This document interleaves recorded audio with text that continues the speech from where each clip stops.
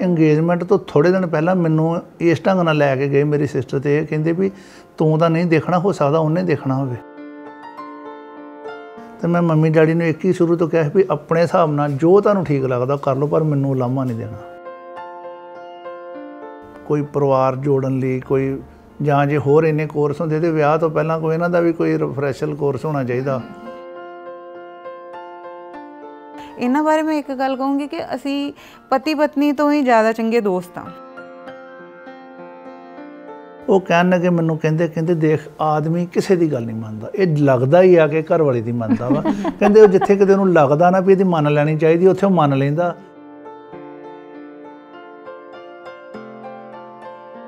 बहुत छोटिया छोटिया प्रॉब्लम्स आईयां, मतलब इदा हुंदा सी समझा दिंदे सीगे नहीं तू हुण सरदारनी आ, छोटी सरदारनी आ, भी तू इदा नहीं तू गल करनी। कंट्रोल वो लैना चाहुंदा, वो देना नहीं चाहुंदी, इत्थे लड़ाई है, होर किसी गल दी नहीं। तो तुहानूं ये चेंज करन च मतलब तकलीफ हुई कि तुसीं अपनी मर्जी नाल ही एक्सैप्ट करदे गए चीज़ां?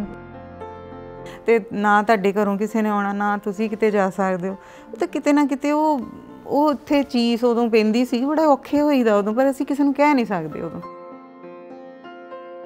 ਭਾਜੀ ਦੇ ਚਾਚੀ ਜੀ ਵੀ, ਭੂਆ ਜੀ ਵੀ, ਹੈ ਨਾ, ਸਾਰੇ ਨੌਕਰੀਆਂ ਵਾਲੇ ਸੀ। ਤੁਸੀਂ ਤਾਂ ਉਸ ਤੋਂ ਅਗਲੀ ਜਨਰੇਸ਼ਨ ਸੀਗੇ, ਤੁਹਾਨੂੰ ਨਹੀਂ ਲੱਗਿਆ ਵੀ ਸਾਰੇ ਕਰ ਰਹੇ ਨੇ ਤਾਂ ਮੈਂ ਮਤਲਬ ਇਹ ਕੰਡੀਸ਼ਨ ਨੂੰ ਕਿਉਂ ਮੰਨੂਗੀ ਵੀ ਮੈਂ ਵੀ ਕਰਾਂ ਜੋਬ? ਹੈਗੀ ਸੀ ਇੱਛਾ ਤੁਹਾਡੀ ਨੌਕਰੀ ਦੀ? हर इंसान नहीं संभाल सकता ये जिम्मेवारी भी।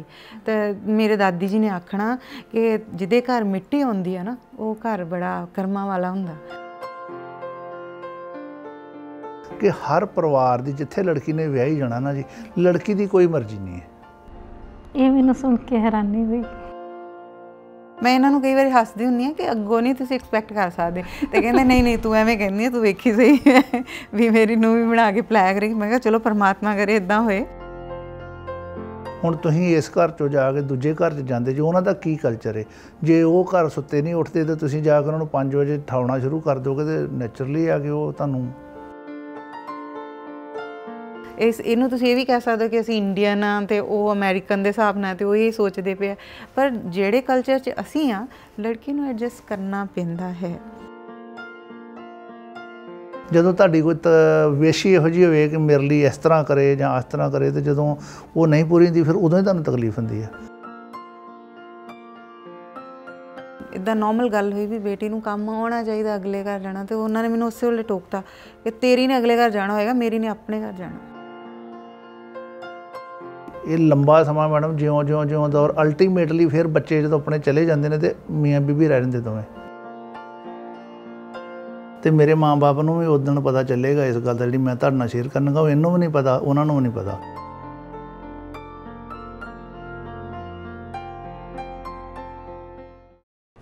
सत श्री अकाल, मैं रपिंदर कौर संधू, प्रोग्राम मुहब्बतनामा च तुहाडा सारिआं दा एक बार फिर तो स्वागत है। हर जोड़े की एक वक्री कहानी हुंदी है, पर जदों आपां सुणदे हां तां साडी जिंदगी दीयां बहुत सारियां उलझणां ने जिहड़ियां उहदे च सुलझ जांदियां ने सुण के। ते हमेशा जदों भी किसी जोड़े नूं मिलदे हां तां ओह यही कहंदे हुंदे कि जे साडे विआह नूं इन्ने साल हो गए ने जां असीं इन्ना लंमा समा जिहड़ा ਉਹ ਇੱਕ ਦੂਜੇ ਨਾਲ ਇੱਦਾਂ ਖੁਸ਼ੀਆਂ ਨਾਲ ਇਕੱਠਾ ਕੱਢਿਆ ਤਾਂ ਉਹਦੇ ਵਿੱਚ ਸਾਡੇ ਦੋਵਾਂ ਦੇ ਥੋੜ੍ਹੇ ਥੋੜ੍ਹੇ ਸੈਕਰੀਫਾਈਸ ਨੇ। ਅਤੇ ਖਾਸ ਕਰਕੇ ਜਿਹੜੀਆਂ ਸਾਡੀਆਂ ਭੈਣਾਂ ਹੁੰਦੀਆਂ ਨੇ ਉਹਨਾਂ ਦੇ ਇਹੀ ਹੁੰਦੇ ਨੇ ਕਿ ਉਹ ਕਹਿੰਦੀਆਂ ਹੁੰਦੀਆਂ ਨੇ ਕਿ ਜਦੋਂ ਘਰ 'ਚ ਕੋਈ ਨਾਰਾਜ਼ਗੀ ਹੁੰਦੀ ਆ ਤਾਂ ਮੈਂ ਚੁੱਪ ਕਰ ਜਾਂਦੀ ਹਾਂ, ਜਾਂ ਫਿਰ ਘਰ ਦੀਆਂ ਜ਼ਿੰਮੇਵਾਰੀਆਂ ਨੇ ਜਿਹੜੀਆਂ ਉਹਨਾਂ ਨੂੰ ਸਾਰੀਆਂ ਨੂੰ ਮੈਂ ਹੱਸ ਕੇ ਨਿਭਾਇਆ ਏ। ਅਤੇ ਜਿਹੜੇ ਬੰਦੇ ਹੁੰਦੇ ਨੇ ਉਹ ਹਮੇਸ਼ਾ ਇਹੀ ਕਹਿੰਦੇ ਹੁੰਦੇ ਨੇ ਕਿ ਮੈਂ ਵਿਆਹ ਤੋਂ ਪਹਿਲਾਂ ਹੀ ਇਹ ਚੀਜ਼ ਸੋਚੀ ਸੀ ਕਿ ਜਦੋਂ ਕੋਈ ਕੁੜੀ ਮੇਰੇ ਘਰ ਨੂੰਹ ਬਣ ਕੇ ਆਏਗੀ ਜਾਂ ਮੇਰੀ ਪਤਨੀ ਬਣ ਕੇ ਆਏਗੀ ਤਾਂ ਉਹਨੂੰ ਉਹਦਾ ਬਣਦਾ ਸਤਿਕਾਰ ਦਿੱਤਾ ਅਤੇ ਉਹਦੇ ਫੈਸਲਿਆਂ 'ਚ ਸਹਿਮਤੀ ਜਤਾਈ, ਉਹਦੀ ਖੁਸ਼ੀਆਂ 'ਚ ਉਹਦੇ ਨਾਲ ਮੈਂ ਮੋਢੇ ਨਾਲ ਮੋਢਾ ਜੋੜ ਕੇ ਤੁਰਿਆ। ਤਾਂ ਇਸੇ ਤਰ੍ਹਾਂ ਸਾਡੀ ਜ਼ਿੰਦਗੀ ਆ ਜਿਹੜੀ ਸੋਹਣੀ ਲੰਘੀ। ਜਦੋਂ ਅਸੀਂ ਹੁਣ ਦੇ ਸਮੇਂ 'ਚ ਸੁਣਦੇ ਹਾਂ ਕਿ ਵਿਆਹ ਤੋਂ 1.5 ਸਾਲ ਬਾਅਦ ਜਾਂ ਵਿਆਹ ਤੋਂ ਸਾਲ ਬਾਅਦ ਜਿਹੜੇ ਤਲਾਕ ਹੋ ਰਹੇ ਨੇ, ਤਾਂ ਉਦੋਂ ਲੱਗਦਾ ਹੁੰਦਾ ਕਿ ਉਹਨਾਂ ਜੋੜਿਆਂ ਨੂੰ ਦਿਖਾਇਆ ਜਾਣਾ ਬਹੁਤ ਜ਼ਰੂਰੀ ਆ ਜਿਹੜੇ ਤੁਹਾਨੂੰ ਸੱਚੀ ਦੱਸਣ ਕਿ ਵਿਆਹੁਤਾ ਜ਼ਿੰਦਗੀ ਕਿਵੇਂ ਇੱਕ ਦੂਜੇ ਨਾਲ ਕੱਢੀ ਜਾ ਸਕਦੀ ਆ। ਇਸੇ ਤਰ੍ਹਾਂ ਦਾ ਇੱਕ ਅੱਜ ਜੋੜਾ ਲੈ ਕੇ ਫਿਰ ਤੋਂ ਹਾਜ਼ਰ ਹਾਂ, ਜਿਨ੍ਹਾਂ ਦਾ ਨਾਂ ਹੈ ਅਮਨਦੀਪ ਸਿੰਘ ਕਾਲੋਂ ਅਤੇ ਉਹਨਾਂ ਦੇ ਧਰਮ ਪਤਨੀ ਨੇਚਰਦੀਪ ਕਾਲੋਂ। ਉਹਨਾਂ ਦੇ ਵਿਆਹ ਨੂੰ 24 ਵਰ੍ਹਿਆਂ ਦਾ ਅਰਸਾ ਹੋ ਗਿਆ, 2 ਬੱਚੇ ਨੇ ਉਹਨਾਂ ਦੇ, ਇੱਕ ਬੇਟਾ ਇੱਕ ਬੇਟੀ। ਭਾਜੀ ਆਪਣਾ ਬਿਜ਼ਨਸ ਕਰਦੇ ਨੇ, ਭੈਣ ਉਹਨਾਂ ਦੇ ਨਾਲ ਰਲ ਕੇ ਘਰ ਸੰਭਾਲਦੇ ਨੇ। ਤੇ ਇਹਨਾਂ ਦੇ ਵਿਆਹ 'ਚ ਇੱਕ ਖੂਬਸੂਰਤ ਜਿਹੀ ਚੀਜ਼ ਮੈਨੂੰ ਇਹ ਲੱਗੀ ਸੀ ਕਿ ਜਦੋਂ ਪਿਛਲੇ ਹਫਤੇ ਅਸੀਂ ਇਹਨਾਂ ਦੇ ਮਾਤਾ ਪਿਤਾ ਦਾ ਐਪੀਸੋਡ ਕੀਤਾ ਸੀ ਤਾਂ ਉਹਨਾਂ ਨੇ ਕਿਹਾ ਸੀਗਾ ਕਿ ਅਸੀਂ ਆਪਣੇ ਉਹਨਾਂ ਜਾਣਕਾਰਾਂ ਨਾਲ ਆਪਣੇ ਪੁੱਤਰ ਦਾ ਰਿਸ਼ਤਾ ਤੈਅ ਕੀਤਾ ਜਿਨ੍ਹਾਂ ਨੂੰ ਅਸੀਂ ਲੰਮੇ ਸਮੇਂ ਤੋਂ ਜਾਣਦੇ ਸੀ, ਤੇ ਮਹਿਜ਼ ਇੱਕ ਗੁੜ ਦੀ ਰੋੜੀ ਤੋਂ ਇਹ ਰਿਸ਼ਤਾ ਜਿਹੜਾ ਸ਼ੁਰੂ ਹੋਇਆ। ਤਾਂ ਇਹ ਵੀ ਪਤਾ ਚੱਲਦਾ ਹੈ ਕਿ ਉਸ ਵਕਤ ਰਿਸ਼ਤੇ ਨੇ ਜਿਹੜੇ ਕਿਵੇਂ ਸ਼ੁਰੂ ਹੁੰਦੇ ਸੀ, ਬਹੁਤ ਜ਼ਿਆਦਾ ਫਾਰਮੈਲਿਟੀਜ਼ ਨਹੀਂ ਸੀ ਹੁੰਦੀਆਂ। ਬਾਕੀ ਦੀ ਕਹਾਣੀ ਆਪਾਂ ਇਹਨਾਂ ਤੋਂ ਸੁਣਾਂਗੇ ਤੇ ਉਹਨਾਂ ਦਾ ਆਪਾਂ ਸਵਾਗਤ ਕਰਦੇ ਹਾਂ। ਸਤਿ ਸ਼੍ਰੀ ਅਕਾਲ ਭੈਣੇ। ਸਤਿ ਸ਼੍ਰੀ ਅਕਾਲ ਭਾਜੀ। ਅੱਜ ਫਿਰ ਆਪਾਂ ਤੁਹਾਡੇ ਘਰੇ ਆ, ਹੈ ਨਾ, ਤੇ ਤੁਹਾਡੇ ਜਿਵੇਂ ਮੰਮੀ ਪਾਪਾ ਉਹਨਾਂ ਨਾਲ ਅਸੀਂ ਗੱਲਬਾਤ ਕੀਤੀ ਤੇ 52 ਸਾਲ ਹੋ ਗਏ ਸੀ ਉਹਨਾਂ ਦੇ ਵਿਆਹ ਨੂੰ, ਹੈ ਨਾ। ਤੇ ਸਭ ਤੋਂ ਪਹਿਲਾਂ ਤਾਂ ਮੈਂ ਤੁਹਾਨੂੰ ਇਹੀ ਪੁੱਛੂੰਗੀ, ਦੋਵੇਂ ਇਸ ਸਵਾਲ ਦਾ ਜਵਾਬ ਦਿਓ ਕਿ 52 ਸਾਲ ਦੇ ਉਹਨਾਂ ਦੇ ਵਿਆਹ ਤੋਂ ਤੁਸੀਂ ਕੀ ਸਿੱਖਿਆ? ਅਸੀਂ ਸਿੱਖਿਆ ਕਿਉਂਕਿ 24 ਸਾਲ ਤੇ ਸਾਡੇ ਵਿਆਹ ਨੂੰ ਵੀ ਹੋ ਗਿਆ। ਮੇਰਾ ਖਿਆਲ ਕਿ ਲੰਘਾਉਣਾ ਤੇ ਹੰਡਾਉਣਾ ਇਹ ਦੋ ਅਲੱਗ-ਅਲੱਗ ਚੀਜ਼ਾਂ ਆ। ਜ਼ਿਆਦਾਤਰ ਕਪਲ ਜਿਹੜੇ ਆ ਉਹ ਕਹਿੰਦੇ ਜੀ ਲੰਘ ਗਈ ਹੈ, ਲੇਕਿਨ ਅਸੀਂ ਲੰਘਾਈ ਨਹੀਂ, ਅਸੀਂ ਹੰਡਾਈ ਹੈ। ਕਿਉਂਕਿ ਅਸੀਂ ਆਪਣੇ ਘਰ 'ਚ ਵੀ ਇਹੀ ਕੁਛ ਵੇਖਿਆ ਸੀਗਾ, ਮੰਮੀ ਪਾਪਾ ਦਾ ਪਿਆਰ ਇੱਦਾਂ ਦੇਖਿਆ ਸੀ, ਈਵਨ ਮੇਰੇ ਆਪਣੇ ਪੇਰੈਂਟਸ ਦੇ ਘਰੇ ਵੀ ਇਹੀ ਦੇਖਿਆ ਸੀਗਾ। ਅਤੇ ਉਹ ਬਚਪਨ ਤੋਂ ਅਸੀਂ ਜੋ ਦੇਖਦੇ ਆਏ ਸੀਗੇ, ਅਤੇ ਇੱਕ ਲੜਕੀ ਹੋਣ ਦੇ ਨਾਤੇ ਮੈਂ ਜੋ ਸਿੱਖਿਆ ਸੀਗਾ ਕਿ ਕਿਸ ਤਰ੍ਹਾਂ ਰਹਿਣਾ ਆ, ਕਿਸ ਤਰ੍ਹਾਂ ਪਤੀ ਦੇ ਨਾਲ। ਔਰ ਲੱਕੀਲੀ ਮੈਂ ਸੋਚਦੀ ਹਾਂ ਕਿ ਕੋਈ ਭਗਤੀ ਕੀਤੀ ਹੈ ਕਿ ਇੰਨੇ ਚੰਗੇ ਪਤੀ ਮੈਨੂੰ ਮਿਲੇ ਨੇ, ਅਤੇ ਅਸੀਂ ਦੋਵਾਂ ਨੇ ਵੀ ਲੰਘਾਏ ਨਹੀਂ ਆ, ਹੰਡਾਏ ਆ। ਔਰ ਇੱਕ ਦਿਨ ਸਾਨੂੰ ਵੀ ਸੱਚੀ ਨਹੀਂ ਪਤਾ ਲੱਗਾ ਕਿ 24 ਸਾਲ ਅਸੀਂ ਕਿਸ ਤਰ੍ਹਾਂ ਬਿਤਾ ਲਏ ਆ। ਅਜੇ ਕੱਲ੍ਹ ਦੀ ਸੱਚੀ ਲੱਗਦਾ ਹੈ ਕਿ ਅਸੀਂ ਅਜੇ ਉੱਦਾਂ ਦੇ ਛੋਟੇ ਬੱਚੇ ਹੀ ਹਾਂ, ਪਰ ਜਦੋਂ ਆਪਣੇ ਬੱਚਿਆਂ ਨੂੰ ਦੇਖੀਦਾ ਫਿਰ ਲੱਗਦਾ ਕਿ ਨਹੀਂ ਹੁਣ ਅਸੀਂ ਵੱਡੇ ਹੋ ਗਏ ਹਾਂ। ਸੋ ਅਸੀਂ ਮੰਮੀ ਪਾਪਾ ਕੋਲ ਇਹੀ ਸਿੱਖਿਆ ਸੀਗਾ ਕਿ ਕਿੱਦਾਂ ਹਸਬੈਂਡ ਵਾਈਫ ਮਿਲ ਜੁਲ ਕੇ ਕਿੱਦਾਂ ਰਹਿ ਸਕਦੇ ਆ। ਇੱਕ ਦੂਜੇ ਨੂੰ ਸ਼ਬਦਾਂ ਦੀ ਲੋੜ ਨਹੀਂ ਹੁੰਦੀ ਸਮਝਣ ਲਈ, ਇੱਕ ਦੂਜੇ ਨੂੰ ਦੇਖ ਕੇ ਹੀ ਅਸੀਂ ਸਮਝ ਸਕਦੇ ਹਾਂ ਕਿ ਹਾਂ ਅੱਜ ਮੇਰੀ ਇਹ ਸਮਝ ਸਕਦੇ ਆ ਕਿ ਹਾਂ ਮੇਰੀ ਵਾਈਫ ਜਿਹੜੀ ਆ ਉਹ ਠੀਕ ਨਹੀਂ ਆ ਜਾਂ ਉਹਦਾ ਮੂਡ ਠੀਕ ਨਹੀਂ ਆ। ਮੈਂ ਵੀ ਸਮਝ ਸਕਦੀ ਹਾਂ ਇਹਨਾਂ ਦੀ ਤੌਰ ਤੋਂ ਹੀ ਕਿ ਅੱਜ ਇਹ ਥੱਕੇ ਨੇ ਜਾਂ ਇਹ ਠੀਕ ਨਹੀਂ ਨੇ। ਮੇਰਾ ਖਿਆਲ ਇਹ ਤੋਂ ਵੱਡੀ ਅਸੀਂ ਕੀ ਕਹਿ ਸਕਦੇ ਹਾਂ। ਅਸੀਂ ਮੰਮੀ ਪਾਪਾ ਤੋਂ ਅਸੀਂ ਇਹੀ ਸਿੱਖਿਆ ਆ ਕਿ ਕਿੱਦਾਂ ਮਿਲ ਕੇ ਜ਼ਿੰਦਗੀ ਨੂੰ ਬਿਤਾਉਣਾ ਆ, ਹੰਡਾਉਣਾ ਆ। ਤੇ ਭਾਜੀ ਤੁਸੀਂ? ਮੇਰੇ ਮੰਮੀ ਡੈਡੀ ਦੋਵੇਂ ਸਰਵਿਸਮੈਨ ਸੀਗੇ। ਮੇਰੇ ਫਾਦਰ ਦੀ ਜੋਬ ਜਿਹੜੀ ਉਹ ਐਗਰੀਕਲਚਰ ਯੂਨੀਵਰਸਿਟੀ ਲੁਧਿਆਣੇ ਦੀ ਆ। ਹਾਂਜੀ। ਇੱਕ ਤਾਂ ਉਹਨਾਂ ਦਾ ਸਾਰਾ ਸਾਲ ਦਾ ਟਾਈਮਿੰਗ ਇੱਕ ਹੀ ਹੁੰਦਾ ਹੈ, 9 ਤੋਂ 5। ਉਹਨਾਂ ਦਾ ਸਕੂਲਾਂ ਵਾਂਗੂ ਟਾਈਮ ਬਦਲਦਾ ਨਹੀਂ। ਅਤੇ ਉਹ ਮੇਰੇ ਫਾਦਰ ਨੇ ਘਰੋਂ ਬੇਸ਼ੱਕ ਉਹ ਜਿੱਥੇ ਵੀ ਜੋਬ ਸੀਗੀ ਉਹ ਅਸੀਂ ਰਿਹਾਇਸ਼ ਆਪਣੇ ਪਿੰਡ 'ਚ ਹੀ ਰੱਖੀ, ਇਸੇ ਪਿੰਡ 'ਚ ਹੀ। ਫਾਦਰ 7 ਦਿਨ ਨਾ ਆਏ ਹੋਣ ਜਾਂ 15 ਦਿਨ ਨਾ ਆਏ ਹੋਣ ਜਾਂ 2 ਮਹੀਨੇ ਬਾਅਦ ਆਏ ਹੋਣ ਉਹ ਵੱਖਰੀ ਗੱਲ ਹੈ, ਲੇਕਿਨ ਉਹ ਟਿਕਾਣਾ ਇੱਕ ਘਰ ਹੀ ਸੀਗਾ। ਅਤੇ ਫਿਰ ਮੈਨੂੰ ਪਰਸਨਲੀ ਮੇਰੇ 2 ਦੂਜੇ ਭੈਣ ਭਰਾ ਵੀ ਨੇ, ਛੋਟੇ ਮੇਰੇ ਤੋਂ ਇੱਕ ਭਰਾ ਇੱਕ ਭੈਣ, ਪਰ ਜ਼ਿਆਦਾਤਰ ਲੰਮਾ ਸਮਾਂ ਸ਼ੁਰੂ ਤੋਂ ਲੈ ਕੇ ਮੈਂ ਹੀ ਘਰ ਦੇ ਵਿੱਚ ਰਿਹਾ। ਹਾਂਜੀ। ਮੰਮੀ ਡੈਡੀ ਦੇ ਕੋਲ। ਬੇਸ਼ੱਕ ਮੈਂ ਪੜ੍ਹਨ ਜਾਂਦਾ ਸੀ, ਮੈਂ ਵੀ ਹਫ਼ਤੇ ਬਾਅਦ ਆਉਂਦਾ ਸੀ ਕਦੀ, ਲੇਕਿਨ ਜ਼ਿਆਦਾਤਰ ਮੈਂ ਇਹਨਾਂ ਦੇ ਲਾਗੇ ਰਿਹਾ। ਸਰਵਿਸ ਜਿਹੜੀ ਸੀ, ਸਰਵਿਸ ਦੇ ਦਰਮਿਆਨ ਅਤੇ ਘਰ ਨੂੰ ਹੈਂਡਲ ਕਰਨਾ, ਗੈਸਟ ਆਇਆ ਯਾਰਾਂ ਦੋਸਤਾਂ ਦੇ, ਜਿਹੜੇ ਮੇਰੇ ਫਾਦਰ ਦੇ ਯਾਰ ਦੋਸਤ ਜਾਂ ਮੇਰੇ ਮੰਮੀ ਦੀ ਵੀ ਇੱਕ ਦੋ ਬਹੁਤ ਖਾਸ ਸਹੇਲੀਆਂ ਨੇ ਜਿਹੜੀਆਂ ਅੱਜ ਵੀ ਕੈਨੇਡਾ ਅਮਰੀਕਾ ਤੋਂ ਇਹਨਾਂ ਨੂੰ ਮਿਲਣ ਆਉਂਦੀਆਂ ਨੇ। ਮੇਰੇ ਫਾਦਰ ਦਾ ਜਿਹੜਾ ਇਹ ਕਲਚਰ ਹੈ, ਸਾਡਾ ਕੋਈ ਫੈਮਿਲੀ ਜੀਨਸ ਨੇ ਕਹਿ ਲਓ ਕਿ ਇੱਕ ਬੰਦੇ ਨਾਲ ਰਿਲੇਸ਼ਨ ਨੇ ਅਤੇ 50 ਸਾਲ ਹੋ ਗਏ ਨੇ ਉਹਦੇ ਨਾਲ, ਕਿਸੇ ਦੂਜੇ ਪਰਿਵਾਰ ਨਾਲ ਰਿਲੇਸ਼ਨ ਨੇ ਉਹਦੇ ਨਾਲ 40 ਸਾਲ ਹੋ ਗਏ ਨੇ। ਅੱਗੇ ਸਾਡਾ ਵੀ ਇਸੇ ਤਰ੍ਹਾਂ ਹੀ ਆ। ਮੇਰਾ ਬ੍ਰਦਰ ਜਾਂ ਮੇਰੇ ਤਾਇਆ ਜੀ, ਮੇਰੇ ਚਾਚਾ ਜੀ, ਸਾਰਿਆਂ ਦੇ ਯਾਰ ਦੋਸਤ ਜੇ ਤੇ ਇਕੱਠੇ ਹੋ ਜਾਂਦੇ ਸੀ ਨਾ, ਅਤੇ ਸਾਨੂੰ ਵਿਆਹ ਸ਼ਾਦੀ ਫੰਕਸ਼ਨ 'ਚ ਕਿਸੇ ਨੂੰ ਬੁਲਾਉਣ ਦੀ ਲੋੜ ਹੀ ਨਹੀਂ ਪੈਂਦੀ, ਕਿਉਂਕਿ ਉਹਨਾਂ ਦਾ ਸਰਕਲ ਹੀ ਇੰਨਾ, ਔਰ ਜਿਹਦੇ ਨਾਲ ਸਰਕਲ ਆ ਉਹ ਕਾਫੀ ਲੰਬਾ। ਉਸੇ ਸਰਕਲ ਦੇ ਵਿੱਚ ਹੀ ਇਹਦੇ ਪਿਤਾ ਜੀ ਅਤੇ ਮੇਰੇ ਫਾਦਰ ਇਹ BSc ਐਗਰੀਕਲਚਰ ਦੇ ਜਮਾਤੀ ਨੇ, ਅਤੇ ਉਹ ਉਦੋਂ ਦਾ ਹੀ ਉਹਨਾਂ ਦਾ ਸਾਡੇ ਘਰ 'ਚ ਆਉਣਾ, ਜਦੋਂ ਸਾਡਾ ਜਨਮ ਹੀ ਨਹੀਂ ਸੀ ਹੋਇਆ, ਮੇਰੇ ਫਾਦਰ ਦਾ ਵਿਆਹ ਵੀ ਨਹੀਂ ਸੀ ਹੋਇਆ, ਉਹ ਯਾਰ ਦੋਸਤ ਉਦੋਂ ਤੋਂ ਇਸ ਘਰ ਦੇ ਵਿੱਚ ਆਉਂਦੇ ਸੀ। ਸਾਡੀ ਗ੍ਰੈਂਡ ਮਦਰ ਉਹ ਕਾਫੀ ਮਤਲਬ ਸੋਸ਼ਲ ਸੀਗੀ। ਜੇ ਘਰ 'ਚ 15, 20, 25 ਲੋਕਾਂ ਦਾ ਖਾਣਾ ਪੱਕਦਾ ਸੀ ਭਾਵੇਂ, ਅਤੇ ਉਹਨੂੰ ਕਦੀ ਇਹ ਨਹੀਂ ਸੀ ਹੁੰਦਾ ਕਿ ਬਈ ਇਹ ਇੰਨੇ ਲੋਕ ਨੇ ਆ ਗਏ। ਮੇਰੇ ਫਾਦਰ ਦੇ ਦੋਸਤ, ਚਾਚਾ ਜੀ ਦੇ ਦੋਸਤ, ਤਾਇਆ ਜੀ ਦੇ ਦੋਸਤ, ਉਹਨਾਂ ਦੀਆਂ ਸਪੈਸ਼ਲੀ ਕਈ ਵਾਰੀ ਕਣਕ ਦੇ ਸੀਜ਼ਨ ਦੇ ਉੱਤੇ, ਝੋਨਾ ਬੀਜਣ ਦੇ ਸੀਜ਼ਨ ਦੇ ਉੱਤੇ, ਕੋਈ ਮੱਕੀ ਨੂੰ ਕੋਈ ਪਰਿਵਾਰ ਦੇ ਵਿੱਚ ਕਿਸੇ ਭੂਆ ਦੇ ਮੈਰਿਜ ਦੇ ਉੱਤੇ ਜਾਂ ਇਸ ਤਰ੍ਹਾਂ ਉਹਨਾਂ ਦਾ ਆਉਣਾ ਜਾਣਾ ਇੱਥੇ ਬਣਿਆ ਰਿਹਾ। ਤੇ ਮੰਮੀ ਡੈਡੀ ਕੋਲ ਇੱਕ ਤੇ ਗੱਲ ਅਸੀਂ ਇਹ ਸਿੱਖੀ ਕਿ ਰਿਲੇਸ਼ਨ ਮੇਨਟੇਨ ਕਿਸ ਤਰ੍ਹਾਂ ਰੱਖਣਾ। ਦੂਜੀ ਗੱਲ ਉਹਨਾਂ ਕੋਲੋਂ ਇਹ ਸਿੱਖੀ ਕਿ ਇੰਨੀ ਜੇ ਸਵੇਰੇ 7 ਵਜੇ ਮੇਰੇ ਫਾਦਰ ਦੀ ਰੈਡੀ ਰੋਟੀ ਤਿਆਰ ਕਰਕੇ ਮੰਮੀ ਨੇ ਦੇਣੀ ਹੁੰਦੀ ਸੀ, ਕਿਉਂਕਿ 7 ਵਜੇ ਤੋਂ ਬਾਅਦ ਬੇਸ਼ੱਕ ਦੂਰ ਜਾਣਾ, ਕਿਸੇ ਜਗ੍ਹਾ ਰਾਹ 'ਚ ਸਕੂਟਰ ਖੜਾ ਕਰਨਾ, ਫਿਰ ਉੱਥੋਂ ਬੱਸ ਲੈਣੀ। ਜੇ ਕਾਰਾਂ ਆ ਵੀ ਗਈਆਂ ਸੀ ਅੱਜ ਤੋਂ ਕੋਈ 20 ਸਾਲ ਪਹਿਲਾਂ, ਤੇ ਕਾਰ ਵੀ ਕਈ ਵਾਰ ਜਾ ਕੇ ਇੱਕ ਜਗ੍ਹਾ ਖੜੀ ਕਰਕੇ ਉੱਥੋਂ ਸਰਕਾਰੀ ਜੀਪ ਤੇ ਸਰਕਾਰੀ ਕਾਰ ਦੇ ਉੱਤੇ ਦੂਜੀ ਜਗ੍ਹਾ ਜਾਣਾ। ਉਹ ਟਾਈਮਿੰਗ ਹੁੰਦਾ ਸੀ। ਸ਼ਾਮ ਨੂੰ ਮੇਰੇ ਫਾਦਰ 5 ਵਜੇ ਜੇ ਉੱਥੋਂ ਛੁੱਟੀ ਕਰਦੇ ਸੀ ਤੇ ਜੇ 6 ਵਜੇ ਘਰ ਪਹੁੰਚਣ ਦਾ ਟਾਈਮ ਹੁੰਦਾ ਤੇ ਸ਼ਾਮ ਨੂੰ 6:30 ਵਜੇ ਰੋਟੀ ਫੇਰ ਰੈਡੀ ਕਰਕੇ ਮੰਮੀ ਨੇ ਰੱਖਣੀ, ਕਿ ਬਾਅਦ 'ਚ ਬੇਸ਼ੱਕ ਸਾਡੇ ਘਰ 'ਚ ਲੇਟ ਨਾਈਟ ਖਾਣੇ ਦਾ ਟਰੈਂਡ ਨਹੀਂ ਸੀ ਹੈਗਾ ਪਹਿਲਾਂ ਵੀ। ਇਸ ਕਰਕੇ ਉਹ ਵੀ ਚੀਜ਼ਾਂ ਦੇਖੀਆਂ ਕਿ ਸਰਵੈਂਟ ਨੂੰ ਨਾਲ ਲੈ ਕੇ ਮੈਨੇਜ ਸਾਰਾ ਕੁਛ ਕਰਨਾ, ਪਰ ਕਰਨਾ ਸਾਰਾ ਕੁਛ ਆਪ ਹੈ। ਇਹੋ ਜਿਹੀਆਂ ਚੀਜ਼ਾਂ ਕੁਛ ਜਿਹੜੀਆਂ ਫਿਰ ਸਾਨੂੰ ਕੋਈ ਉਹਨਾਂ 'ਚ ਕੋਈ ਕਮੀ ਪੇਸ਼ੀ ਕਦੀ ਸਾਨੂੰ ਲੱਗੀ ਹੋਏਗੀ ਕਿ ਸਾਡੇ ਮੰਮੀ ਟੀਚਰ ਆ, ਸਾਨੂੰ ਦੁਪਹਿਰ ਦਾ ਖਾਣਾ ਕਿਸ ਤਰ੍ਹਾਂ, ਉਸ ਗੱਲ ਦੇ ਵਿੱਚੋਂ ਜਦੋਂ ਮੈਂ ਵਿਆਹ ਦੀ ਮੇਰੀ ਗੱਲ ਚੱਲੀ ਨਾ, ਤਾਂ ਮੈਂ ਪਹਿਲਾਂ ਸੋਚਿਆ ਵੀ ਸਰਵਿਸਮੈਨ ਲੇਡੀ ਨਹੀਂ ਲੈਣੀ, ਸਰਵਿਸ ਵੀ ਉਹਨੂੰ ਸਰਵਿਸ ਨਹੀਂ ਕਰਾਉਣੀ। ਤੇ ਸਾਡੀ ਜੇ ਕਦੀ ਆਪਸੀ ਲੜਾਈ ਹੁੰਦੀ ਆ ਨਾ ਜੀ, ਲੜਾਈ ਕਹਿ ਲਓ, ਨੋਕ ਝੋਕ, ਉਹ ਇਸੇ ਗੱਲ 'ਤੇ ਹੁੰਦੀ ਆ, ਮੈਂ ਸਰਵਿਸ ਨਹੀਂ ਕੀਤੀ, ਤੁਸੀਂ ਸਰਵਿਸ ਨਹੀਂ ਕਰਵਾਈ। ਉਹ ਕਹਿੰਦੇ ਆ ਕਿ ਮੈਂ ਤੇ ਪਹਿਲਾਂ ਸਟਾਂਪ ਤੇ ਸਾਈਨ ਕਰਵਾ ਕੇ ਤੇਰੇ ਕੋਲ ਲਿਆ ਸੀ ਵੀ ਜੌਬ ਨਹੀਂ ਕਰਵਾਉਣੀ, ਤੇਰੀ ਜ਼ਿੰਮੇਵਾਰੀ ਘਰ ਪਰਿਵਾਰ ਨੂੰ ਸੰਭਾਲ ਲੈਂਦੀ ਆ।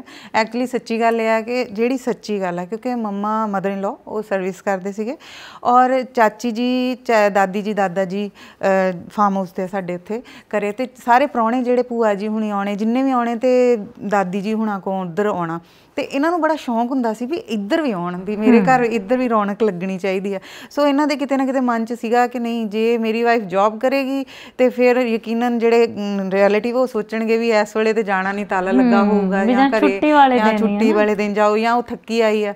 ਸੋ ਇਹਨਾਂ ਨੇ ਉਹਦਾ ਵਧੀਆ ਇੱਕ ਹੱਲ ਲੱਭਿਆ ਕਿ ਮੈਂ ਜੌਬ ਨਹੀਂ ਕਰਾਉਣੀ ਤੇ ਮੇਰੇ ਘਰ ਵੀ ਰੌਣਕਾਂ ਲੱਗਿਆ ਕਰਨ, ਔਰ ਉਹ ਸੱਚੀ ਗੱਲ ਆ ਵੀ ਬੜੀਆਂ ਰੌਣਕਾਂ ਲੱਗੀਆਂ ਫਿਰ ਉਦੋਂ ਦੀਆਂ। ਮੈਨੂੰ ਲੱਗਦਾ ਤੁਸੀਂ ਜ਼ਿਆਦਾ ਸਿੱਖਿਆ ਉਹਨਾਂ ਤੋਂ। ਬਿਲਕੁਲ। ਤੇ ਤੁਸੀਂ ਜਿਵੇਂ ਆਂਟੀ ਅੰਕਲ ਹੋਣੀ ਆਪਸ ਵਿੱਚ ਵਰਤਦੇ ਸੀ, ਹੈ ਨਾ, ਇਹਨਾਂ ਦੇ ਪੇਰੈਂਟਸ ਤੇ ਤੁਹਾਡੇ, ਤੇ ਤੁਸੀਂ ਤਾਂ ਫਿਰ ਪਹਿਲਾਂ ਤੋਂ ਚੰਗੀ ਤਰ੍ਹਾਂ ਜਾਣਦੇ ਹੋਵੋਗੇ ਇੱਕ ਦੂਜੇ? ਨਹੀਂ ਜੀ ਨਹੀਂ, ਮੈਂ ਤਾਂ ਇਹਨੂੰ ਕਦੀ ਦੇਖਿਆ ਨਹੀਂ। ਅੱਛਾ ਜੀ। ਮੈਂ ਨਹੀਂ ਸੀ ਦੇਖਿਆ, ਲੇਕਿਨ ਮੈਂ ਮੇਰੇ ਫਾਦਰ ਦੇ ਨਾਲ ਕਦੀ ਇਹੋ ਜਿਹੇ ਕਦੀ ਕਿਸੇ ਮੌਕੇ 'ਤੇ ਇਹਨਾਂ ਦੇ ਘਰ ਜ਼ਰੂਰ ਜਾਈਦਾ ਸੀ, ਔਰ ਉਹ ਮੇਰੇ ਫਾਦਰ ਦੇ ਬਹੁਤ ਚੰਗੇ ਫਰੈਂਡ ਲਿਸਟ ਸੀਗੇ, ਜਿਹੜੇ ਕਿ ਫਰੈਂਡ ਲਿਸਟ ਦਾ ਮਤਲਬ ਫਰੈਂਡ ਬੜੇ ਹੁੰਦੇ, ਲੇਕਿਨ ਇਹ ਹੁੰਦੇ ਜਿਹੜੇ ਕਦੀ 15-20 ਦਿਨ ਮਿਲਦੇ ਰਹਿੰਦੇ ਨੇ। ਇੱਕ ਤਾਂ ਨੇੜੇ ਸੀਗੇ, ਇੱਕ ਜੇ ਮੇਰੇ ਫਾਦਰ ਦਾ ਕੋਈ ਵੀ ਸਰਕਾਰੀ ਟੂਰ ਬਟਾਲੇ ਥਾਣੀ ਲੰਘਣਾ ਤੇ ਉਹਨਾਂ ਨੇ ਜ਼ਰੂਰ ਇਹਨਾਂ ਦੇ ਘਰ, ਕਿਉਂਕਿ ਟੈਲੀਫੋਨ ਤਾਂ ਕੋਈ ਹੁੰਦੇ ਨਹੀਂ ਸੀ, ਬਿਨਾਂ ਦੱਸਿਆ ਚਲੇ ਜਾਣਾ। ਹਾਂਜੀ। ਤੇ ਵੀ ਉਹ ਪਤਾ ਵਾ ਕਿ ਉਹ ਇਹਦੇ ਫਾਦਰ ਲੋਕ, ਇਹਨਾਂ ਦੀ ਸ਼ਹਿਰੀ ਜ਼ਮੀਨ ਸੀਗੀ, ਖੇਤੀਬਾੜੀ ਕਰਦੇ ਸੀ, ਪਰ ਜ਼ਿਆਦਾਤਰ ਉਹ ਨਾ ਸਬਜ਼ੀਆਂ ਦੀ ਖੇਤੀ ਕਰਦੇ ਸੀ, ਜਿਹਦੇ ਕਰਕੇ ਤਕਰੀਬਨ ਉਹਨਾਂ ਦੀ ਪ੍ਰੈਜੈਂਸ ਮਤਲਬ ਜ਼ਮੀਨ ਤਾਂ ਰਹਿੰਦੀ ਸੀ। ਤੇ ਮੇਰੇ ਫਾਦਰ ਨੇ ਉੱਥੇ ਚਲੇ ਜਾਣਾ ਇਹਨਾਂ ਨੂੰ ਮਿਲਣ, ਤੇ ਇਹਨਾਂ ਦਾ ਵੀ 2-4 ਮਹੀਨੇ ਬਾਅਦ ਇਹਦੇ ਮੰਮੀ ਡੈਡੀ ਦਾ ਸਾਡੇ ਘਰ ਇੱਥੇ ਆਉਣ ਜਾਣ ਦਾ ਕੋਈ ਨਾ ਕੋਈ, ਵੈਸੇ ਹੀ ਕੋਈ ਫੰਕਸ਼ਨ ਨਹੀਂ, ਫੰਕਸ਼ਨ 'ਤੇ ਤਾਂ ਹੋ ਸਕਦਾ ਕਦੀ ਆਏ ਜਾਂ ਨਹੀਂ ਆਏ, ਉਹ ਬਾਅਦ ਦੀ ਗੱਲ ਹੋਏਗੀ, ਉਸ ਦਿਨ ਕਿਸੇ ਨੂੰ ਕੰਮ ਵੀ ਪੈ ਸਕਦਾ, ਲੇਕਿਨ ਵੈਸੇ ਰੂਟੀਨ 'ਚ ਹੀ ਕਦੀ ਆਏ ਰਹਿਣਾ। ਉਹ ਦੇਖੋ, ਮੈਂ ਤੁਹਾਨੂੰ ਸ਼ੁਰੂ 'ਚ ਇੱਕ ਗੱਲ ਦੱਸਦਾ, ਮੇਰਾ ਆਪਣੇ ਤੌਰ 'ਤੇ ਜਾਤੀ ਤਜਰਬਾ ਬਹੁਤ ਜ਼ਿਆਦਾ। ਜਾਤੀ ਤਜਰਬੇ ਦੇ ਵਿੱਚ ਮੈਂ ਇਹ ਦੇਖਦਾ ਕਿ ਵੀ ਕੁਛ ਵੀ ਘਟਨਾ ਘਟਦੀ ਹੈ ਨਾ, ਐਵਰੀਥਿੰਗ ਹੈਪਨਸ ਫਾਰ ਏ ਕਾਜ਼, ਉਹਦੇ ਪਿੱਛੇ ਕੋਈ ਕਾਰਨ ਹੁੰਦਾ। ਤੁਹਾਨੂੰ ਕੋਈ ਬੰਦਾ ਮਿਲ ਗਿਆ ਇਹੋ ਜਿਹਾ, ਤੁਸੀਂ ਆਖਿਆ ਇਹ ਕਿਉਂ ਮਿਲਿਆ, ਹੋ ਸਕਦਾ ਕੋਈ 10 ਮਹੀਨੇ 2 ਮਹੀਨੇ 2 ਸਾਲ ਬਾਅਦ ਤੁਹਾਨੂੰ ਕੋਈ ਇਹੋ ਜਿਹੀ ਚੀਜ਼ ਜਦੋਂ ਤੁਹਾਨੂੰ ਉਹ ਬੰਦਾ ਦੀ ਤੁਹਾਨੂੰ ਜ਼ਰੂਰਤ ਪੈ ਜਾਵੇ ਕਿ ਹਾਂ ਇਹ ਕੰਮ ਆ। ਜਿਹੜਾ ਇਹ ਸਾਰਾ ਕੁਝ ਦੇਖਿਆ ਨਾ ਜੀ, ਇਹਦੇ ਵਿੱਚ ਮੈਂ ਇੱਕ ਇਹੀ ਤਜਰਬਾ ਕੱਢਿਆ ਕਿ ਜਿਹੜੀ ਤੁਹਾਡੀ ਪਹਿਚਾਣ ਲੰਬੇ ਸਮੇਂ ਦੀ ਨਾ, ਉਹ ਕੁਛ ਇਗਨੋਰ ਕੀਤਾ ਜਾ ਸਕਦਾ, ਕੁਛ ਉਹਦੇ 'ਚ ਸੈਕਰੀਫਾਈਸ, ਥੋੜ੍ਹਾ ਬਲੀਦਾਨ ਆਪਣੇ ਵੱਲੋਂ ਦਿੱਤਾ, ਕਿਸੇ ਕੋਈ ਚੰਗੀ ਮਾੜੀ ਗੱਲ ਨੂੰ, ਕਦੀ ਕਿਸੇ ਦੀ ਗੱਲ ਨੂੰ ਬਰਦਾਸ਼ਤ ਕਰਕੇ ਵੀ ਫਿਰ ਉਹ ਲੰਬਾ ਸਮਾਂ ਚੱਲ ਸਕਦਾ। ਜੇ ਤੁਸੀਂ ਛੋਟੀ ਗੱਲ 'ਤੇ ਦਵਾ ਝਗੜਨ ਵਾਲੀ ਜਾਂ ਗੁੱਸੇ ਨਾਰਾਜ਼ਗੀ ਵਾਲੀਆਂ ਗੱਲਾਂ ਕਰੋ, ਫਿਰ ਉਹ ਰਿਲੇਸ਼ਨ ਲੰਬਾ ਸਮਾਂ ਨਹੀਂ ਚੱਲਦਾ। ਅਤੇ ਇਹਦੇ ਮੇਰੇ ਫਾਦਰ ਲੁਧਿਆਣੇ ਪੜ੍ਹ ਕੇ ਉਹਨਾਂ ਦੀ ਇੱਕ ਜੋਬ ਲੱਗ ਗਈ, ਖਾਲਸਾ ਕਾਲਜ ਅੰਮ੍ਰਿਤਸਰ ਜੋਬ ਲੱਗ ਗਈ। ਹਾਂਜੀ। ਜਿੱਥੇ ਇਹਦੇ ਨਾਨਾ ਜੀ, ਉਹ ਵੀ ਐਕਸ ਆਰਮੀ ਮੈਨ ਸੀ, ਉਹਨਾਂ ਨੂੰ ਵੀ ਜੋਬ ਮਿਲ ਗਈ, ਵਾਪਸ ਆਉਣਗੇ। ਪਰ ਮੇਰੇ ਫਾਦਰ ਉੱਥੇ ਇੰਚਾਰਜ ਸੀਗੇ, ਇਹਨਾਂ ਦੇ ਨਾਨਾ ਜੀ ਇੱਕ ਵੱਖਰੇ ਡਿਪਾਰਟਮੈਂਟ ਦੇ ਮਤਲਬ ਹੈੱਡ ਹੋਣਗੇ, ਜੋ ਵੀ ਉਹਨਾਂ ਦੀ ਜੋਬ ਸੀਗੀ। ਅਤੇ ਮੇਰੇ ਫਾਦਰ ਉਹਦੀ ਮੈਰਿਜ ਨਹੀਂ ਸੀ ਹੋਈ, ਅਤੇ ਉਹਨਾਂ ਨੇ ਉਹਨਾਂ ਨੂੰ ਕਿਹਾ ਕਿ ਵੀ ਤੂੰ ਐਡੀ ਦੂਰੋਂ ਬੇਟਾ ਕਿਸ ਤਰ੍ਹਾਂ ਆਇਆ ਕਰੇਂਗਾ, ਤੇ ਮੇਰਾ ਘਰ ਹੈਗਾ, ਮੇਰੇ ਕੋਲ 2 ਕਮਰੇ ਹੈਗੇ, ਇੱਕ ਕਮਰੇ 'ਚ ਵੀ ਜਾਂ ਤੁਸੀਂ ਵੀ ਇੱਥੇ ਰਹਿ ਲਓ। ਉਹਨਾਂ ਨੇ ਉੱਥੇ ਰਹਿਣਾ ਸ਼ੁਰੂ ਕਰਤਾ ਜਦੋਂ ਕਿਤੇ ਰਾਤ ਪੈਣਾ। ਫਿਰ ਜਦੋਂ ਮੈਰਿਜ ਹੋ ਗਈ ਤੇ ਇਹਦੀ ਮੰਮੀ 3 ਭੈਣਾਂ ਨੇ ਹਾਂਜੀ ਤੇ 2 ਭਰਾ ਨੇ। ਉਹਨਾਂ 'ਚੋਂ ਕੋਈ ਵੀ ਵਿਆਹ ਨਹੀਂ ਸੀ ਉਦੋਂ। ਅੱਛਾ ਜੀ। ਤੇ ਮੇਰੇ ਮੰਮੀ ਨੂੰ ਉਹ ਸਾਰੇ ਭਾਬੀ ਜੀ ਕਹਿੰਦੇ ਸੀ ਤੇ ਇਹਨਾਂ ਨੂੰ ਵੀਰ ਜੀ ਕਹਿੰਦੇ ਸੀ। ਤੇ ਉਮਰ 'ਚ ਕਾਫੀ ਛੋਟੇ ਸੀ, ਜਿੱਦਾਂ ਕੋਈ 10 ਸਾਲ ਛੋਟਾ ਹੋਏਗਾ, ਕੋਈ 15 ਸਾਲ ਵੀ ਛੋਟਾ ਹੋਏਗਾ। ਉੱਥੋਂ ਜਿਉਂ ਇਹਨਾਂ ਦਾ ਰਿਲੇਸ਼ਨ ਬਣਿਆ, ਫਿਰ ਇਹਨਾਂ ਦੇ ਨਾਨਾ ਜੀ ਨੇ ਕਿਹਾ ਕਿ ਵੀ ਮੇਰੀਆਂ ਵੀ 3 ਲੜਕੀਆਂ, ਇਹਨਾਂ ਲਈ ਵੀ ਕੋਈ ਰਿਸ਼ਤਾ ਦੇਖ। ਤੇ ਮੇਰੇ ਫਾਦਰ ਸੁਣਾਉਂਦੇ ਹੁੰਦੇ, ਮੈਂ ਕਿਹਾ ਪਿਤਾ ਜੀ ਮੇਰੇ ਜਿੰਨੇ ਯਾਰ ਦੋਸਤ ਤੁਸੀਂ ਸਾਰੇ ਵੇਖ ਲਓ, ਜਿਹੜਾ ਤੁਹਾਨੂੰ ਪਸੰਦ ਆਉਂਦਾ ਤੁਸੀਂ ਦੱਸ ਦਿਓ। ਹਾਂਜੀ ਹਾਂਜੀ। ਇਸ ਤਰ੍ਹਾਂ ਕਰਕੇ ਤੇ ਉਹਨਾਂ ਨੇ ਫਿਰ ਕੋਈ ਦਾ ਵਿਆਹ ਸੀਗਾ, ਮੇਰੇ ਭੂਆ ਜੀ ਦੀ ਮੈਰਿਜ ਸੀ। ਉਹ ਕੁਦਰਤੀ ਤੌਰ ਤੇ ਜਿੱਥੇ ਮੇਰੀ ਭੂਆ ਜੀ ਨੇ ਵਿਆਹੇ ਜਾਣਾ ਸੀ ਨਾ, ਉਹ ਅੰਮ੍ਰਿਤਸਰ ਸ਼ਹਿਰ 'ਚ ਪੁਤਲੀ ਘਰ ਦੇ ਨੇੜੇ ਇੱਕ ਬਿਲਡਿੰਗ ਆ, ਗੰਗਾ ਬਿਲਡਿੰਗ, ਉਹਦੇ ਨੇੜੇ ਉਹਦਾ ਘਰ ਸੀ। ਤੇ ਇਹਦੇ ਨਾਨਕਿਆਂ ਦਾ ਘਰ ਵੀ ਜਸਟ ਉਹਨਾਂ ਤੋਂ 100 ਕਦਮ ਦੂਰ ਸੀ ਵੈਸੇ ਵੀ। ਤੇ ਉਹ ਇਹਦੇ ਨਾਨਾ ਜੀ ਵੀ ਵਿਆਹ ਆਏ, ਇਹਦੇ ਫਾਦਰ ਵੀ ਵਿਆਹ ਆਏ, ਕੋਈ ਮੈਰਿਜ ਨਹੀਂ ਸੀ ਹੋਈ। ਇੱਥੇ ਜਦੋਂ ਉਹਨਾਂ ਨੇ ਕਾਫੀ ਯਾਰ ਦੋਸਤ ਦੇਖੇ ਨਾ, ਤੇ ਮੇਰੇ ਫਾਦਰ ਨੇ ਇਹਦੇ ਫਾਦਰ ਵੱਲੋਂ ਇਸ਼ਾਰਾ ਕੀਤਾ ਕਿ ਵੀ ਇਹਨੂੰ ਦੇਖੋ ਤੁਸੀਂ, ਇਹ ਮੇਰੇ ਹਿਸਾਬ ਨਾਲ, ਤੁਹਾਡੇ ਹਿਸਾਬ ਨਾਲ ਵੀ ਇਹ ਠੀਕ ਆ, ਹੋਰ ਵੀ ਬੜੇ ਨੇ, ਲੇਕਿਨ ਮੇਰੇ ਹਿਸਾਬ ਨਾਲ ਉਹਨਾਂ ਨੇ ਕਿਸੇ ਨੂੰ ਲੜਕੀ ਨੂੰ ਨਹੀਂ ਪੁੱਛਿਆ, ਉਹਨਾਂ ਨੇ ਆਪਣੀ ਘਰ ਵਾਲੀ ਨੂੰ ਨਹੀਂ ਪੁੱਛਿਆ। ਜਦੋਂ ਮੇਰੀ ਭੂਆ ਦੀ ਬਰਾਤ ਵਾਪਸ ਚਲੀ ਗਈ ਨਾ, ਤੇ ਸ਼ਾਮ ਨੂੰ ਮੇਰੇ ਦਾਦਾ ਜੀ ਤੇ ਮੇਰੀ ਦਾਦੀ ਜੀ ਕੋਲੋਂ ਇਹਦੇ ਗੁੜ ਦੀ ਰੋੜੀ ਲੈ ਇਹਦੇ ਫਾਦਰ ਕੋਲ ਨੂੰ ਇੱਥੇ ਰਿਸ਼ਤਾ ਲਾਤਾ ਸਾਡੇ ਘਰੇ। ਅੱਛਾ ਜੀ। ਉਸੇ ਦਿਨ ਹੀ। ਔਰ ਈਵਨ ਇਹਦੇ ਸ਼ਾਇਦ ਫਾਦਰ ਨੇ ਆਪਣੇ ਫਾਦਰ ਨੂੰ ਵੀ ਨਹੀਂ ਦੱਸਿਆ ਕਿ ਵੀ ਮੇਰਾ ਜਿਹੜਾ, ਬਸ ਉਹ ਮੇਰੇ ਦਾਦਾ ਜੀ ਦਾ ਕੋਈ ਇਹੋ ਜਿਹਾ ਪ੍ਰਭਾਵ ਸੀ ਸਾਰੇ ਪਰਿਵਾਰਾਂ ਦੇ ਉੱਤੇ ਕਿ ਉਹ ਸਮਝਦੇ ਸੀ ਕਿ ਜੇ ਮਾਸਟਰ ਜੀ ਕੁਝ ਕਰਨਗੇ। ਮੇਰੇ ਦਾਦਾ ਜੀ ਨੂੰ ਮਾਸਟਰ ਜੀ ਕਹਿੰਦੇ ਸੀ। ਉਹ ਉਸ ਵੇਲੇ ਮੈਥਮੈਟਿਕਸ ਦੇ, ਇੰਗਲਿਸ਼ ਦੇ ਟੀਚਰ ਸੀਗੇ 1940s ਦੇ ਵਿੱਚ ਹੀ। ਤੇ ਜਦੋਂ ਕਿ ਇਹਨਾਂ ਦੇ ਵਿਆਹ ਹੋਏ, ਉਹ ਸਾਰੇ ਪਰਿਵਾਰ ਉਹ ਸਮਝਦੇ ਸੀ ਵੀ ਚਲੋ ਜੋ ਵੀ ਕਰਨਗੇ ਉਹਨਾਂ ਨੇ ਠੀਕ ਕਰਤਾ। ਤੇ ਇਹ ਵੀ ਦੇਖੋ ਤੁਸੀਂ ਕਿ ਇਹਦੇ ਫਾਦਰ ਨੇ ਆਪਣੇ ਪਿਤਾ ਜੀ ਨੂੰ ਵੀ ਉਸ ਵੇਲੇ ਲਾਗੇ ਹਾਜ਼ਰ ਨਹੀਂ ਸੀ ਹੈਗੇ ਜਦੋਂ ਉਹਨਾਂ ਨੂੰ ਗੁੜ ਦੀ ਰੋੜੀ ਦੇ ਕੇ, ਤੇ ਇਹਦੇ ਨਾਨਾ ਜੀ ਨੇ, ਪਿਤਾ ਜੀ ਧਾਰਾ ਕੱਢਦੇ ਸੀ ਸ਼ਾਇਦ।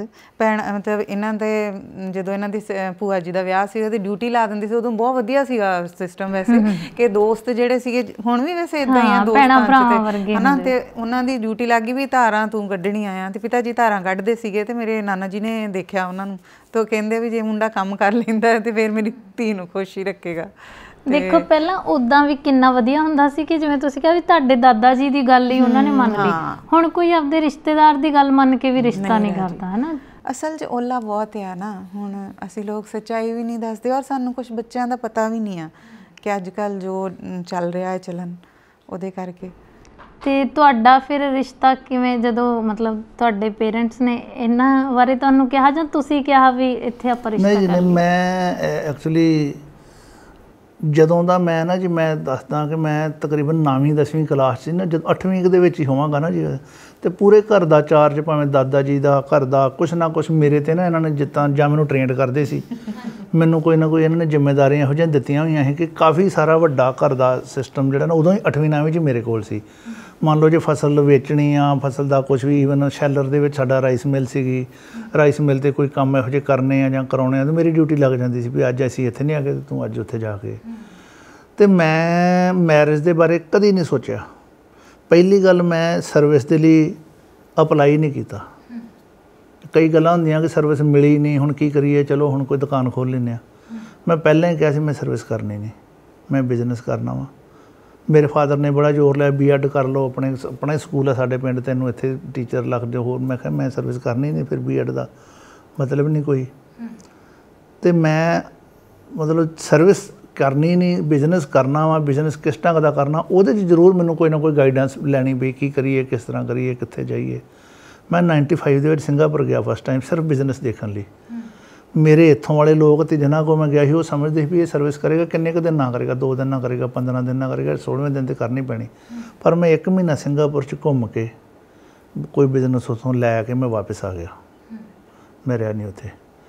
ਇਨ ਬਿਟਵੀਨ ਜਦੋਂ ਵੀ ਕੋਈ ਵਿਆਹ ਦੀ ਕੋਈ ਗੱਲ ਰਿਸ਼ਤੇ ਦੀ, ਮੇਰੀਆਂ ਭੂਆ, ਮੇਰੇ ਹੋਰ ਮਾਮੀਆਂ ਇੱਧਰ ਉੱਧਰ, ਉਹ ਤਕਰੀਬਨ ਰਿਸ਼ਤਾ ਕੈਨੇਡਾ, ਅਮਰੀਕਾ, ਇੰਗਲੈਂਡ ਦੇ ਦੱਸਦੇ ਸੀਗੇ ਜੀ, ਉਹ ਇਸ ਤਰ੍ਹਾਂ ਇਸ ਤਰ੍ਹਾਂ। ਮੈਂ ਕਿਹਾ ਮੈਂ ਬਾਹਰ ਜਾਣਾ ਨਹੀਂ, ਮੈਂ ਰਿਸ਼ਤਾ ਕਰਨਾ ਨਹੀਂ ਬਾਹਰ। ਜਦੋਂ ਇਹਦੀ ਗੱਲ ਚੱਲੀ, ਤੇ ਇਹਦੇ ਮੰਮੀ ਡੈਡੀ ਅਤੇ ਮੇਰੇ ਮੰਮੀ ਡੈਡੀ ਨੇ ਅਤੇ ਮੇਰੀ ਸਿਸਟਰ ਨੇ ਕੋਈ ਆਪਸੀ ਗੱਲ ਚੱਲੀ ਕਿ ਰਿਸ਼ਤਾ ਕਰੋ ਤੇ ਇਹਨਾਂ ਨੇ ਕਿਹਾ ਕਿ ਆਪਸ 'ਚ ਹੀ ਕਰ ਲੈਂਦੇ ਆ।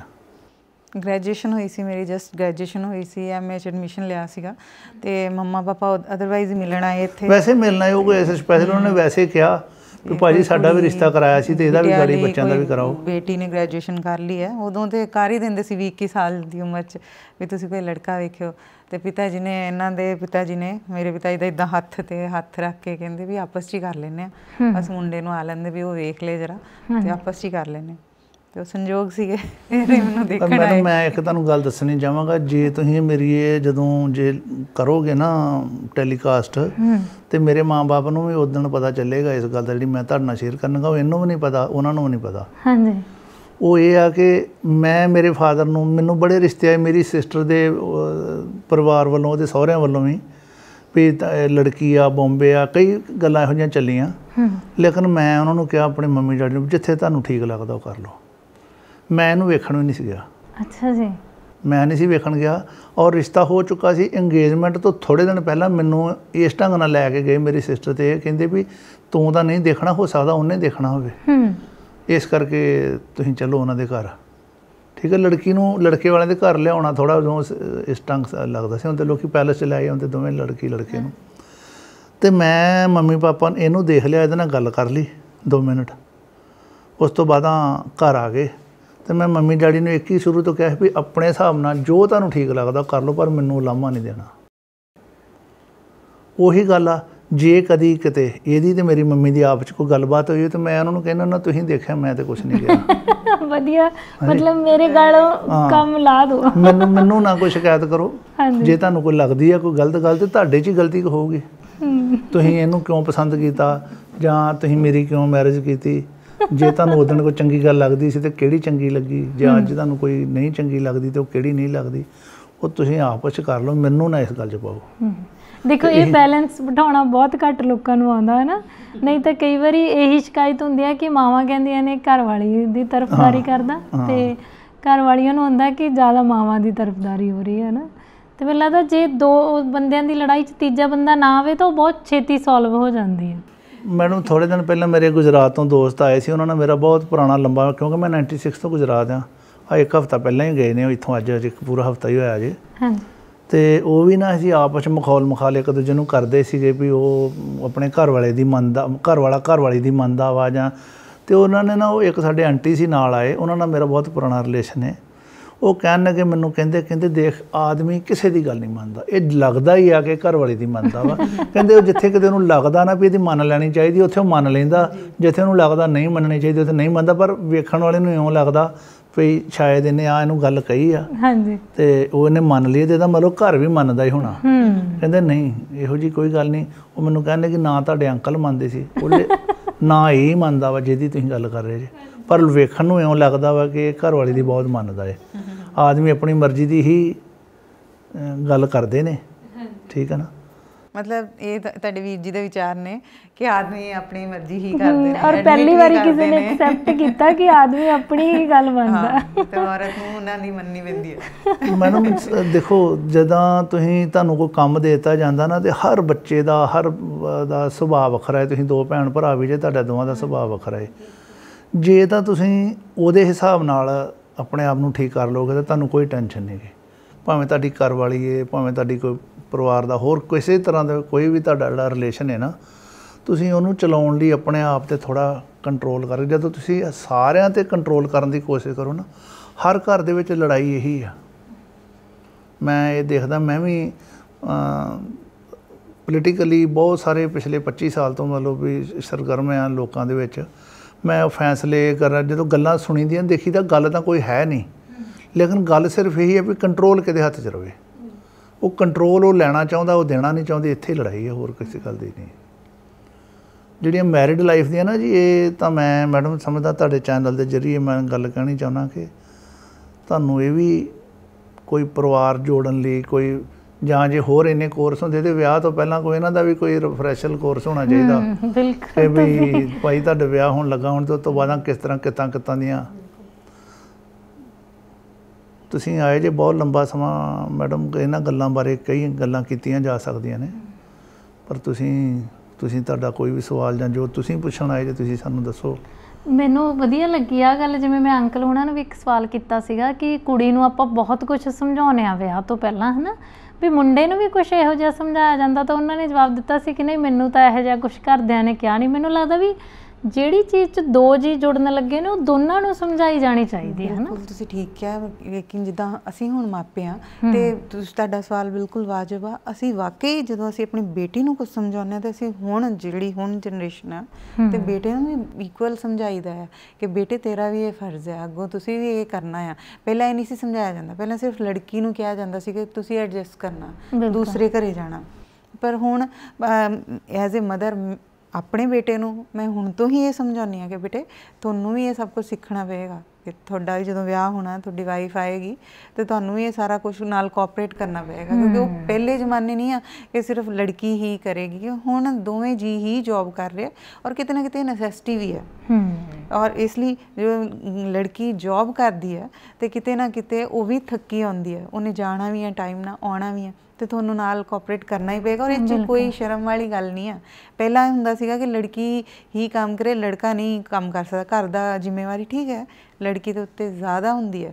ਔਰ ਪਰਮਾਤਮਾ ਨੇ ਹੀ ਉਹਨੂੰ ਬਹੁਤ ਵੱਡੀ ਇੱਕ ਜ਼ਿੰਮੇਵਾਰੀ ਸੌਂਪੀ ਹੈ ਲੜਕੀ ਨੂੰ, ਜਦੋਂ ਤੋਂ ਸਾਡਾ ਇਹ ਸਮਾਜ ਬਣਿਆ ਹੈ ਕਿ ਘਰ ਸੰਭਾਲਣਾ ਤੇ ਲੜਕੀ ਨੇ ਸੰਭਾਲਣਾ, ਲੜਕੇ ਨੂੰ ਬਾਹਰ ਦੀ ਜ਼ਿੰਮੇਵਾਰੀ ਦਿੱਤੀ ਜਾਂਦੀ ਹੈ। ਪਰ ਕਿਤੇ ਨਾ ਕਿਤੇ ਉਹਦੇ ਵੀ ਅਰਮਾਨ ਆ, ਉਹ ਵੀ ਥੱਕਦੀ ਆ, ਉਹਨੂੰ ਵੀ ਥੋੜ੍ਹਾ ਜਿਹਾ ਉਹਨੂੰ ਬਕਅਪ ਵੀ ਕਰਨਾ ਚਾਹੀਦਾ ਆ। ਔਰ ਅੱਗੋਂ ਤੇ ਇਹ ਸਭ ਕੁਝ ਹੋ ਰਿਹਾ ਆ। ਹੁਣ ਉਹ ਪਹਿਲਿਆਂ ਜ਼ਮਾਨੇ ਵਾਲੀ ਗੱਲ ਨਹੀਂ ਆ, ਹੁਣ ਦੇ ਕਪਲ ਕਰਦੇ ਵੀ ਆ ਕਿਤੇ ਨਾ ਕਿਤੇ, ਪਰ ਕਿਤੇ ਨਾ ਕਿਤੇ ਇਹਨਾਂ ਸਭ ਦੇ ਹੋਣ ਦੇ ਵਿੱਚ ਲੜਕੀ 'ਚ ਜਿਹੜੀ ਕਮੀ ਆ ਰਹੀ ਹੈ, ਅਸੀਂ ਲੜਕੇ ਨੂੰ ਤਾਂ ਕਹਿ ਰਹੇ ਹਾਂ ਵੀ ਲੜਕੇ ਨੂੰ ਸਮਝਾਉਣਾ ਚਾਹੀਦਾ, ਪਰ ਲੜਕੀਆਂ 'ਚ ਵੀ ਕਮੀ ਆ ਰਹੀ। ਹੁਣ ਉਹਨਾਂ 'ਚ ਸਹਿਨਸ਼ੀਲਤਾ ਨਹੀਂ ਹੈਗੀ। ਬਿਲਕੁਲ ਨਹੀਂ। ਉਹਦਾ ਇੱਕ ਕਾਰਨ ਇਹ ਵੀ ਆ ਕਿਉਂਕਿ ਹੁਣ ਪੇਰੈਂਟਸ ਬਚਪਨ ਤੋਂ ਹੀ ਕਹਿੰਦੇ ਕਿ ਨਹੀਂ ਲੜਕੇ ਲੜਕੀ 'ਚ ਕੋਈ ਫਰਕ ਨਹੀਂ ਆ, ਅਸੀਂ ਵੀ ਤਾਂ ਬੇਟੀ ਆ, ਮੇਰੀ ਵੀ ਬੇਟਾ ਵੀ ਹੈ, ਲੇਕਿਨ ਫਰਕ ਭਾਵੇਂ ਨਹੀਂ ਆ, ਲੜਕੀ 'ਚ ਸਹਿਨਸ਼ੀਲਤਾ ਹੋਣੀ ਜ਼ਰੂਰੀ ਆ। ਕਿਉਂਕਿ ਜੇ ਲੜਕੀ 'ਚ ਸਹਿਨਸ਼ੀਲਤਾ ਹੈ ਨਾ ਕਿ ਆਦਮੀ 'ਚ ਥੋੜਾ ਗੁੱਸੇ ਵਾਲੇ ਵੀ ਹੋਣਗੇ, ਲੜਕੀ ਉਹਨੂੰ ਬੈਲੈਂਸ ਕਰ ਸਕਦੀ ਹੈ, ਉਹਦੀ ਚੁੱਪ ਨਾਲ, ਉਹਦੀ ਸਮਝਦਾਰੀ ਨਾਲ ਘਰ ਬਚ ਸਕਦੇ ਆ। ਪਰ ਹੁਣ ਪੇਰੈਂਟਸ ਵੀ ਕਿਤੇ ਨਾ ਕਿਤੇ ਇਹ ਹੈਗੀ ਆ ਕਿ ਨਹੀਂ ਅਸੀਂ ਤੇਰੇ ਨਾਲ ਆ, ਕੋਈ ਗੱਲ ਨਹੀਂ, ਤੂੰ ਫਿਕਰ ਨਾ ਕਰੀ। ਉਹ ਵੀ ਕਿਤੇ ਨਾ ਕਿਤੇ ਜਿਹੜੀ ਸ਼ੈ ਆ ਲੜਕੀ ਨੂੰ, ਉਹਦੇ 'ਚ ਸਹਿਨਸ਼ੀਲਤਾ ਵੀ ਨਹੀਂ ਆ। ਇੱਕ ਸੰਯੁਕਤ ਪਰਿਵਾਰ ਨਹੀਂ ਆ। ਪਹਿਲਾਂ ਆਪਣੇ ਸੰਯੁਕਤ ਪਰਿਵਾਰ ਸੀਗੇ, ਚਾਚੀਆਂ ਤਾਈਆਂ 'ਚ ਲੜਕੀਆਂ ਰਹਿੰਦੀਆਂ ਸੀ, ਉਹਨਾਂ ਨੂੰ ਪਤਾ ਸੀਗਾ ਵੀ ਝਿੜਕ ਵੀ ਪੈ ਸਕਦੀ ਆ ਤੇ ਕਿਸੇ ਨੇ ਡਾਂਟ ਵੀ ਦਿੱਤਾ ਤੇ ਉਹ ਇੰਨਾ ਉਹਨਾਂ ਨੂੰ ਲੱਗਦਾ ਨਹੀਂ ਸੀ। ਹੁਣ ਅਸੀਂ ਕਹਿੰਦੇ ਹੀ ਕੁਛ ਨਹੀਂ ਆ ਕਿਉਂਕਿ ਬੱਚਿਆਂ ਨੂੰ ਵੀ ਅਸੀਂ ਡਾਂਟ ਵੀ ਨਹੀਂ ਸਕਦੇ। ਬਿਲਕੁਲ। ਤੇ ਉਹਦੇ ਕਰਕੇ ਇਹ ਨਹੀਂ ਹੈ ਕਿ ਲੜਕੇ ਨੂੰ ਵੀ ਸਮਝਾਉਂਦੇ ਆ। ਹੁਣ ਦੇ ਪੇਰੈਂਟਸ ਔਰ ਬੱਚੇ ਵੀ ਸਮਝਦਾਰ ਹੋ ਗਏ ਆ। ਹੁਣ ਦੇ ਕਪਲ ਬਹੁਤ ਸਮਝਦਾਰ ਹੈ ਇਸ ਗੱਲੋਂ। ਇਹ ਚੀਜ਼ ਹੋਣੀ ਵੀ ਚਾਹੀਦੀ ਹੈ। ਦੇਖੋ ਆਪਾਂ ਕਹਿੰਦੇ ਵੀ ਹਰੇਕ ਚੀਜ਼ ਆਪਾਂ 5-7 ਸਾਲ ਬਾਅਦ ਕੱਪੜੇ ਪਾਉਣ ਦੇ ਢੰਗ ਬਦਲ ਦਿੰਦੇ ਹਾਂ, ਹੈ ਨਾ। ਆਪਾਂ ਕਹਿੰਦੇ ਵੀ ਨਵਾਂ ਰਿਵਾਜ ਆ ਗਿਆ, ਹੁਣ ਇਹ ਚੀਜ਼ਾਂ ਨਹੀਂ ਚੱਲਣਗੀਆਂ ਜਿਹੜੀਆਂ ਆਪਾਂ ਪੁਰਾਣੇ ਢੰਗ ਨਾਲ ਪਾ ਰਹੇ। ਅਤੇ ਰਿਲੇਸ਼ਨਸ਼ਿਪ ਵੀ ਇਹੀ ਹੈ ਕਿ ਜੇ ਤੁਸੀਂ ਉਹਨੂੰ ਜਿਉਣ ਦਾ ਜਾਂ ਉਹਨੂੰ ਰੱਖਣ ਦਾ ਢੰਗ ਨਹੀਂ ਬਦਲਦੇ, ਹੈ ਨਾ। ਜਿਵੇਂ ਤੁਸੀਂ ਕਿਹਾ ਵੀ ਹੁਣ ਕੁੜੀ ਵੀ ਬਾਹਰੋਂ ਜੋਬ ਕਰਕੇ ਆਉਂਦੀ ਹੈ, ਮੁੰਡਾ ਵੀ ਆਉਂਦਾ, ਦੋਨਾਂ ਨੂੰ ਲੱਗਦਾ ਵੀ ਜੇ ਬਾਹਰ ਇੱਕ ਬਰਾਬਰ ਕਰ ਰਹੇ ਹਾਂ ਤਾਂ ਘਰ 'ਚ ਵੀ ਜ਼ਰੂਰੀ ਹੈ। ਪਰ ਜੇ ਘਰ 'ਚ ਇੱਕ ਬੰਦਾ ਮਤਲਬ ਇਹ ਜ਼ਰੂਰ ਹੈ ਕਿ ਜੇ ਜਨਾਨੀ ਆਪਣੀ ਮਰਜ਼ੀ ਨਾਲ ਕਹਿ ਰਹੀ ਹੈ ਕਿ ਮੈਂ ਹੈਂਡਲ ਕਰ ਸਕਦੀ ਹਾਂ, ਤੁਸੀਂ ਆਰਾਮ ਨਾਲ ਬੈਠੋ, ਪਰ ਜਿੱਥੇ ਤੁਹਾਨੂੰ ਲੱਗਦਾ ਕਿ ਮੇਰਾ ਕਰਨਾ ਬਣਦਾ ਉੱਥੇ ਕਰਨਾ ਵੀ ਚਾਹੀਦਾ, ਹੈ ਨਾ। ਉਹ ਚੀਜ਼ ਨੂੰ ਵੀ ਤੁਸੀਂ ਕਿਸੇ ਇੱਕ 'ਤੇ ਨਹੀਂ। ਇਸ ਗੱਲ 'ਚ ਨਾ ਜੇ ਆਪਾਂ ਇਸ ਟੌਪਿਕ 'ਤੇ ਗੱਲ ਕਰਨ ਲਈ ਤੁਸੀਂ ਕਿਸੇ ਆਪਣੇ ਤੁਹਾਡੇ ਚੈਨਲ ਦੇ ਥਰੂ ਤੁਸੀਂ ਇਹ ਗੱਲ 'ਤੇ ਕੋਈ ਗੱਲ ਕਰਨ ਲਈ ਮੈਨੂੰ ਫਿਰ ਵੀ ਕਦੀ ਬੁਲਾਓ ਨਾ। ਦੇਖੋ ਮੈਂ ਇਸ ਗੱਲ ਨਾਲ ਸਹਿਮਤ ਬਹੁਤ ਜ਼ਿਆਦਾ ਨਹੀਂ ਹੈ। ਗੱਲ ਇਹ ਆ ਕਿ ਮੇਰਾ ਜਿਹੜਾ ਨਾ ਆਪਣਾ ਇੱਕ ਮੈਂਟਲ ਲੈਵਲ ਇੱਕ ਗੱਲ ਨੂੰ ਸਮਝਣ ਦਾ ਉਹ ਇਹ ਆ ਕਿ ਤੁਹਾਨੂੰ ਹਸਬੈਂਡ ਵਾਈਫ ਨੂੰ ਜਾਂ ਤੁਹਾਡੇ ਪੂਰੇ ਪਰਿਵਾਰ ਨੂੰ ਇੱਕ ਇਹ ਚੀਜ਼ ਡਿਸਾਈਡ ਕਰਨੀ ਪਊਗੀ ਵੀ ਘਰ ਦਾ ਹੈੱਡ ਕੌਣ ਹੈ, ਅਤੇ ਜਿਹੜਾ ਹੈੱਡ ਹੈ ਨਾ ਉਹਦੀ ਗੱਲ ਲਾਸਟ ਫੈਸਲਾ ਉਹਦਾ ਹੀ ਹੋਣਾ ਚਾਹੀਦਾ। ਜਿਹੜੀ ਇਹ ਮੀਆਂ ਬੀਬੀ ਵਾਲੀ ਦੋਵਾਂ ਦੀ ਗੱਲ ਹੈ ਨਾ, ਇਹਦੇ ਵਿੱਚ ਵੀ ਬੇਸ਼ੱਕ ਉਹ ਜੋ ਵੀ ਹੋਵੇ, ਲੇਕਿਨ ਉਹਨਾਂ ਦੋਵਾਂ 'ਚੋਂ ਇੱਕ ਜਣਾ ਡਿਸਾਈਡ ਕਰ ਲੈਣ, ਦੋਵਾਂ ਨੂੰ ਜੋ ਠੀਕ ਲੱਗਦਾ, ਜਿਹੜਾ ਠੀਕ ਲੱਗਦਾ ਜੇ ਉਹਦੀ ਗੱਲ ਆ, ਫਿਰ ਉਹਦੇ 'ਚ ਕੋਈ ਕਿੰਤੂ ਪਰੰਤੂ ਦੁਬਾਰਾ ਨਾ ਕੀਤਾ ਜਾਵੇ। ਜਦੋਂ ਅਸੀਂ ਕਿਸੇ ਨੂੰ ਹੈੱਡ ਮੰਨਣ ਦੇ, ਦੇਖੋ ਸਾਡੀ ਕੌਮ, ਸਾਡੀ ਦੇਸ਼, ਸਾਡਾ ਸਮਾਜ, ਜਦੋਂ ਤੱਕ ਅਸੀਂ ਕਿਸੇ ਨੂੰ ਹੈੱਡ ਇੱਕ ਨੂੰ ਨਹੀਂ ਬਣਾਉਂਦੇ ਉਦੋਂ ਤੱਕ ਤੁਸੀਂ ਸਾਰੀ ਫੌਜ ਹੀ ਆ। ਜਦੋਂ ਤੱਕ ਤੁਸੀਂ ਫਿਰ ਕੋਈ ਆਪਣਾ ਕਮਾਂਡੈਂਟ ਬਣਾ ਲਓਗੇ ਕਿ ਵੀ ਇਹ ਹੁਕਮ ਦੇਵੇਗਾ ਅਤੇ ਉਹ ਸਾਰਾ ਕੰਮ, ਉਹ ਸਾਰਾ ਫੌਜ ਬਿਨਾਂ ਪੁੱਛਿਆ, ਫਿਰ ਉਹ ਕਿਸੇ ਦਾ ਦਿਮਾਗ ਨਹੀਂ ਚੱਲਦਾ। ਉਹ ਕਹਿੰਦੇ ਜੇ ਕਮਾਂਡਰ ਨੇ ਕਹਿ ਤਾ ਹੁਣ ਇਹ ਆ ਕੰਮ ਕਰ ਦਿਓ। ਨਹੀਂ, ਉਹ ਗੱਲ ਠੀਕ ਹੈ ਕਿ ਇੱਕ ਰੂਲ ਰੈਗੂਲੇਸ਼ਨ ਹੋਣਾ ਵੀ ਜ਼ਰੂਰੀ ਹੈ। ਬਿਲਕੁਲ। ਇੱਕ ਇੱਕ ਇੱਕ ਇੰਗਲਿਸ਼ ਦੇ ਵਿੱਚ ਇੱਕ ਸਟੋਰੀ ਸੀਗੀ, ਉਹ ਇਸ ਤਰ੍ਹਾਂ ਸੀਗਾ ਕਿ ਉਹ ਹਸਬੈਂਡ ਜਿਹੜਾ ਉਹ IAS ਆ, ਜਾਂ ਹਸਬੈਂਡ IPS ਆ ਤੇ ਵਾਈਫ ਜਿਹੜੀ ਉਹ IAS ਆ। ਹੁਣ ਤੁਸੀਂ ਦੇਖੋ ਡਿਸਟ੍ਰਿਕਟ ਦੇ ਵਿੱਚ ਵੀ ਰੂਲ ਆ, ਭਾਵੇਂ SSP ਆਪਣੇ ਡਿਪਾਰਟਮੈਂਟ ਦਾ ਹੈੱਡ ਹੈ, ਲੇਕਿਨ ਫਾਈਨਲ ਅਥਾਰਟੀ DC ਹੈ। ਡਿਪਟੀ ਕਮਿਸ਼ਨਰ ਕਹਿ ਦੇਗਾ ਕਿ ਆਹ ਬੰਦ ਤੇ ਉਹ ਬੰਦ, ਬੇਸ਼ੱਕ SSP ਦਾ ਡਿਪਾਰਟਮੈਂਟ, ਔਰ ਹਰ ਇੱਕ ਐਜੂਕੇਸ਼ਨ ਡਿਪਾਰਟਮੈਂਟ ਤੋਂ ਲੈ ਕੇ ਹਰ ਇੱਕ ਡਿਪਾਰਟਮੈਂਟ ਦਾ ਇੱਕ ਹੈੱਡ DM ਹੈ, ਡਿਸਟ੍ਰਿਕਟ ਮੈਨੇਜਰ ਹਰ ਡਿਪਾਰਟਮੈਂਟ ਦਾ ਹੈ, ਪਰ ਡਿਪਟੀ ਕਮਿਸ਼ਨਰ ਇੱਕ ਹੀ ਹੈ। ਜੇ ਉਹ ਸਰਕਾਰ ਵੀ ਇਸ ਤਰ੍ਹਾਂ ਕਰਦੇ ਤਾਂ ਹਰ ਡਿਪਾਰਟਮੈਂਟ ਤੇ ਆਪਣੇ ਢੰਗ ਨਾਲ ਹੀ ਕੰਮ ਕਰਨਾ ਸ਼ੁਰੂ ਕਰਦੇ ਨਾ। ਆਪਾਂ ਉਹਨਾਂ ਨੂੰ ਵੀ ਦੇਖੀਏ, ਜੋ ਉਹਨਾਂ ਦੇ ਰੂਲ ਰੈਗੂਲੇਸ਼ਨ ਆ ਉਹੀ ਸਾਡੇ ਕਬੀਲੇ ਦੇ, ਸਾਡੇ ਸਮਾਜ ਦੇ, ਸਾਡੇ ਪਰਿਵਾਰ ਦੇ ਉਹੀ ਰੂਲ ਰੈਗੂਲੇਸ਼ਨ। ਮੈਨੂੰ ਲੱਗਦਾ ਵੀ ਅੱਜ ਕੱਲ੍ਹ ਆਪਾਂ ਜਿਵੇਂ ਕਹਿੰਦੇ ਆ ਵੀ ਛੇਤੀ ਰਿਸ਼ਤਾ ਖਰਾਬ ਹੋਣ ਦਾ ਕਾਰਨ ਵੀ ਇਹੀ ਚੀਜ਼ ਆ ਵੀ ਹਰ ਇੱਕ ਦੇ ਹੱਥ 'ਚ ਉੱਧਰ ਆ ਜੇ, ਘਰ 'ਚ 4 ਜੀ ਨੇ, ਬਿਲਕੁਲ ਹਰ ਇੱਕ ਆਪਣੇ ਆਪ ਨੂੰ ਸਮਝਦਾ ਕਿ ਮੈਂ ਇੱਕ ਇੰਡੀਵਿਜੂਅਲ ਆ, ਮੇਰੇ ਤੇ ਮੇਰੀ ਮਰਜ਼ੀ ਹੋਊ। ਜਿਵੇਂ ਆਂਟੀ ਨੇ ਕਿਹਾ ਸੀ ਕਿ ਉੱਠਣ ਬੈਠਣ ਤੋਂ ਖਾਣ ਪੀਣ ਪਹਿਨਣ ਤੱਕ ਦਾ ਜੇ ਡਿਸੀਜ਼ਨ ਹਰ ਬੰਦਾ ਆਪਣਾ ਹੀ ਲੈਣ ਲੱਗ ਜੂ ਤਾਂ ਕਿਤੇ ਤਾਲਮੇਲ ਨਹੀਂ ਬੈਠਦਾ, ਹੈ ਨਾ। ਤੇ ਤੁਸੀਂ ਜਿਵੇਂ ਬੜੀ ਸੋਹਣੀ ਗੱਲ ਕਹੀ ਕਿ ਇੱਕ ਬੰਦਾ ਤਾਂ ਹੋਣਾ ਹੀ ਚਾਹੀਦਾ ਜਿਹਨੂੰ ਤੁਸੀਂ ਮੰਨ ਲਓ ਵੀ ਜੋ ਇਹ ਕਹੂਗਾ ਉਹ ਸਹੀ ਹੋਏਗਾ। ਤੇ ਭੈਣੇ ਜਿਵੇਂ ਤੁਸੀਂ ਕਿਹਾ ਵੀ ਤੁਸੀਂ ਬਹੁਤ ਵੱਡੇ ਪਰਿਵਾਰ 'ਚੋਂ ਆਏ ਹੋ, ਹੈ ਨਾ, ਜਿੱਥੇ 22-23 ਬੱਚੇ, ਤੁਸੀਂ 20ਵੇਂ-21ਵੇਂ ਨੰਬਰ ਤੇ ਸਭ ਤੋਂ ਛੋਟਿਆਂ 'ਚ ਹੀ ਆਉਣੇ, ਤੇ ਭਾਜੀ ਇੱਥੇ ਸਭ ਤੋਂ ਵੱਡੇ ਨੇ ਨਾ। ਤੇ ਇਸ ਪਰਿਵਾਰ 'ਚ ਆ ਕੇ ਉਹ ਵੱਡੇ ਥਾਂ ਵਾਲੀ ਜ਼ਿੰਮੇਵਾਰੀ ਨਿਭਾਉਣ 'ਚ ਕੋਈ ਤੁਹਾਨੂੰ ਦਿੱਕਤ ਤਾਂ ਨਹੀਂ ਆਈ? ਮਤਲਬ ਨਹੀਂ, ਦਿੱਕਤ ਨਹੀਂ ਆਈ, ਕਿਉਂਕਿ ਮੇਰੇ ਜਿਹੜਾ ਮੇਰੇ ਮਾਇਕੇ ਸੀ, ਮੇਰੇ ਮਦਰ ਸੀਗੇ ਨਾ, ਉਹ ਟੀਚਰ ਸੀਗੇ, ਔਰ ਉਹਨਾਂ ਦਾ ਇੱਕ ਸੁਭਾਅ ਸੀਗਾ ਕਿ ਉਹਨਾਂ ਨੇ ਸਾਨੂੰ ਬਚਪਨ ਤੋਂ ਹੀ ਨਾ ਛੇਤੀ ਕਰੋ, ਜਲਦੀ ਕਰੋ, ਮਤਲਬ ਇੱਕ ਬਚਪਨ ਤੋਂ ਹੀ ਅਸੀਂ ਇੱਕ ਸਾਡੇ ਮਾਈਂਡ ਸੈਟ ਸੀ ਫਟਾਫਟ ਕੰਮ ਟਾਉਣਾ ਆ, ਔਰ ਸਾਡੇ ਕੰਮ ਵੰਡੇ ਹੁੰਦੇ ਸੀਗੇ। ਮੇਰੇ ਲਈ ਜੋ ਚੰਗਾ ਹੋਇਆ ਕਿ ਭੈਣ ਦੇ ਹਿੱਸੇ ਆਹ ਵਾਲਾ ਕੰਮ ਆ ਅਤੇ ਮੇਰੇ ਹਿੱਸੇ ਹਮੇਸ਼ਾ ਕਿਚਨ ਦਾ ਕੰਮ ਹੁੰਦਾ ਸੀਗਾ। ਸੋ ਇੱਥੇ ਆ ਕੇ ਜਿਹੜੀ ਮੇਰੀ ਸਭ ਤੋਂ ਵੱਡੀ ਜ਼ਿੰਮੇਵਾਰੀ ਸੀਗੀ ਉਹ ਘਰ ਸੰਭਾਲਣ ਦੀ, ਦੇ ਨਾਲ ਕਿਚਨ ਦੀ ਆ ਗਈ। ਸੋ ਮੈਨੂੰ ਔਖ ਹੀ ਨਹੀਂ ਹੋਈ ਕਿ 25 ਜਣੇ ਆ ਜਾਣ, ਅਚਾਨਕ ਵੀ ਆ ਜਾਣ, 50 ਵੀ ਆ ਜਾਣ, ਅਤੇ ਮੇਰੇ 'ਚ ਇੰਨੀ ਪੇਸ਼ੈਂਸ ਸੀਗੀ ਕਿ ਮੈਂ ਉਹਨੂੰ ਕਰ ਲਿਆ, ਵੀ ਮੈਨੂੰ ਔਖ ਨਹੀਂ ਹੋਈ। ਹਾਂ, ਇਹ ਜ਼ਰੂਰ ਹੁੰਦਾ ਹੈ ਕਿ ਇੱਕਦਮ ਤੁਸੀਂ ਵੱਡੀ ਜ਼ਿੰਮੇਵਾਰੀ ਪੈ ਜਾਂਦੀ ਹੈ ਕਿ ਉੱਥੇ ਤੁਸੀਂ ਬੱਚੇ ਜਿਹੇ ਹੋ, ਅਤੇ ਘਰ 'ਚ ਤੁਸੀਂ 20ਵੇਂ ਨੰਬਰ 'ਤੇ ਹੋ, ਅਤੇ ਇੱਥੇ ਤੁਸੀਂ ਸਰਦਾਰ ਸਾਹਿਬ ਦੇ ਮਿਸਿਸ ਬਣ ਗਏ, ਸਰਦਾਰਨੀ ਜੀ ਬਣ ਗਏ ਹੁਣ ਵੱਡੇ, ਹੈ ਨਾ, ਛੋਟੇ ਸਰਦਾਰਨੀ ਜੀ ਇੱਥੇ। ਅਤੇ ਉਹ ਸਾਨੂੰ ਮੇਰੇ ਮਦਰ ਇਨ ਲॉ ਮੈਨੂੰ ਕਦੀ ਕਦੀ ਜਦੋਂ ਵਿਆਹ ਨਵਾਂ ਹੋਇਆ ਤਾਂ ਮੈਨੂੰ ਟੋਕਦੇ ਵੀ ਸੀ ਵੀ ਤੂੰ ਸਰਦਾਰਨੀ ਆ। ਮੈਂ ਤਾਂ ਬੱਚਾ ਆਪਣੇ ਆਪ ਨੂੰ ਸਮਝਦੀ ਸੀ ਕਿ ਤੂੰ 20 ਸਾਲ ਦੇ ਸੀਗੇ ਅਸੀਂ, ਵੀ ਕੋਈ ਕੰਮ ਵਾਲੀ ਸੀ ਜਾਂ ਕੋਈ ਆਉਣਾ ਅਤੇ ਅਸੀਂ ਉਹਨਾਂ ਦੇ ਹਿਸਾਬ ਨਾਲ ਵੀ ਹੱਸ ਵੀ ਪੈਣਾ। ਅਤੇ ਇੱਥੇ ਸੀ ਵੀ ਤੁਸੀਂ ਥੋੜ੍ਹਾ ਜਿਹਾ ਹੁੰਦਾ ਤੁਹਾਡੀ ਵੀ ਤੁਸੀਂ ਹੈਗੇ ਹੋ ਅਤੇ ਤੁਸੀਂ ਉਸ ਹਿਸਾਬ ਨਾਲ ਤੁਸੀਂ ਗੱਲ ਕਰਨੀ ਆ। ਉਹ ਛੋਟੀਆਂ ਪ੍ਰੋਬਲਮਸ ਆਈਆਂ, ਮਤਲਬ ਇੱਦਾਂ ਹੁੰਦਾ ਸੀ, ਸਮਝਾ ਦਿੰਦੇ ਸੀਗੇ, ਨਹੀਂ ਤੂੰ ਹੁਣ ਸਰਦਾਰਨੀ ਆ, ਛੋਟੀ ਸਰਦਾਰਨੀ ਆ, ਵੀ ਤੂੰ ਇੱਦਾਂ ਨਹੀਂ ਤੂੰ ਗੱਲ ਕਰਨੀ ਤੂੰ, ਹੈ ਨਾ। ਅਤੇ ਉਹ ਥੋੜ੍ਹਾ ਮੈਨੂੰ ਲੱਗਦਾ ਸੀ। ਇੱਕ ਇਹਨਾਂ ਦੇ ਪਰਿਵਾਰ 'ਚ ਥੋੜ੍ਹੇ ਰਿਜ਼ਰਵ ਨੇਚਰ ਸਾਰਿਆਂ ਦੀ, ਸਾਡੇ ਉੱਥੇ ਹੱਸਦੇ ਰਹਿੰਦੇ ਸੀਗੇ। ਅਤੇ ਜਿੱਦਾਂ ਉਹ ਪਹਿਲਾਂ ਜਦੋਂ ਸਾਡੇ ਵਿਆਹ ਹੋਏ ਅੱਜ ਤੋਂ 24 ਸਾਲ ਪਹਿਲਾਂ, ਉਦੋਂ ਇਹ ਚੱਲਣ ਨਹੀਂ ਸੀ ਕਿ ਹਰ ਇੱਕ ਦੇ ਬੈਡਰੂਮ 'ਚ ਟੈਲੀਵਿਜ਼ਨ ਹੋਏਗਾ। ਉਦੋਂ ਹੀ ਵੀ ਇੱਕ ਥਾਂ 'ਤੇ ਟੈਲੀਵਿਜ਼ਨ ਹੋਣਾ ਆ ਅਤੇ ਉੱਥੇ ਬੈਠ ਕੇ ਸਾਰਿਆਂ ਨੇ ਵੇਖਣਾ। ਅਤੇ ਜਦੋਂ ਕੋਈ ਸਕਿੱਟ ਵਗੈਰਾ ਕੋਈ ਆਉਣੀ ਅਤੇ ਮੈਨੂੰ ਆਦਤ ਸੀ ਮੈਂ ਹਾ ਕਰਨਾ, ਅਤੇ ਜਦੋਂ ਇੱਦਾਂ ਬਾਅਦ 'ਚੋਂ ਇਹਨਾਂ ਸਾਰਿਆਂ ਨੇ ਮੇਰੇ ਮੂੰਹ ਵੱਲ ਵੇਖਣਾ ਵੀ ਇਹ ਹੱਸਦੀ ਹੈ, ਅਤੇ ਹੌਲੀ ਹੌਲੀ ਮੈਂ ਵੀ ਉਹ ਹੱਸਦੀ ਚੁੱਪ ਹੋ ਜਾਣਾ। ਅਤੇ ਉਹ ਕਿਤੇ ਨਾ ਕਿਤੇ ਹੌਲੀ ਹੌਲੀ ਫਿਰ ਮੈਂ ਆਪਣੇ 'ਤੇ ਕੰਟਰੋਲ ਕੀਤਾ, ਅਤੇ ਵੀ ਨਹੀਂ ਫਿਰ ਮੈਂ ਇਹਨਾਂ ਵਰਗੀ ਹੋ ਗਈ ਵੀ ਉਹਨਾਂ ਕੀ ਹੱਸਣਾ ਆ ਜਾਂ ਕਿੱਦਾਂ ਆ। ਥੋੜ੍ਹਾ ਜਿਹਾ ਤੁਹਾਨੂੰ ਚੇਂਜ ਤੇ ਲਿਆਉਣੀ ਪੈਂਦੀ ਹੈ ਨਾ ਆਪਣੇ ਆਪ 'ਤੇ, ਸੋ ਉਹ ਲੈਣ ਦੀ। ਮੈਂ ਨਾ ਇੱਕ ਆਰਟੀਕਲ ਲਿਖਿਆ ਸੀਗਾ ਅਤੇ ਉਹਨੂੰ ਪੜ੍ਹਨ ਤੋਂ ਬਾਅਦ ਮੈਨੂੰ ਬੜੇ ਲੋਕਾਂ ਦੇ ਸੁਨੇਹੇ ਵੀ ਆਏ। ਉਹ 'ਚ ਸੀਗਾ ਕਿ ਮਤਲਬ ਬਹੁਤ ਵਰੇ ਪਹਿਲਾਂ ਵਾਲੀ ਕੁੜੀ, ਹੈ ਨਾ, ਮੈਂ ਉਹ 'ਚ 18 ਸਾਲ ਮੈਨਸ਼ਨ ਕੀਤੇ ਸੀਗੇ ਆਪਣੇ। ਅਤੇ ਉਹਦੇ 'ਚ ਇਹੀ ਸੀਗਾ ਕਿ ਦੂਜੇ ਘਰ 'ਚ ਜਦੋਂ ਤੁਸੀਂ ਜਾਂਦੇ ਹੋ ਥੋੜ੍ਹੇ 'ਚ ਕਿੰਨੇ ਬਦਲਾਅ ਆ ਜਾਂਦੇ ਆ, ਤੁਹਾਡੇ ਬੋਲਣ, ਕੰਮ ਕਰਨ ਦੇ ਤਰੀਕੇ, ਪਹਿਨਣ ਦੇ ਤਰੀਕੇ ਬਦਲ ਜਾਂਦੇ ਆ, ਹੈ ਨਾ। ਅਤੇ ਬਹੁਤ ਸਾਰੀਆਂ ਕੁੜੀਆਂ ਉਹ ਮਰਜ਼ੀ ਨਾਲ ਐਕਸੈਪਟ ਕਰ ਲੈਂਦੀਆਂ ਨੇ, ਪਰ ਬਹੁਤ ਸਾਰੀਆਂ ਕੁੜੀਆਂ ਕਹਿੰਦੇ ਨੇ ਵੀ ਸਾਨੂੰ ਉਸ ਚੀਜ਼ 'ਚ ਤਕਲੀਫ ਵੀ ਬਹੁਤ ਹੋਈ, ਕਿਉਂਕਿ ਐਂ ਲੱਗਿਆ ਕਿ ਆਪਣਾ ਆਪ ਟੋਟਲੀ ਚੇਂਜ ਹੋ ਗਿਆ। ਅਤੇ ਤੁਹਾਨੂੰ ਇਹ ਚੇਂਜ ਕਰਨ 'ਚ ਮਤਲਬ ਤਕਲੀਫ ਹੋਈ ਕਿ ਤੁਸੀਂ ਆਪਣੀ ਮਰਜ਼ੀ ਨਾਲ ਹੀ ਐਕਸੈਪਟ ਕਰਦੇ ਗਏ ਚੀਜ਼ਾਂ? ਨਹੀਂ, ਮੇਰਾ ਖਿਆਲ ਖੁਸ਼ ਰਹਿਣ ਦਾ ਵੀ ਇਹੀ ਮੰਤਰ ਹੈ ਕਿ ਜਾਂ ਤਾਂ ਸਾਹਮਣੇ ਵਾਲੇ ਨੂੰ ਆਪਣੇ ਹਿਸਾਬ ਦਾ ਕਰ ਲਓ ਅਤੇ ਜਾਂ ਸਾਹਮਣੇ ਵਾਲੇ ਦੇ ਹਿਸਾਬ ਨਾਲ ਤੁਸੀਂ ਢਲ ਜਾਓ। ਮੈਨੂੰ ਲੱਗਾ ਕਿ ਸਰਦਾਰ ਸਾਹਿਬ ਮੈਨੂੰ ਸ਼ੁਰੂ ਤੋਂ ਲੱਗੇ ਵੀ ਬਹੁਤ ਸਿਆਣੇ ਆ ਅਤੇ ਮੈਂ ਇਹਨਾਂ ਦੇ ਹਿਸਾਬ ਨਾਲ ਹੀ ਚੱਲਣਾ ਜਿੱਦਾਂ ਇਹ ਕਹਿਣਗੇ। ਸੋ ਇਹ ਜਿੱਦਾਂ ਮੈਨੂੰ ਇਹਨਾਂ ਨੇ ਕਿਹਾ ਅਤੇ ਮੈਨੂੰ ਔਖ ਨਹੀਂ ਹੋਈ।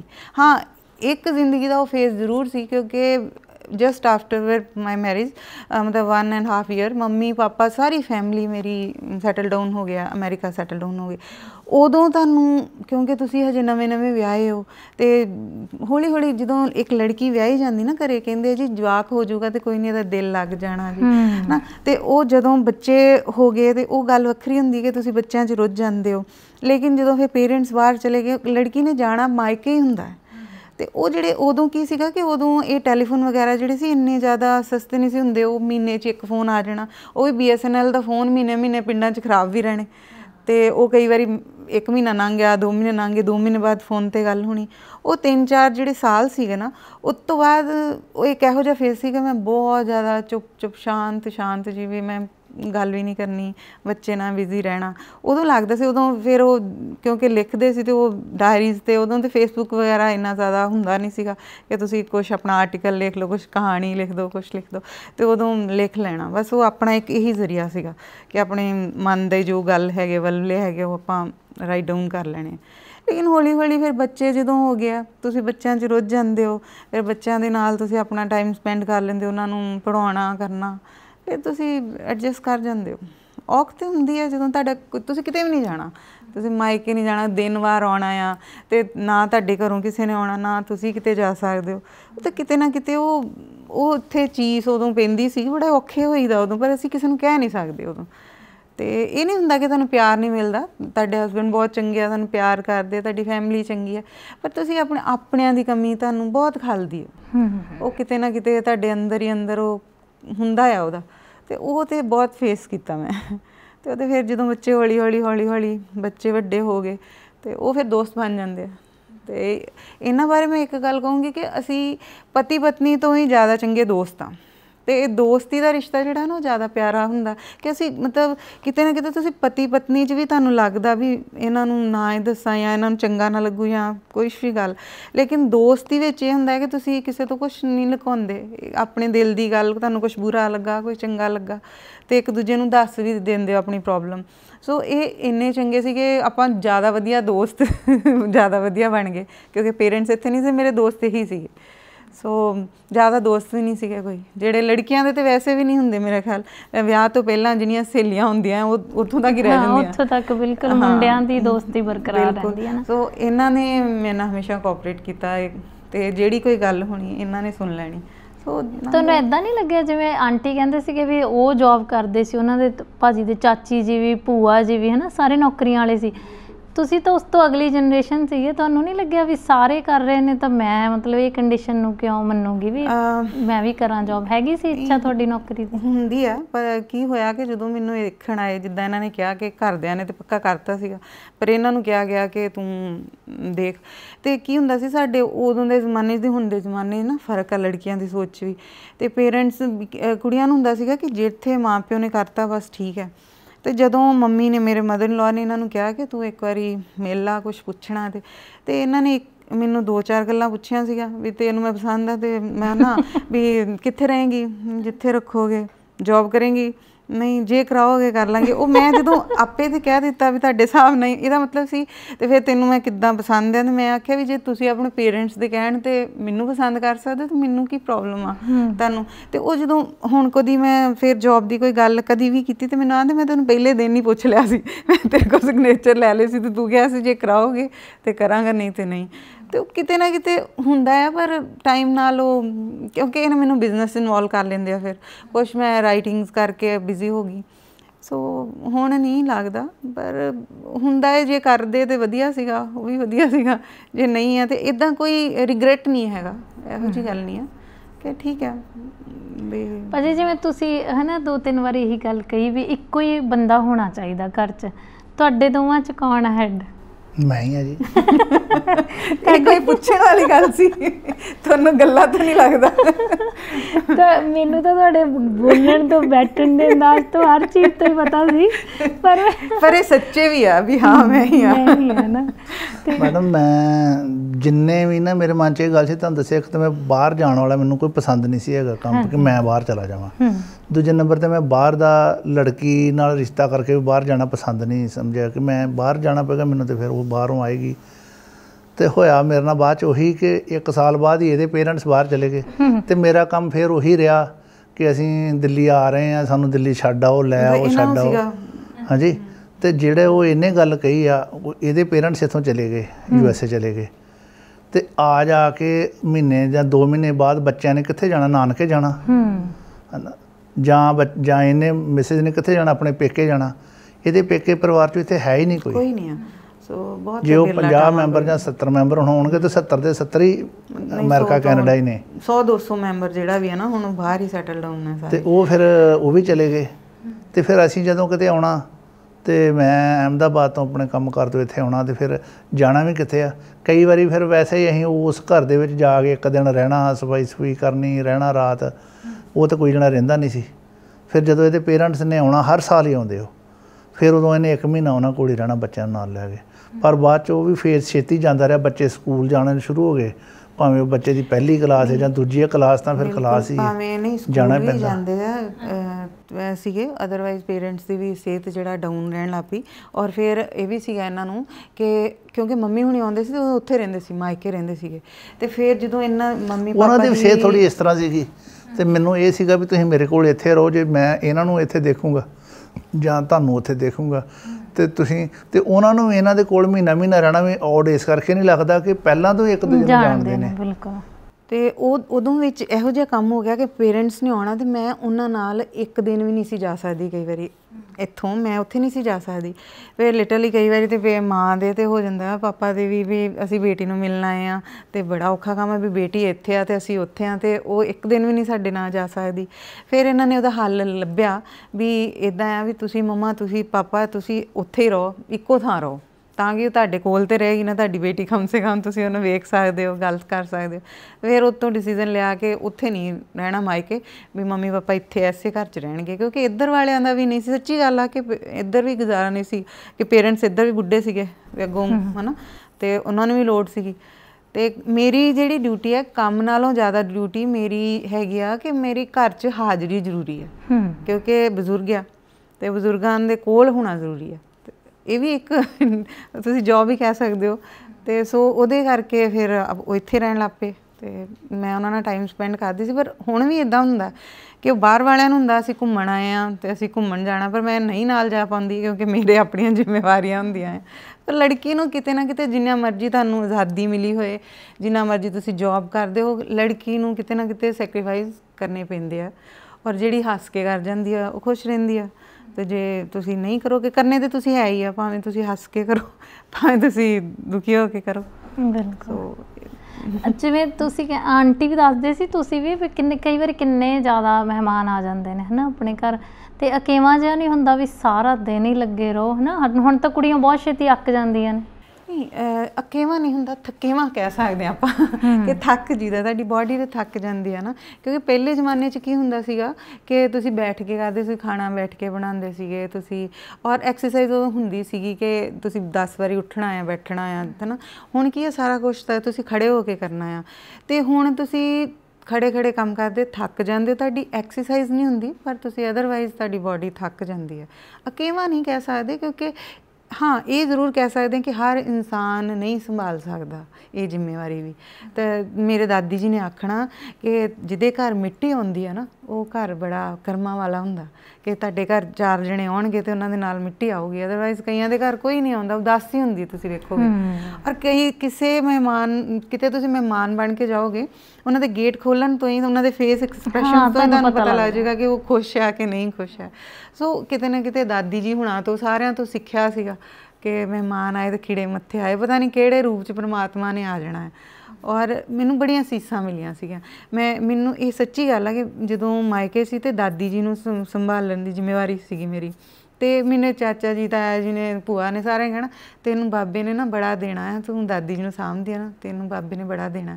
ਔਰ ਇੰਨੀਆਂ ਪੋਤੀਆਂ ਸੀ ਉਹਨਾਂ ਦੀਆਂ, 12 ਪੋਤੀਆਂ 11 ਪੁੱਤੇ, ਅਤੇ ਉਹਨਾਂ 'ਚੋਂ ਪਰਮਾਤਮਾ ਨੇ ਉਹ ਬਖਸ਼ਿਸ਼ ਪਹਿਲਾਂ ਮੇਰੇ ਪੇਰੈਂਟਸ 'ਤੇ ਸੀਗੀ, ਫਿਰ ਉਸ ਤੋਂ ਬਾਅਦ ਮੇਰੇ ਜਿੰਮੇ ਆਈ ਵੀ ਮੈਂ ਜਦੋਂ ਵੱਡੀ ਹੋ ਗਈ, ਅਤੇ ਉਹ ਕਿਤੇ ਨਾ ਕਿਤੇ ਤੁਹਾਡੇ 'ਚ ਨਾ ਪੇਸ਼ੈਂਸ ਆ ਜਾਂਦੀ ਆ, ਫਿਰ ਤੁਹਾਨੂੰ ਔਖਾ ਨਹੀਂ ਲੱਗਦਾ। ਅਤੇ ਮੈਨੂੰ ਸੀਸਾਂ ਵੀ ਬੜੀਆਂ ਮਿਲੀਆਂ, ਅਤੇ ਫਿਰ ਜਦੋਂ ਇੱਥੇ ਆਏ ਅਤੇ ਇਹਨਾਂ ਨੂੰ ਚਾਅ ਵੀ ਬੜਾ ਹੁੰਦਾ ਸੀ ਕਿ ਮੇਰੇ ਘਰ ਰੌਣਕਾਂ ਲੱਗੀਆਂ ਰਹਿਣ। ਇਹ ਵੀ ਸੱਚਾਈ ਆ, ਇਹ ਵੀ ਮੰਨੋ ਨਾ ਤੁਸੀਂ।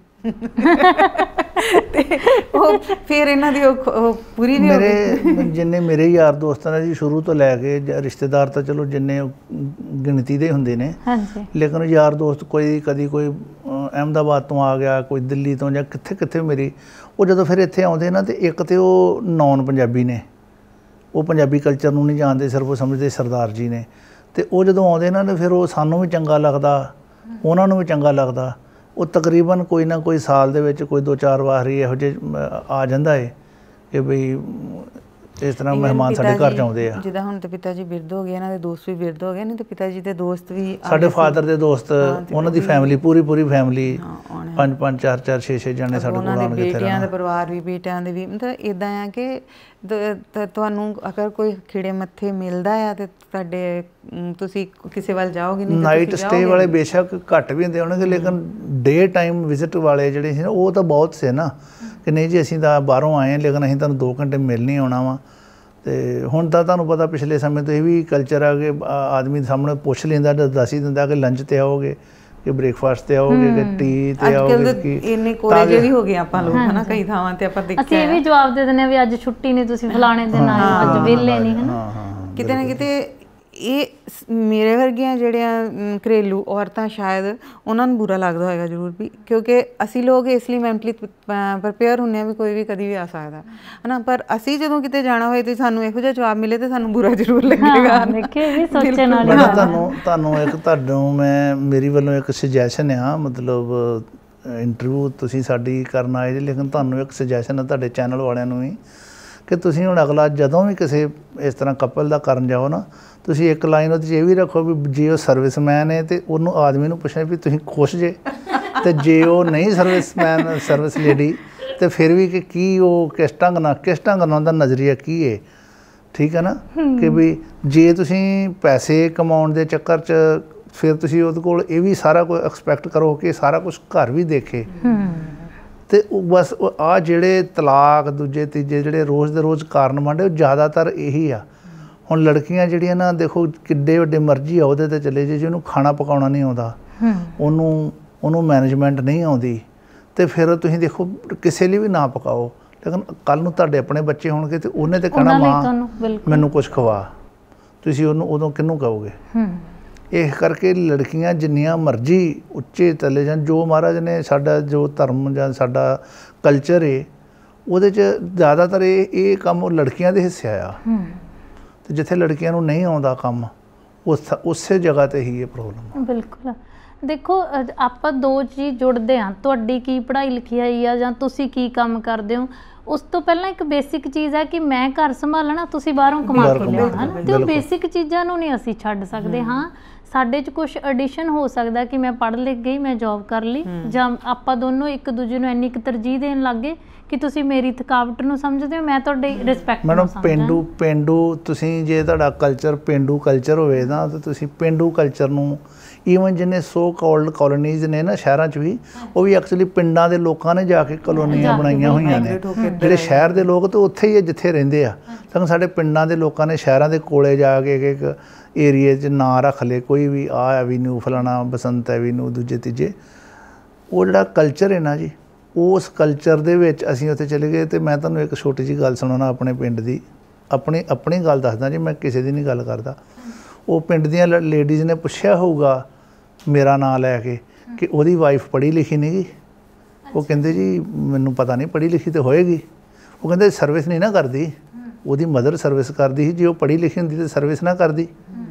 ਅੱਛਾ, ਪਿੰਡ 'ਚੋਂ ਕੋਈ ਹੋਰ ਲੜਕੀ ਆ, ਸਾਡੇ ਦੋਸਤ ਮਿੱਤਰ ਆ, ਕੋਈ ਉਹਦੀ ਮੰਨ ਲਓ ਵਾਈਫ ਆ, ਜੇ ਉਹ ਸਰਵਿਸ ਕਰਨ ਲੱਗ ਪੈਂਦੀ ਆ ਤੇ ਲੋਕ ਇਸ ਢੰਗ ਨਾਲ ਕਹਿਣਾ ਸ਼ੁਰੂ ਕਰ ਦਿੰਦੇ ਆ, ਫਿਰ ਘਰ ਦਾ ਗੁਜ਼ਾਰਾ ਵੀ ਤਾਂ ਚਲਾਉਣਾ ਨਾ, ਸਰਵਿਸ ਤਾਂ ਕਰਨੀ ਪੈਣੀ ਆ। ਜੇ ਤੁਸੀਂ ਸਰਵਿਸ ਕਰਨ ਲੱਗ ਪੈਂਦੇ ਜੇ, ਤਾਂ ਉਹ ਮਕਸਦ ਇਹ ਨਹੀਂ ਹੈਗਾ ਕਿ ਹੋ ਸਕਦਾ ਉਹ ਇਕੱਲੀ ਹੋਵੇ, ਹੋ ਸਕਦਾ ਉਹਦੇ ਹਸਬੈਂਡ ਨੇ ਉਹਨੂੰ ਕਿਹਾ ਵੀ ਤੂੰ ਘਰ ਇਕੱਲੀ ਕੀ ਕਰੇਂਗੀ, ਤੂੰ ਜੋਬ ਕਰ ਲਾ, ਹੋ ਸਕਦਾ ਉਹਦਾ ਕਿੱਡਾ ਵੱਡਾ ਮਰਜ਼ੀ ਵੀ ਅੰਪਾਇਰ ਹੋਵੇ, ਲੇਕਿਨ ਉਹਨੇ ਕੁਛ ਵੀ ਕੰਮ ਸ਼ੁਰੂ ਕਰਤਾ ਨਾ। ਇਸ ਕਰਕੇ ਇਹ ਦੁਨੀਆ ਦੇ ਵਿੱਚ ਤੁਹਾਡੀ ਆਪਸੀ ਸੈਟਲਮੈਂਟ ਕੀ ਕਹਿੰਦੀ ਹੈ, ਬਸ ਉਹੀ ਮੈਟਰ ਕਰਦੀ ਆ। ਠੀਕ ਆ, ਜਦੋਂ ਹੁਣ ਮੈਂ ਇਹਦੀ ਡਿਗਰੀ ਤੇ ਕਿਸੇ ਨੂੰ ਦਿਖਾਉਣ ਜਾਵਾਂਗਾ ਨਹੀਂ ਕਿ ਹਾਂ ਇਹ ਪੜ੍ਹੀ ਲਿਖੀ ਹੈ, ਉਹ ਲੋਕ ਆਪਣੇ ਹਿਸਾਬ ਨਾਲ ਹੀ ਸੋਚਦੇ ਰਹਿੰਦੇ, ਅੱਛਾ ਇਹ ਜੋਬ ਨਹੀਂ ਕਰਦੀ ਇਹਦਾ ਮਤਲਬ ਇਹ ਪੜ੍ਹੀ ਲਿਖੀ ਨਹੀਂ ਹੋਣੀ, ਹਾਂਜੀ ਹੁਣ ਤੁਸੀਂ ਇੰਟਰਵਿਊ ਲੈਣ ਆਏ ਜੇ, ਤੁਸੀਂ ਪਹਿਲਾਂ ਵੀ ਇਹਨਾਂ ਨੂੰ ਜਾਣਦੇ ਜੇ, ਤੁਹਾਨੂੰ ਪਤਾ ਹੋਏਗਾ ਵੀ ਇਹਦੀ ਕੁਆਲੀਫਿਕੇਸ਼ਨ ਨਹੀਂ ਤਾਂ ਤੁਸੀਂ ਪੁੱਛ ਵੀ ਸਕਦੇ ਜੇ ਕੀ ਤੁਹਾਨੂੰ ਪਤਾ ਵੀ ਹੋਏਗਾ। ਇਸ ਕਰਕੇ ਨਾ ਇਹ ਕੁਆਲੀਫਿਕੇਸ਼ਨ ਹੋਣਾ ਅਤੇ ਸਰਵਿਸ ਹੋਣਾ ਇਹ ਵੱਖਰੇ ਵੱਖਰੇ ਦੋ ਪਾਰਟ ਨੇ। ਬਿਲਕੁਲ ਇਹਦਾ ਅਨਪੜ੍ਹ ਹੋਣਾ ਇਹਦਾ ਮਤਲਬ ਇਹ ਨਹੀਂ ਵੀ ਤੁਹਾਨੂੰ ਅਨਪੜ੍ਹ ਨੂੰ ਵੀ ਜੋਬ ਮਿਲ ਜਾਂਦੀ ਹੈ, ਤੁਹਾਨੂੰ ਪੀਐਨ ਦੀ ਮਿਲ ਜੇਗੀ, ਹੋਰ ਕਿਸੇ ਚੀਜ਼ ਦੀ। ਜੇ ਨਹੀਂ ਤੁਸੀਂ ਪੜ੍ਹੇ ਲਿਖੇ ਤਾਂ ਤੁਹਾਨੂੰ ਜੋਬ ਨਹੀਂ ਮਿਲਦੀ ਹੈ। ਅਸਲ 'ਚ ਪੜ੍ਹਾਈ ਇਸ ਲਈ ਨਹੀਂ ਸੀ ਕਰਾਈ ਜਾਂਦੀ, ਪੜ੍ਹਾਈ ਤਾਂ ਇਸ ਲਈ ਹੈ ਕਿ ਲੜਕੀ ਨੂੰ ਬਾਕੀ ਕਦਰਾਂ ਕੀਮਤਾਂ ਵੀ ਆਉਂਦੀਆਂ ਹੋਣ, ਆਪਣੇ ਬੱਚੇ ਨੂੰ ਵੀ ਚੰਗੀ ਤਰ੍ਹਾਂ ਐਜੂਕੇਟ ਕਰ ਸਕਦੀ ਹੋਏ। ਇਹ ਜੋਬ ਲਈ ਨਹੀਂ ਹੁੰਦੀ, ਲੇਕਿਨ ਹਾਂ ਅਗਰ ਜੋਬ ਕਰੇ ਤਾਂ ਮਾੜੀ ਗੱਲ ਵੀ ਕੋਈ ਨਹੀਂ ਆ। ਇਹ ਤਾਂ ਤੁਸੀਂ ਬਿਲਕੁਲ ਮੇਰੀ ਮਤਲਬ ਮੇਰੇ ਵਰਗਾ ਇੱਕ ਤਜਰਬਾ ਦੱਸਿਆ। ਜਦੋਂ ਮੈਂ ਵਿਆਹ ਤੋਂ ਬਾਅਦ 10 ਸਾਲ ਨਹੀਂ ਕੋਈ ਵੀ ਜੋਬ ਕੀਤੀ ਹੈ ਨਾ, ਮੇਰੇ ਘਰਦਿਆਂ ਦੀ ਵੀ ਇਹੀ ਕੰਡੀਸ਼ਨ ਸੀ ਵੀ ਅਸੀਂ ਨੌਕਰੀ ਨਹੀਂ ਕਰਾਉਣੀ, ਬੱਚੇ ਪਾਲਣੇ ਨੇ। ਅਸੀਂ ਪਹਿਲਾਂ ਇਹ ਨਹੀਂ ਕਿ ਸਾਡਾ ਬੱਚਾ ਮਤਲਬ ਕਿਸੇ ਵੱਲ ਦੇਖੇ ਕਿ ਕੋਈ ਆਊਗਾ ਫਿਰ ਉਹਨੂੰ ਰੋਟੀ ਖਵਾਊਗਾ। ਤਾਂ ਮੈਨੂੰ ਮਤਲਬ ਮੈਂ ਪੋਸਟ ਗ੍ਰੈਜੂਏਟ ਹਾਂ ਅਤੇ ਮੈਨੂੰ ਹਰ ਬੰਦਾ ਮੇਰੇ ਘਰ ਆਉਣ ਵਾਲਾ ਇਹੀ ਪਹਿਲਾ ਸਵਾਲ ਕਰਦਾ ਹੁੰਦਾ ਸੀ, ਅੱਛਾ ਜੋਬ ਤੁਸੀਂ ਵੀ ਜੋਬ ਕਰਦੇ ਹੋ? ਜਦੋਂ ਮੈਂ ਕਹਿਣਾ ਵੀ ਨਹੀਂ ਮੈਂ ਨਹੀਂ ਜੋਬ ਕਰਦੀ, ਅੱਛਾ ਤੁਹਾਨੂੰ ਮਿਲੀ ਨਹੀਂ ਕਿ ਤੁਸੀਂ ਕੀਤੀ ਹੋ ਨਹੀਂ? ਮੈਂ ਕਹਿਣਾ ਮੈਂ ਕਦੀ ਅਪਲਾਈ ਨਹੀਂ ਕੀਤਾ। ਫਿਰ ਬੰਦੇ ਨੇ ਤੀਜਾ ਆਈਡੀਆ ਲਾਉਣਾ ਕਿ ਹੋ ਸਕਦਾ ਇਹ ਪੜ੍ਹੀ ਲਿਖੀ ਨਾ ਹੋਵੇ, ਅਤੇ ਜ਼ਰੂਰੀ ਮਤਲਬ ਇਹ ਕੰਡੀਸ਼ਨ ਹੀ ਬਣਾਤੀ ਕਿ ਜੇ ਪੜ੍ਹੀ ਲਿਖੀ ਕੁੜੀ ਤੁਸੀਂ ਲੈ ਰਹੇ ਹੋ ਤਾਂ ਉਹ ਸਰਵਿਸ ਨਹੀਂ ਮਤਲਬ ਕਿਉਂ ਨਹੀਂ ਕਰਦੀ? ਜੋ ਸਰਵਿਸ ਨਹੀਂ ਕਰਦੀ ਇਹਦਾ ਮਤਲਬ ਉਹ ਪੜ੍ਹੀ ਲਿਖੀ ਹੈ ਨਹੀਂ, ਹੈ ਨਾ। ਮੇਰਾ ਇੱਕ ਮੈਡਮ ਪਾਕਿਸਤਾਨੀ ਲਾਹੌਰ ਦਾ ਰਹਿਣ ਵਾਲਾ ਇੱਕ ਮੇਰਾ ਮਿੱਤਰ ਹੈ ਬੜਾ ਵਧੀਆ, ਅਤੇ ਉਹ ਅਸੀਂ ਕੋਰੀਆ ਦੇ ਵਿੱਚ ਇਕੱਠਿਆਂ ਕੰਮ ਕੀਤਾ, ਬਿਜ਼ਨਸ ਕੀਤਾ ਦੋਵਾਂ ਜਣਿਆਂ। ਅਤੇ ਉਹਨੇ ਮੈਨੂੰ ਕਹਿਣਾ ਪੜ੍ਹੀ ਲਿਖੀ ਵਾਈਫ ਦਾ ਅਮਨਦੀਪ ਜੀ ਇੱਕ ਹੀ ਫਾਇਦਾ ਵਾ ਕਿ ਬੱਚਿਆਂ ਦਾ ਟਿਊਸ਼ਨ ਨਹੀਂ ਕਰਨਾ ਪੈਂਦਾ। ਉਹ ਉਹਨਾਂ ਨੂੰ 5ਵੀਂ 6ਵੀਂ ਕਲਾਸ ਤੱਕ ਭਾਵੇਂ ਜਿਹੜਾ ਮਰਜ਼ੀ ਸਬਜੈਕਟ ਉਹ ਪੜ੍ਹਾਉਂਦੀ ਰਹਿੰਦੀ ਹੈ, ਅਤੇ ਉਦੋਂ ਨੂੰ ਬੱਚੇ ਆਪ ਜਾਣ ਜੋਗੇ ਹੋ ਜਾਂਦੇ ਆ, ਅਤੇ ਉਦੋਂ ਨੂੰ ਫਿਰ ਉਹ ਟਿਊਸ਼ਨ ਪੜ੍ਹਨ ਜਾਂ ਜਿੱਥੇ ਮਰਜ਼ੀ ਜਾਣ। ਅਤੇ ਕਹਿੰਦਾ ਅਨਪੜ੍ਹ ਦਾ ਫਿਰ ਉਹੀ ਰਹਿੰਦਾ, ਇਸ ਕਰਕੇ ਕਹਿੰਦਾ ਵੀ ਨੌਕਰੀ ਕਰਾਉਣੀ ਜਾਂ ਨਹੀਂ ਕਰਾਉਣੀ ਉਹ ਬਾਅਦ ਦੀ ਗੱਲ ਆ, ਲੇਕਿਨ ਜੇ ਤੁਸੀਂ ਪੜ੍ਹੇ ਲਿਖੇ ਜੇ ਜਾਂ ਜੇ ਤੁਸੀਂ ਘੱਟ ਪੜ੍ਹੇ ਲਿਖੇ ਵੀ ਜੇ, ਤੁਸੀਂ ਵਾਈਫ ਜੇ ਤੁਹਾਨੂੰ ਪੜ੍ਹੀ ਲਿਖੀ ਮਿਲ ਸਕਦੀ ਤਾਂ ਉਹਨੂੰ ਇਸ ਢੰਗ ਨਾਲ ਨਾ ਸੋਚੋ ਕਿ ਵੀ ਇਹ ਜੋਬ ਕਰੇਗੀ ਜਾਂ ਇਹ ਪੈਸੇ ਕਮਾਏ। ਕਹਿੰਦਾ ਅਸੀਂ ਹੋਰ ਵੱਧ ਮਿਹਨਤ ਕਰ ਲਾਂਗੇ ਥੋੜ੍ਹੀ ਜਿਹੀ, ਲੇਕਿਨ ਉਹ ਘਰ ਰਹੇਗੀ, ਬੱਚੇ ਹੋਣਗੇ। ਅਤੇ ਉਹ ਥੋੜ੍ਹੀ 1 ਸਾਲ ਪਹਿਲਾਂ ਦੀ 2 ਸਾਲ ਪਹਿਲਾਂ ਦੀ ਗੱਲ ਹੋਣੀ, ਇਹਦੇ ਮੰਮੀ ਪਾਪਾ ਆਏ ਸੀ, ਉਹ ਗਏ ਉੱਥੇ ਘੁੰਮਣ, ਉਹ ਉਹਦੇ ਘਰ ਵੀ ਗਏ ਪਾਕਿਸਤਾਨ ਉਸੇ ਦੋਸਤ ਦੇ। ਉਹਨੇ ਬੜਾ ਇਹਨਾਂ ਨੂੰ ਘੁਮਾਇਆ ਫਿਰਾਇਆ ਬੱਚਿਆਂ ਸਾਰਾ, ਅਤੇ ਉਹ ਮੰਮੀ ਵੀ ਆਣ ਕੇ ਦੱਸਦੇ ਉਹਦੀ ਵਾਈਫ ਵੀ ਉੱਥੇ ਜੋਬ ਨਹੀਂ ਕਰਦੀ, ਲੇਕਿਨ ਉਹ ਬਹੁਤ ਪੜ੍ਹੀ ਲਿਖੀ ਹੈ, ਉਹ ਜੋਬ ਨਹੀਂ ਕਰਦੀ। ਠੀਕ ਹੈ, ਆਪਣਾ ਘਰ ਚੱਲਣ ਡਿਆ ਹੈ। ਹਾਂਜੀ, ਔਰ ਦੂਜੀਆਂ ਜਿਹੜੀਆਂ ਮੁਸ਼ਕਿਲਾਂ ਆਉਂਦੀਆਂ ਕਿ ਲੇਡੀਜ਼ ਦੇ ਕੋਲ ਆਪਣਾ ਕਹਿ ਲਓ ਕਿ ਜੇ ਇਹਨਾਂ ਦਾ ਜੀ ਕਰੇ ਕੁਛ ਮੈਂ ਆਪਣੇ ਹਿਸਾਬ ਨਾਲ ਖਰਚ ਕਰਾਂ, ਅਤੇ ਜੇ ਇਹ ਜੋਬ ਨਹੀਂ ਕਰਦੀਆਂ ਤਾਂ ਇਹਨਾਂ ਕੋਲ ਪੈਸੇ ਨਹੀਂ ਹੋਣਗੇ ਅਤੇ ਆਪਣੇ ਘਰ ਵਾਲੇ ਕੋਲ ਜਾਂ ਆਪਣੇ ਸੱਸ ਸਹੁਰੇ ਕੋਲੋਂ ਮੰਗਣਗੇ। ਅਤੇ ਮੇਰੇ ਜਿਹੜੇ ਗੁਜਰਾਤੀ ਦੋਸਤ ਆ ਨਾ ਜੀ, ਕਿਉਂਕਿ ਮੈਂ 96 ਤੋਂ ਗੁਜਰਾਤ ਦੇ ਵਿੱਚ ਗਿਆ, ਉਹਨਾਂ ਦੀ ਇੱਕ ਵੈਸੇ ਥਿੰਕਿੰਗ ਆ, ਉਹਨਾਂ ਦਾ ਇੱਕ ਮੈਂਟਲ ਲੈਵਲ, ਉਹ ਪਤਾ ਕੀ ਕਹਿਣਗੇ? ਉਹ ਕਹਿਣਗੇ ਜੇ ਸਾਡੀ ਦੁਕਾਨ ਮਹੀਨੇ ਦਾ 2 ਲੱਖ ਕਮਾਏਗੀ ਅਤੇ ਮੈਂ ਆਪਣੀ ਘਰ ਵਾਲੀ ਨੂੰ 1 ਲੱਖ ਖਰਚਣ ਦੀ ਹੈਸੀਅਤ ਦਿੰਦਾ ਵੀ ਤੂੰ 1 ਲੱਖ ਖਰਚ ਦਿਆ ਕਰ ਜਿੱਥੇ ਮਰਜ਼ੀ। ਕਹਿੰਦਾ ਜੇ ਮੈਂ 3 ਲੱਖ ਕਮਾਉਣਾ ਸ਼ੁਰੂ ਕਰ ਦਾਂਗਾ ਮੈਂ ਉਹਦਾ ਵੀ ਵਧਾ ਦਾਂਗਾ, ਹੁਣ ਤੂੰ 1.5 ਲੱਖ ਖਰਚ ਸਕਦੀ ਹਾਂ। ਕਹਿੰਦਾ ਅਸੀਂ ਕਮਾਉਣੇ ਕਦ ਲਈ ਆ। ਇਸ ਕਰਕੇ ਇਹ ਗੱਲ ਨੇ ਮੈਨੂੰ ਵੀ ਵਾਕਿਆ ਹੀ ਕਿ ਜੇ ਅਸੀਂ ਬਿਲਕੁਲ ਪੈਸੇ ਘਰ 'ਚ ਵਿੱਚ ਲੜਾਈ ਪਾਵਾਂਗੇ ਔਰ ਉਹਨਾਂ ਨੂੰ ਪੈਸੇ, ਅਤੇ ਫਿਰ ਉਹ ਅਲਟੀਮੇਟਲੀ ਕਹਿਣਗੀਆਂ ਕਿ ਵੀ ਫਿਰ ਮੈਂ ਕਮਾ ਲੈਂਦੀ ਹਾਂ, ਕੋਈ ਗੱਲ ਨਹੀਂ ਮੈਂ ਵੀ ਕੁਛ ਜੋਬ ਕਰ ਲਈ। ਜਦੋਂ ਉਹਨੂੰ ਉਹਦਾ ਪੂਰਾ ਹੱਕ ਮਿਲੀ ਜਾਵੇ ਅਤੇ ਫਿਰ ਕੋਈ ਮੈਟਰ ਨਹੀਂ ਰਹਿੰਦਾ। ਅਤੇ ਉਹ ਕਿੱਥੇ ਖਰਚ ਲਏਗੀ? ਖਰੀਦੇਗੀ ਤੇ ਘਰ ਦਾ ਹੀ ਕੋਈ ਸਮਾਨ ਨਾ, ਬਿਲਕੁਲ ਬੱਚਿਆਂ ਦਾ ਖਰੀਦ ਲਏਗੀ, ਤੁਹਾਡੇ ਲਈ ਖਰੀਦ ਲਏਗੀ, ਹੋਰ ਕਿਸੇ ਪਰਿਵਾਰ ਲਈ ਕੋਈ ਚੀਜ਼ ਬਦਲ ਲਏਗੀ, ਛੋਟੀ ਲੈ ਕੇ ਵੱਡੀ ਚੀਜ਼ ਲੈ ਲਏਗੀ। ਜੋ ਬਾਕੀ ਮੇਜਰ ਡਿਸੀਜ਼ਨ ਤੇ ਆਮ ਤੌਰ 'ਤੇ ਆਦਮੀਆਂ ਦੇ ਹੁੰਦੇ, ਕੋਈ ਵੱਡੀ ਗੱਡੀ ਲੈਣੀ, ਘਰ ਬਣਾਉਣਾ, ਕੋਠੀ ਖਰੀਦਣੀ, ਉਹ ਤਾਂ ਜੈਂਟਸ ਦੇ ਤਕਰੀਬਨ ਡਿਸੀਜ਼ਨ ਹੁੰਦੇ ਆ ਨਾ। ਜਨਾਨੀਆਂ ਤਾਂ ਤੁਸੀਂ ਜਿਵੇਂ ਕਿਹਾ ਵੀ ਕਿੱਥੇ ਖਰਚ ਲੇਗੀ, ਤਾਂ ਪੇਕਿਆਂ ਤੋਂ ਲਿਆ ਕੇ ਵੀ ਘਰੇ ਖਰਚ ਲੈਂਦੀਆਂ। ਬਿਲਕੁਲ ਇਦਾਂ ਹੀ ਹੈ, ਇਦਾਂ ਹੀ ਹੈ। ਉਹਨਾਂ ਨੂੰ ਘਰ ਬਣਾਉਣ ਦਾ ਹੁੰਦਾ ਹੈ, ਮੇਰਾ ਘਰ ਸੋਹਣਾ ਲੱਗੇ, ਹੈ ਨਾ। ਹਾਂ, ਅਤੇ ਜਿਵੇਂ ਤੁਸੀਂ ਕਿਹਾ ਵੀ ਅਗਲੀ ਵਾਰ ਤੁਸੀਂ ਕਿਸੇ ਨੂੰ ਇਹ ਸਵਾਲ ਮਤਲਬ ਇੱਕ ਸਵਾਲ ਜ਼ਰੂਰ ਪੁੱਛੋ। ਮੈਂ ਤੁਹਾਡੇ ਤੋਂ ਹੀ ਸ਼ੁਰੂ ਕਰਦੀ, ਆਪਾਂ ਅਗਲੀ ਵਾਰ ਤੱਕ ਕਿਉਂ ਜਾਵਾਂਗੇ ਨਾ, ਕਿ ਮਤਲਬ ਇੱਕ ਹਾਊਸ ਵਾਈਫ ਜਿਹੜੀ ਘਰੇ ਹੀ ਸਾਰਾ ਦਿਨ ਤੁਹਾਡਾ ਘਰ ਦੇਖ ਰਹੀ ਹੈ ਨਾ, ਤੁਸੀਂ ਉਹਦੇ ਨਾਲ ਰਹਿ ਕੇ ਕਿੰਨੇ ਕੁ ਹੋਰ ਬੰਦਿਆਂ ਨਾਲੋਂ ਖੁਸ਼ ਹੋ ਜਿਹੜੇ ਕਿ ਜਿਨ੍ਹਾਂ ਨੂੰ ਲੱਗਦਾ ਕਿ ਉਹਨਾਂ ਦੀਆਂ ਘਰ ਵਾਲੀਆਂ ਨੌਕਰੀ ਕਰਦੀਆਂ ਨੇ, ਬਰਾਬਰ ਕਮਾ ਕੇ ਲਿਆ ਮੈਡਮ ਮੇਰੇ ਨਾ ਜਾਂ ਸਾਡਾ ਸਰਕਲ ਹੀ ਇਹੋ ਜਿਹਾ, ਮੇਰੇ ਜਿੰਨੇ ਯਾਰ ਦੋਸਤ ਨੇ ਨਾ ਉਹਨਾਂ ਦੇ ਸਾਰਿਆਂ ਦੀਆਂ ਘਰ ਵਾਲੀਆਂ ਘਰ ਹੀ ਨੇ ਔਰ ਉਹਨਾਂ ਨੇ ਮਤਲਬ ਕੋਈ ਰੇਅਰ ਹੋਏਗਾ ਵੀ ਕਿਸੇ ਕਾਰਨ ਜਿਹੜੇ ਸਾਡੇ ਦੋਸਤ ਹੋਏਗਾ ਜਿਹਦੀ ਵਾਈਫ ਵੀ ਜੋਬ ਕਰਦੀ ਹੋਏਗੀ, ਅਦਰਵਾਈਜ਼ ਮੇਰੇ ਸਾਰੇ ਮਿੱਤਰ ਜਿਹੜੇ ਨੇ ਉਹ ਸਾਰੇ ਉਹਦੇ ਈਵਨ ਅਸੀਂ ਕਦੋਂ ਮਰਜ਼ੀ ਇੱਕ ਦੂਜੇ ਨੂੰ ਫੋਨ ਕਰਕੇ ਕਹਿ ਦਈਏ, ਉਹਨੂੰ ਪੁੱਛਣਾ ਨਹੀਂ ਪੈਂਦਾ ਕਿ ਭਾਬੀ ਘਰ ਹੈਗੀ ਆ, ਅਸੀਂ ਆਉਣ ਲੱਗੇ ਹਾਂ, ਨਹੀਂ ਉਹ ਤੁਸੀਂ ਜਦੋਂ ਮਰਜ਼ੀ ਆ ਜਾਓ, ਸਿਰਫ ਪੁੱਛਣਾ ਇਹੀ ਪੈਂਦਾ ਵੀ ਅੱਜ ਤੁਸੀਂ ਇੱਥੇ ਜੇ ਜਾਂ ਤੁਸੀਂ ਆਊਟ ਆਫ ਆਪਣਾ ਸਟੇਸ਼ਨ ਦਾ ਨਹੀਂ ਹੈ। ਅਤੇ ਮੈਂ ਇਹ ਸਮਝਦਾ ਵੀ ਜਿਹੜੀ ਚੀਜ਼ ਤੁਹਾਡੇ ਮੈਂਟਲ ਲੈਵਲ ਇਹੋ ਜਿਹਾ ਹੈ ਵੀ ਮੈਂ ਘਰ ਚੱਲਿਆ ਮੇਰੀ ਘਰ ਵਾਲੀ ਘਰੇ ਹੀ ਆ, ਉਹ ਜਿਹੜਾ ਮੈਂਟਲ ਲੈਵਲ ਨਾ ਉਹ ਤੁਹਾਨੂੰ ਕੋਈ ਸਿੱਖ ਹੋਣ ਹੀ ਨਹੀਂ ਦਿੰਦਾ ਕਮ ਸੇ ਕਮ, ਹੈ ਨਾ। ਅਦਰਵਾਈਜ਼ ਤੁਸੀਂ ਸੋਚੋਗੇ ਮੇਰੇ ਨਾਲ ਵੀ ਆ ਕੋਈ ਦੋਸਤ ਆ, ਫਿਰ ਹੁਣ ਘਰ ਜਾਵਾਂਗੇ, ਫਿਰ ਚਾਹ ਕੌਣ ਬਣਾਵੇਗਾ, ਫਿਰ ਬਾਹਰ ਜਾਈਏਗਾ ਨਾ, ਫਿਰ ਆਪਾਂ ਘਰ ਜਾਂਦੇ ਹੀ ਨਹੀਂ, ਆਪਾਂ ਕਿਸੇ ਰੈਸਟੋਰੈਂਟ ਤੋਂ ਚਾਹ ਪੀ ਲੈਂਦੇ ਹਾਂ, ਆਪਾਂ ਕਦੋਂ ਖਾਣਾ ਵੀ ਬਾਹਰ ਹੀ ਖਾ ਲੈਂਦੇ ਹਾਂ। ਅਤੇ ਜਦੋਂ ਤੁਹਾਨੂੰ ਪਤਾ ਕਿ ਘਰ ਹੈਗਾ ਵਾ ਅਤੇ ਨਾ ਬਹੁਤ ਜ਼ਿਆਦਾ ਮੈਨੇਜ ਹੋਏਗਾ, ਲੇਕਿਨ ਕੋਈ ਇੱਕ ਦਾਲ ਸਬਜ਼ੀ ਮੈਨੇਜ ਹੋ ਜਾਏਗੀ, ਖਾਣਾ ਖਾਧਾ ਜਾਏਗਾ, ਕੋਈ ਗੱਲ ਨਹੀਂ ਹੈ ਨਾ।